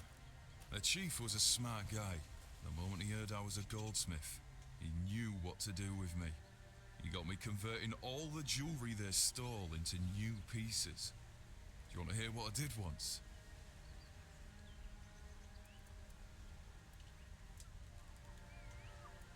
We went to Timberwall. The gang wanted to rob some merchant's house. We holed up in a seedy tavern and waited for the right moment. Then, one night they broke in, came back with a whole load of trinkets. beautiful stuff. The moment I saw it all, I instantly knew what I wanted to craft. They gave me a couple of days, tinkered for a bit, and then, ta-da! Brand new merchandise. After I was finished, I dressed myself all nice, went to that merchant's house and went, "Good morning, kind sir. I'm a goldsmith. My work is renowned in all of Camelot. Would you be interested in what I have to offer?" You know what he said? "Of course I would." That nonce bought the entire lot, even though I inflated the prices like a street peddler. And when I came back, the others couldn't believe their eyes. I thought I was gonna keel over. I miss that. The sun doesn't rise the same. Something happened. Frank listens.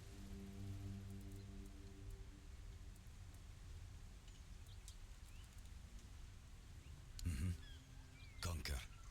Wolf. Strong. Important name. Not seen in the south for a long time. Must be dead. Frank was never a dull reader. Not without a name. Without a name, you are nobody in the tribe. Like me. And if that lasts too long, you must leave. I left and became Frang. Frang. A name, and not a name. Nothing happened to Frang.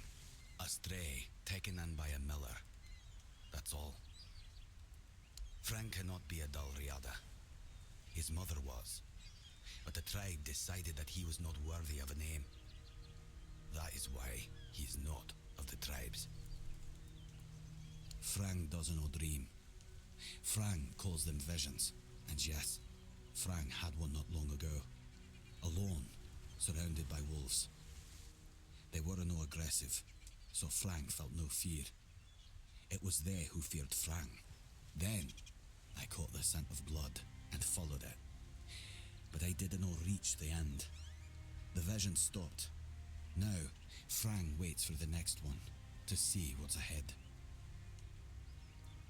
I'm not from anywhere. Frang is attached to nowhere. I found a home with Dugald. I owe him a life debt. A place without a leader. As I see it, I will finally fall apart. One way or another. There are no tales about a place that survived without a strong leadership. And it's not about kings, nobleshites, or chieftains. Titles are just words that pull the wool over a man's eyes. What's needed is a strong soul with a strong name. And their names mean as much as Frang's, which is to say, nothing. Now they're a bit like Frang, strays with no home. But Reese is strong, despite what happened with Cole. Ellis, he's funny. I like him. Rawson, I know nothing about her. And Dugald, a man who became Frank's father. He has my gratitude. Don't bother. Frank never met the keepers, but the unnamed boy did. Once, a few of them, many years ago, we fought. The unnamed boy survived even though he showed fear. Shouldn't do that. The keepers approached the camp of the boy's people, but that past does not belong to Frank. I'm Frank. Still here, still breathing.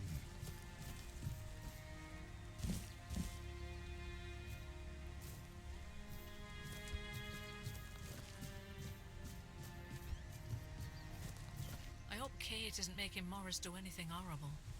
Do you need help settling in, dear? This isn't the best day to start a new life in this place, but we don't always get to choose, do we? What a nasty business with that boy. I'm almost glad my Morris isn't here for this. He's such a bleeding heart. Oh, I'm not sure, love. I don't move around too much. I just heard about that fight with the road keeper, and now poor Cole's locked up in a cage. Him and Patrice make such a lovely young couple.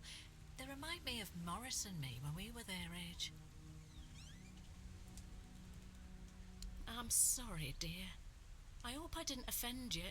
I'm still not used to all this. You see, I was born in Little Grove and thought I would live out the rest of my life there, working in the orchards in the mornings and drinking warm cider with my beloved in the evenings. We never wanted to see the world. I guess sometimes the world doesn't give us a choice, does it? Little Grove was raided by bandits, a local gang that had been terrorising the area for months, growing in numbers with each raid. Their leader, Bald Kate they called her, somehow got hold of a branding iron used to mark outlaws. After pillaging a village, she'd brand some men and women of her choosing. That way, Kate made sure nobody would ever help them, and that they'd have no choice but to turn to her if they wanted to survive. My Morris used to be a skilled tanner. I guess that's why she picked him. It is, isn't it? Kate is nothing if not resourceful. It's a shame she doesn't put that talent into helping people instead of hurting them. I don't know. The keeper at the gate turned Morris away because of the brand on his face. I would have left with him, but I was sick and exhausted from the journey, so I promised to join him when I got better. Except now, I've no idea where to find him. No, he only promised that he'd find somewhere safe, but I'm not sure if there is any such place left in the south. Oh, Mother bless you, my dear. That's all I could ask for. Please, let me know as soon as you learn anything. At first, it wasn't so bad, but now it gets worse every day. We just sit around here, doing nothing. Don't get me wrong, we have food, we have a roof over our heads, and we're grateful for that, but no one trusts us enough to let us do any work. None of us wants to be a freeloader, as they call us. I wouldn't mind a task or two to earn my keep and to take my mind off my troubles. I might not be all hale and hearty, but I've still got two good hands, which is more than you can say about some of the codgers living here. A dream? Oh, yes. There was one, but I don't quite remember what it was about. I'm sorry, dear. Take care of you.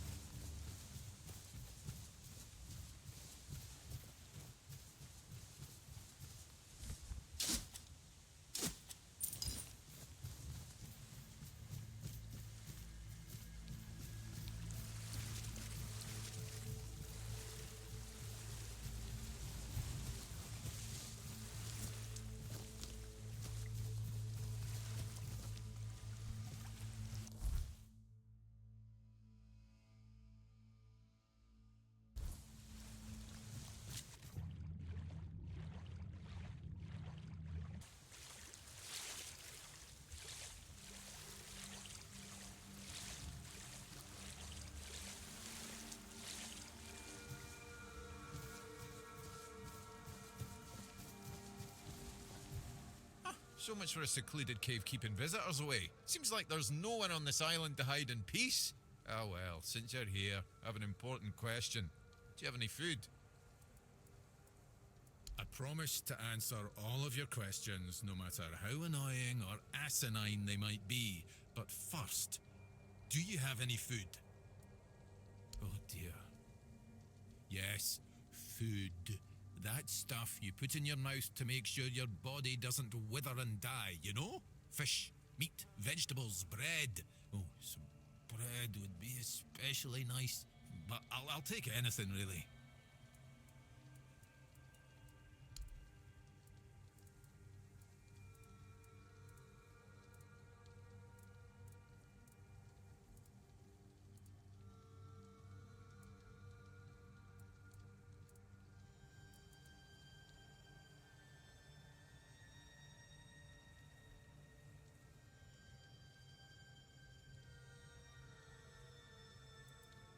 Thanks. I'll be forever indebted to you. But don't expect much. The only payment I can offer you is seashells, or, access to an infinite well of ancient druidic wisdom.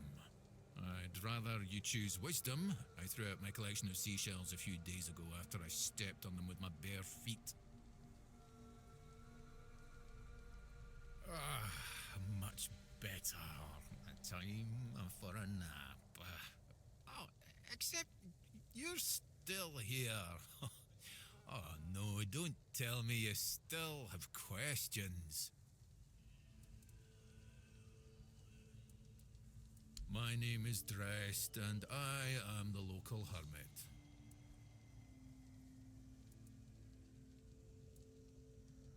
I don't understand your skepticism.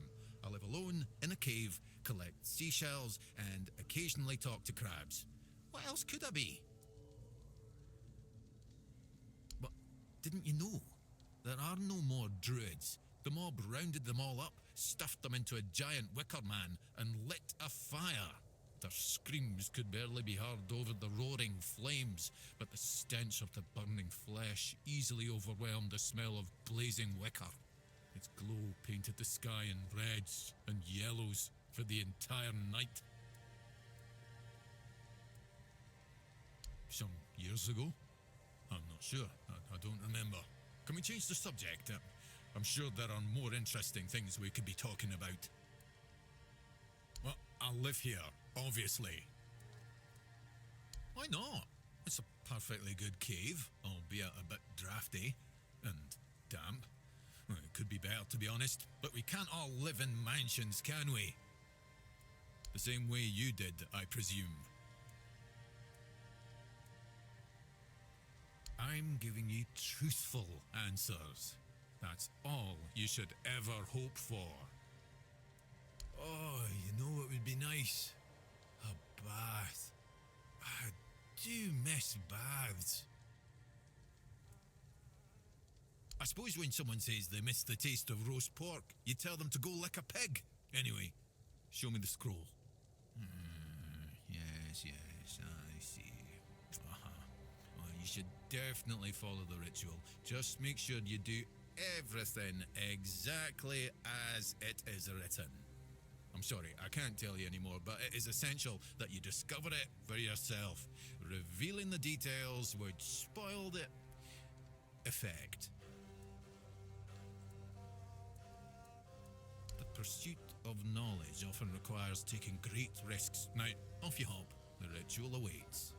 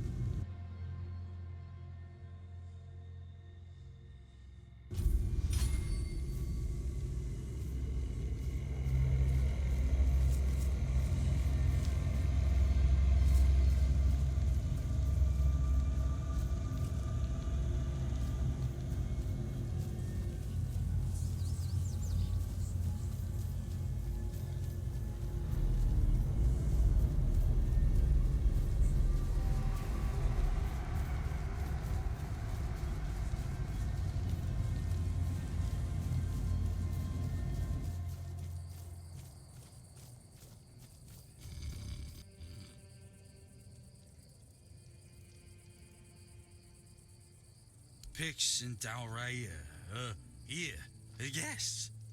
And they say I'm the drunk.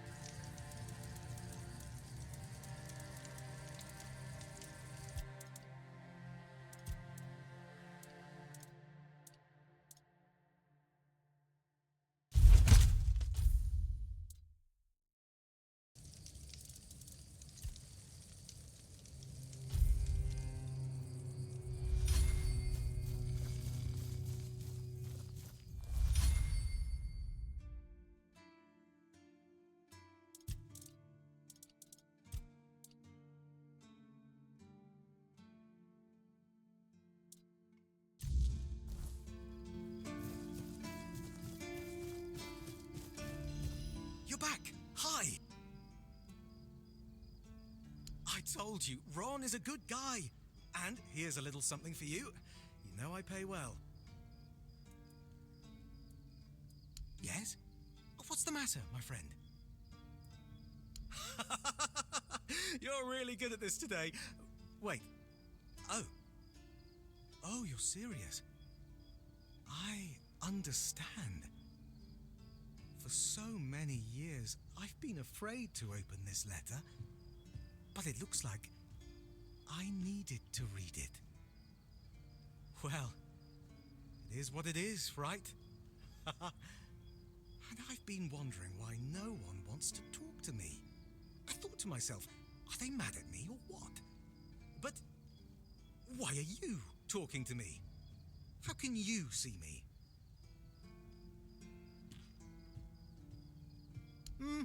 Anyway, may the All-Mother bless your path. See you next time.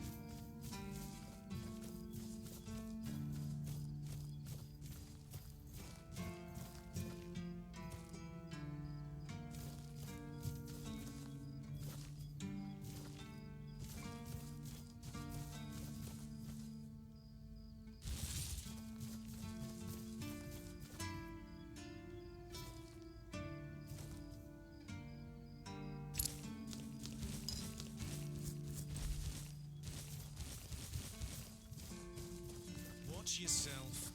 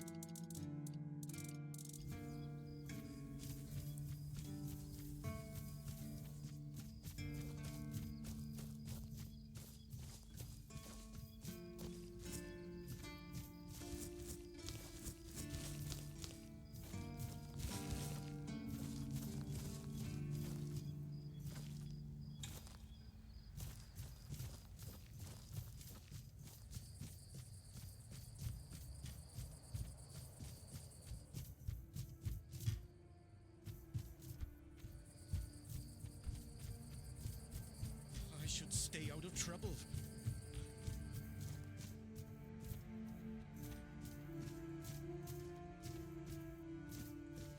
Watch the feet. Your feet. And my priceless seedling. I swear, your nosiness will be the death of you.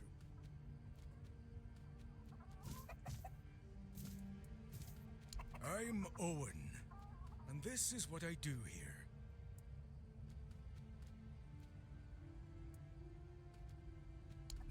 It's safe. I can keep an eye on it, and I can chase off the seagulls.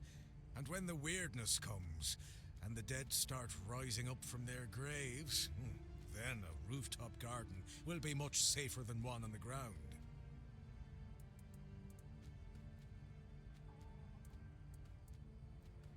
No, I can handle a few seagulls. I'm not like that idiot Gwilyn. I let Rark in. He doesn't talk so much. He's my best friend. My hoe in your skull would be worth 1,000 words. Always. I have everything I need. And you, the fly in the ointment. You need to talk to plants to help them grow.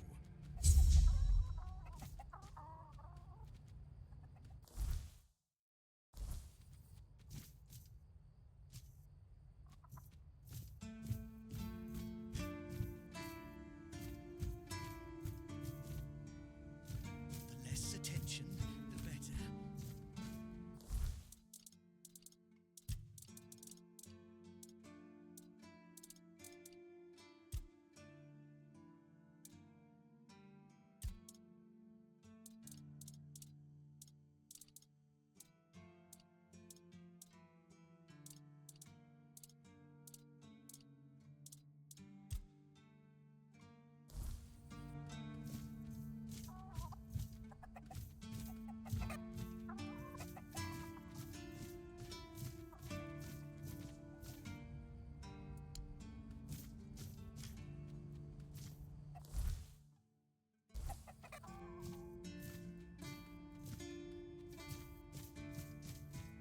I should stay out of trouble.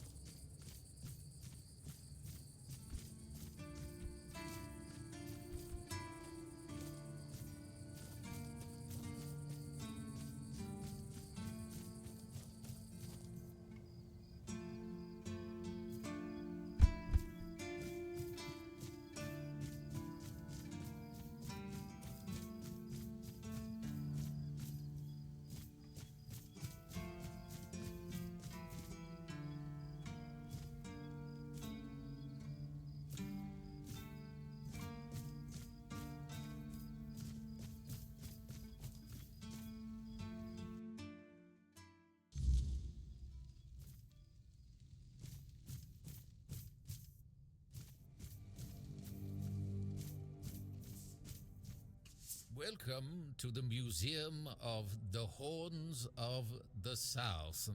the southernmost keep under Camelot's jurisdiction. My name is Riderick, and I will be happy to introduce you to the rich history of this fascinating place. A history that began 623 years ago with the first keeper, Sewell Firstfoot. I'd also like to bring your attention to our numerous exhibits that are, as I like to say, inanimate witnesses of the history of the Horns of the South. It began in the year 542. It is the crowning achievement of a group of keepers who were fascinated with Sewell Firstfoot. It took them years of tremendous effort to finally open an institution devoted to research and education, worthy of commemorating Sewell's great legacy. The first keeper of the museum was Gladwin Flanagan, who was personally appointed by Captain Berach the Black.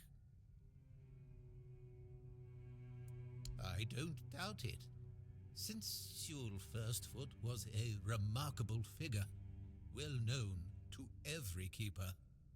Drawing on available sources, we can claim with almost absolute certainty that Sewell Firstfoot was the first man who ever set foot on the island of Avalon. As you can probably guess, that's where his moniker, Firstfoot, comes from.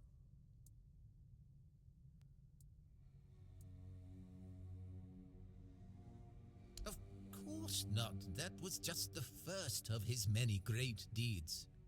Sewell was an outstanding commander whose strategic mind, bravery, and charisma contributed to our capture of the South from the Four Dwellers.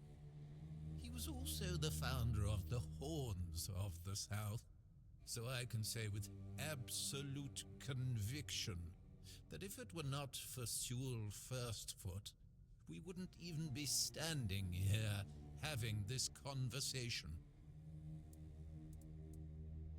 The museum holds a collection of 72 items of the so-called movable, tangible heritage. The collection includes big and small items that represent the world surrounding the keepers of the Horns of the South from the 1st to the 6th century of the Avalonian era. Here you will find militaria, craft tools, everyday objects, furniture, textiles, coins, religious artifacts.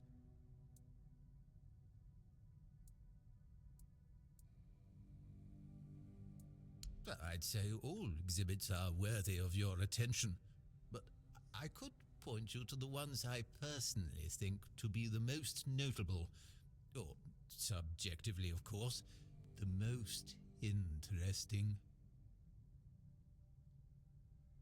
Those would be the items that used to belong to Sewell Firstfoot.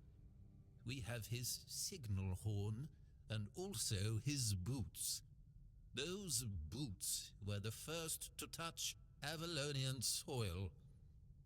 What is also worth mentioning is the tableware used by King Arthur himself during his visit to the Horns of the South in the 15th year of the Avalonian era.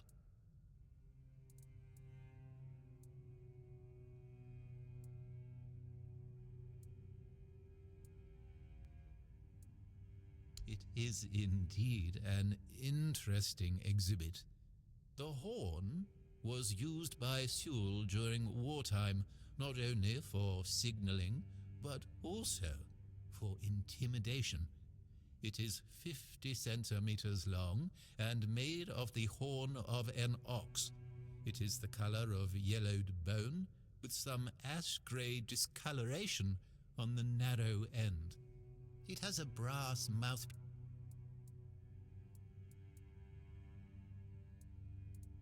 It's a memento of the visit of the legendary ruler of Avalon. Impressive, isn't it? The tableware is made of tin coated with silver. It consists of a plate, a bowl, and a chalice. The edges are decorated with the motifs of Camelot, a crown and a bear. However, those ornaments are of visibly low quality. That detail, and the fact that those are the only wares from that time that have survived to this day, leads us to conclude that this set was cast specifically for that occasion, and that it was finished by a person unfamiliar with this kind of craft, perhaps a blacksmith or an armorer.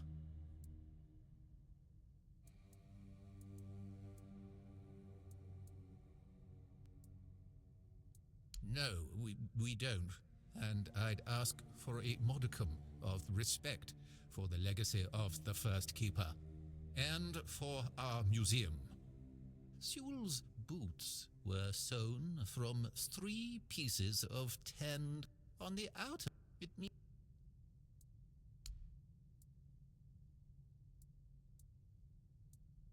I have to admit that local fauna is not one of my main areas of interest, but I do know the answer to this question, as it is rooted in the history of the Horns of the South.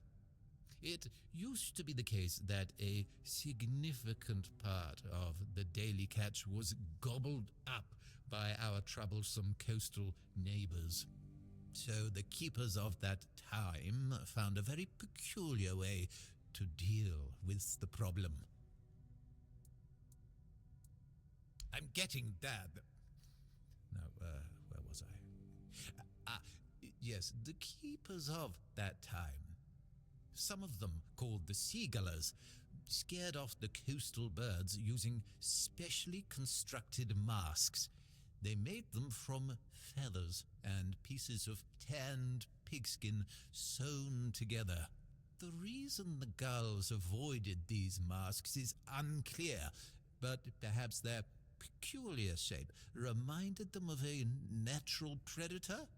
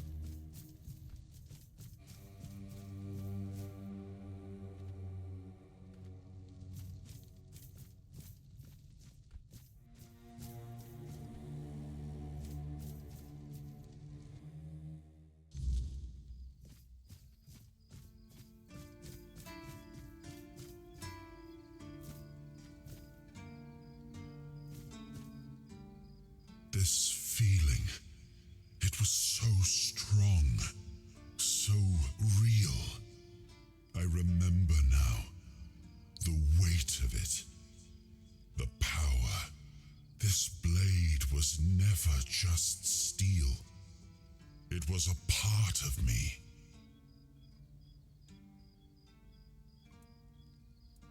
Yes, the sensation is unmistakable, but it carries more than my soul. It carries a part of my legacy. A sword like that, it doesn't yield easily. It demands strength of body and of will. You'll need to grow stronger before it will choose you.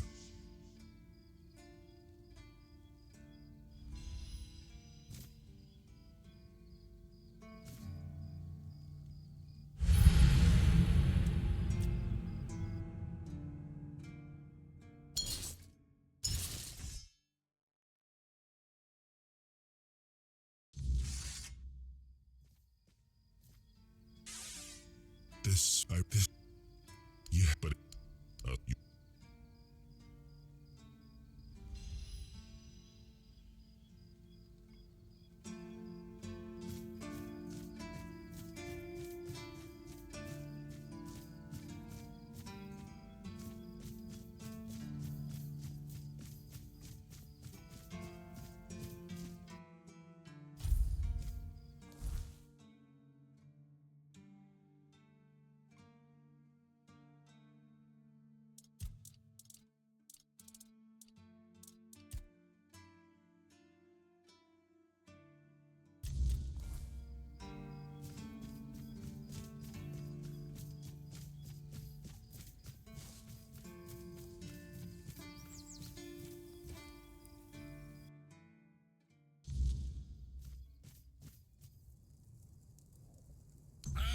Owen. Yes, he's my best friend. We don't even need words. Heck no. You should have seen Owen 20 years ago. He was sharp as a pin and could get anything done. If you wanted something, you went to Owen, and he always found a way to help you. Politics. What else? Owen survived 3 captains. One was terribly lazy. He just sat there like moss on a log and did jack shit. That frustrated Owen. Then there was another one. He was afraid of everything. So all he did was kiss Camelot's ass. And that blocked Owen's ideas to do something meaningful with his fish shack. And when it was finally Brandon's turn, Owen was already fed up with all this. It's funny, isn't it? First captain who doesn't mind introducing new ideas, and our local revolutionary has given up already. So now he just putters around in his little garden trying to find some peace in the twilight of his life.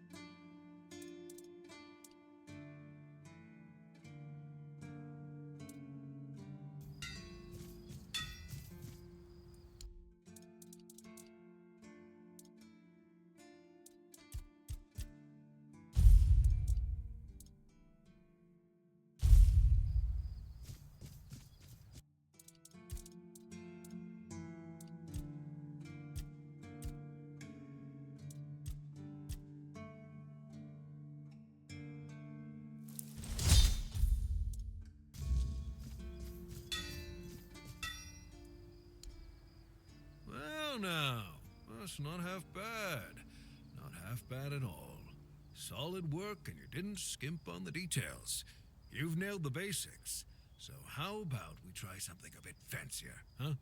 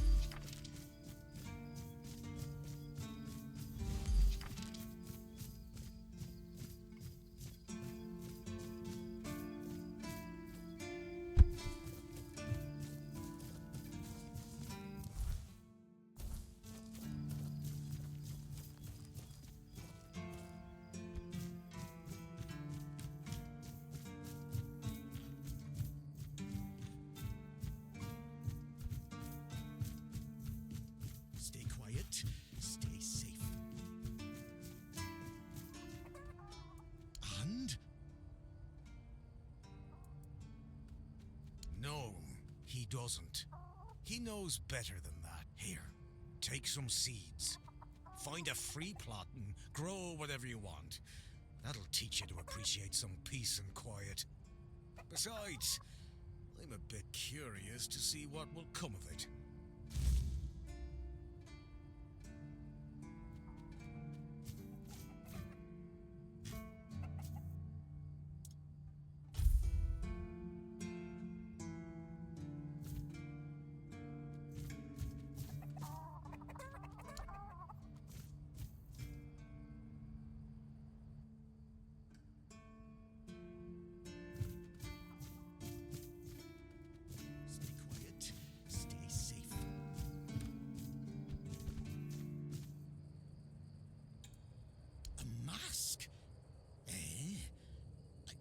Sure.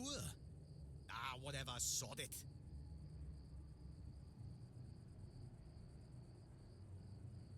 Now they'll get what's coming to them, damn rascals. You can go now.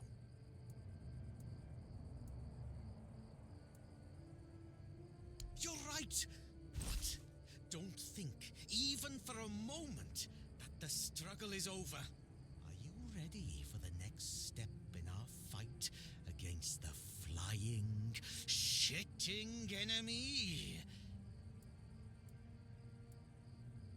That's the spirit! Look, I've got the perfect seagull trap design right here. You just need to make a few and set them up in some strategic spots, like this one. And those flying pests will surely get caught. We need to work smart.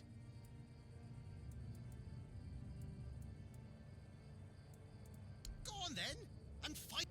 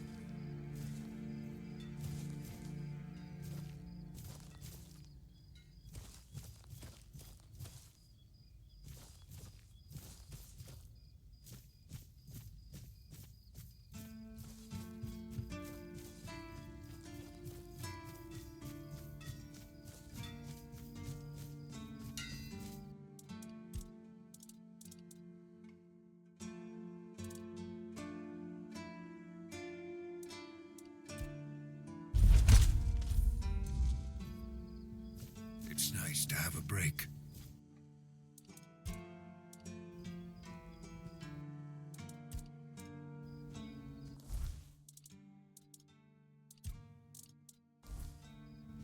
Nice to see you.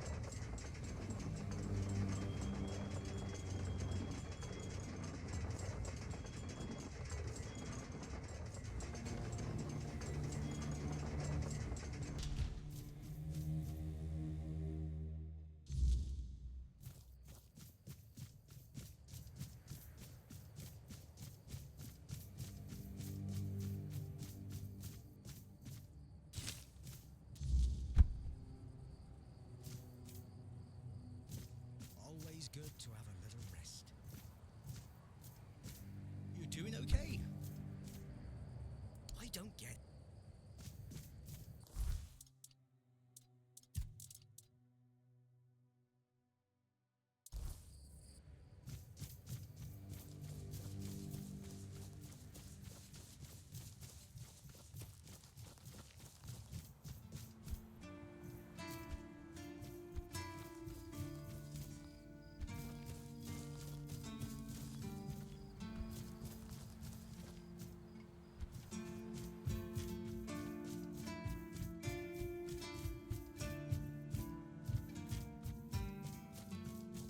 The less attention, the better.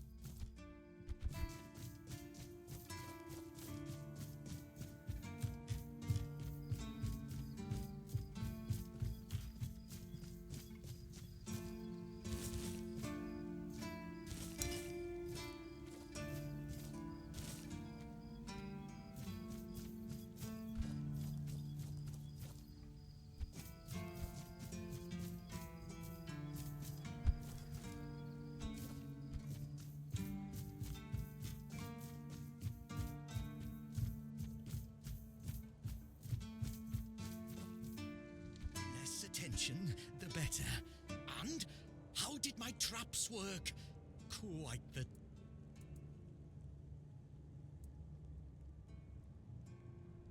What?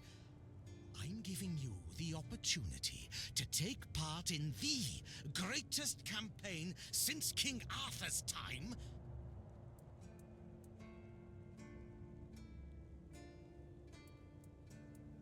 You have no idea what we're doing here, do you? What I can achieve with your help, since I can't leave this damn keep. Seagulls are the biggest threat to the people of the South. They steal food. Their caustic shits destroy tents and roofs, and when they're really hungry and gather in flocks, they can even kidnap children. Sometimes they even attack adults.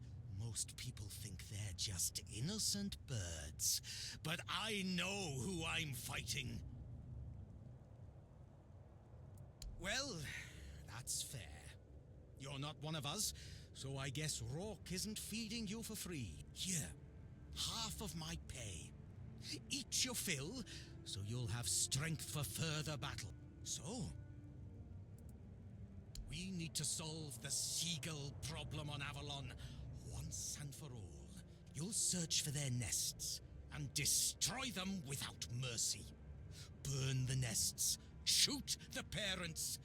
It's the only way to eradicate the evil for good. The nests will keep coming back, but don't even think about giving up. Only consistency will save us. There will be less of them with time. You go.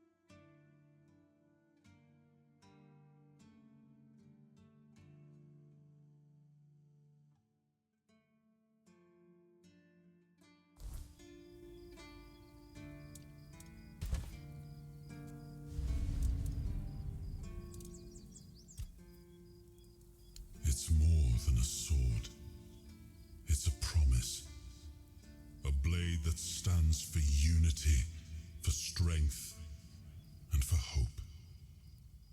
It wasn't just mine. It belonged to Avalon. Every swing, every battle was fought for the land and its people. But Excalibur is also a burden. It demands more than just skill.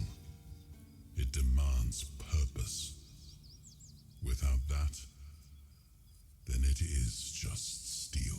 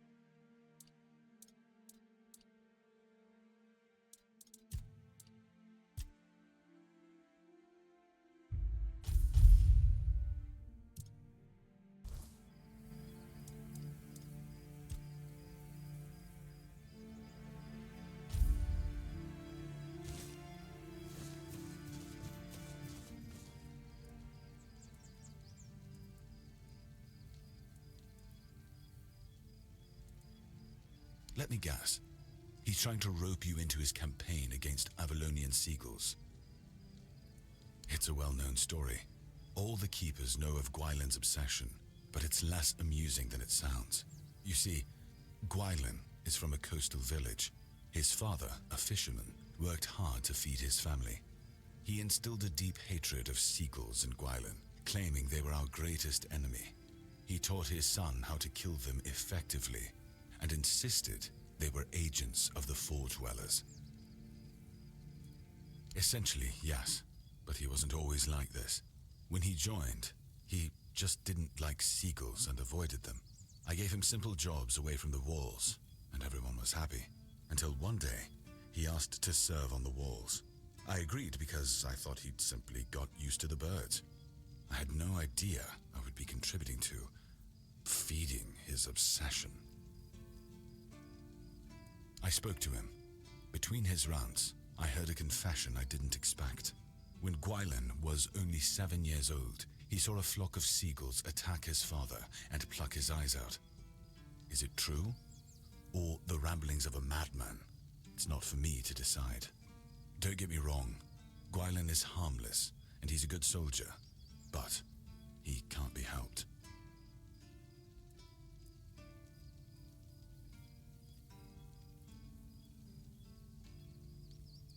Whatever he's asked you to do, just ignore it. Don't argue with him, it's not your responsibility. If he brings up seagulls, just pretend you didn't hear him. That's what we all do.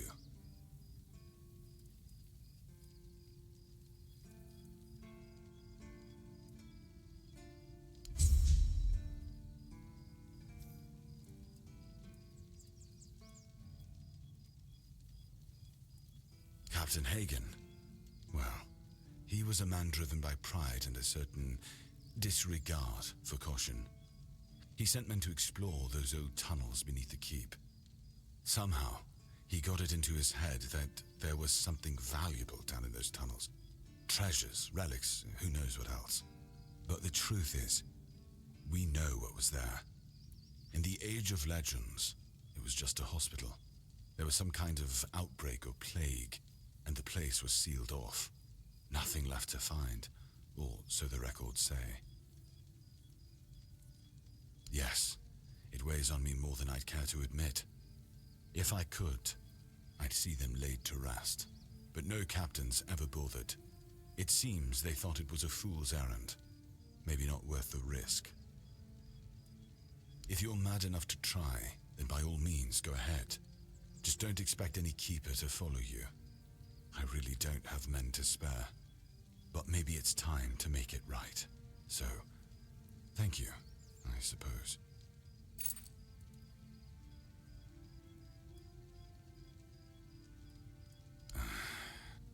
I knew we'd have have to deal with this sooner or later. Time isn't exactly on our side. Mahone's condition worsens with each passing night.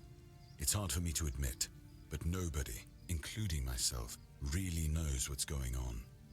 Maybe a fresh perspective is exactly what we need. If you find any clues, follow them. I'm only interested in the details, and ideally, the solutions.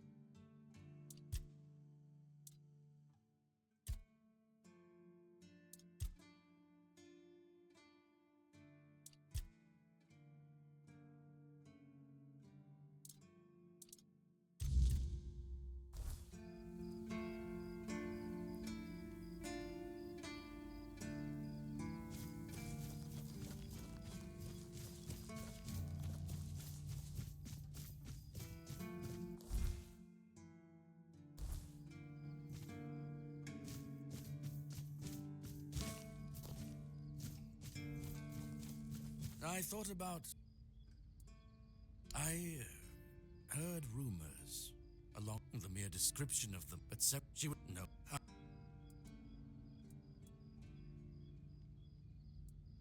That's very bad. Her husband is probably... So if you ever meet him, please pass the... Ah, yes. I wrote to the prior to... Well, in... Certainly.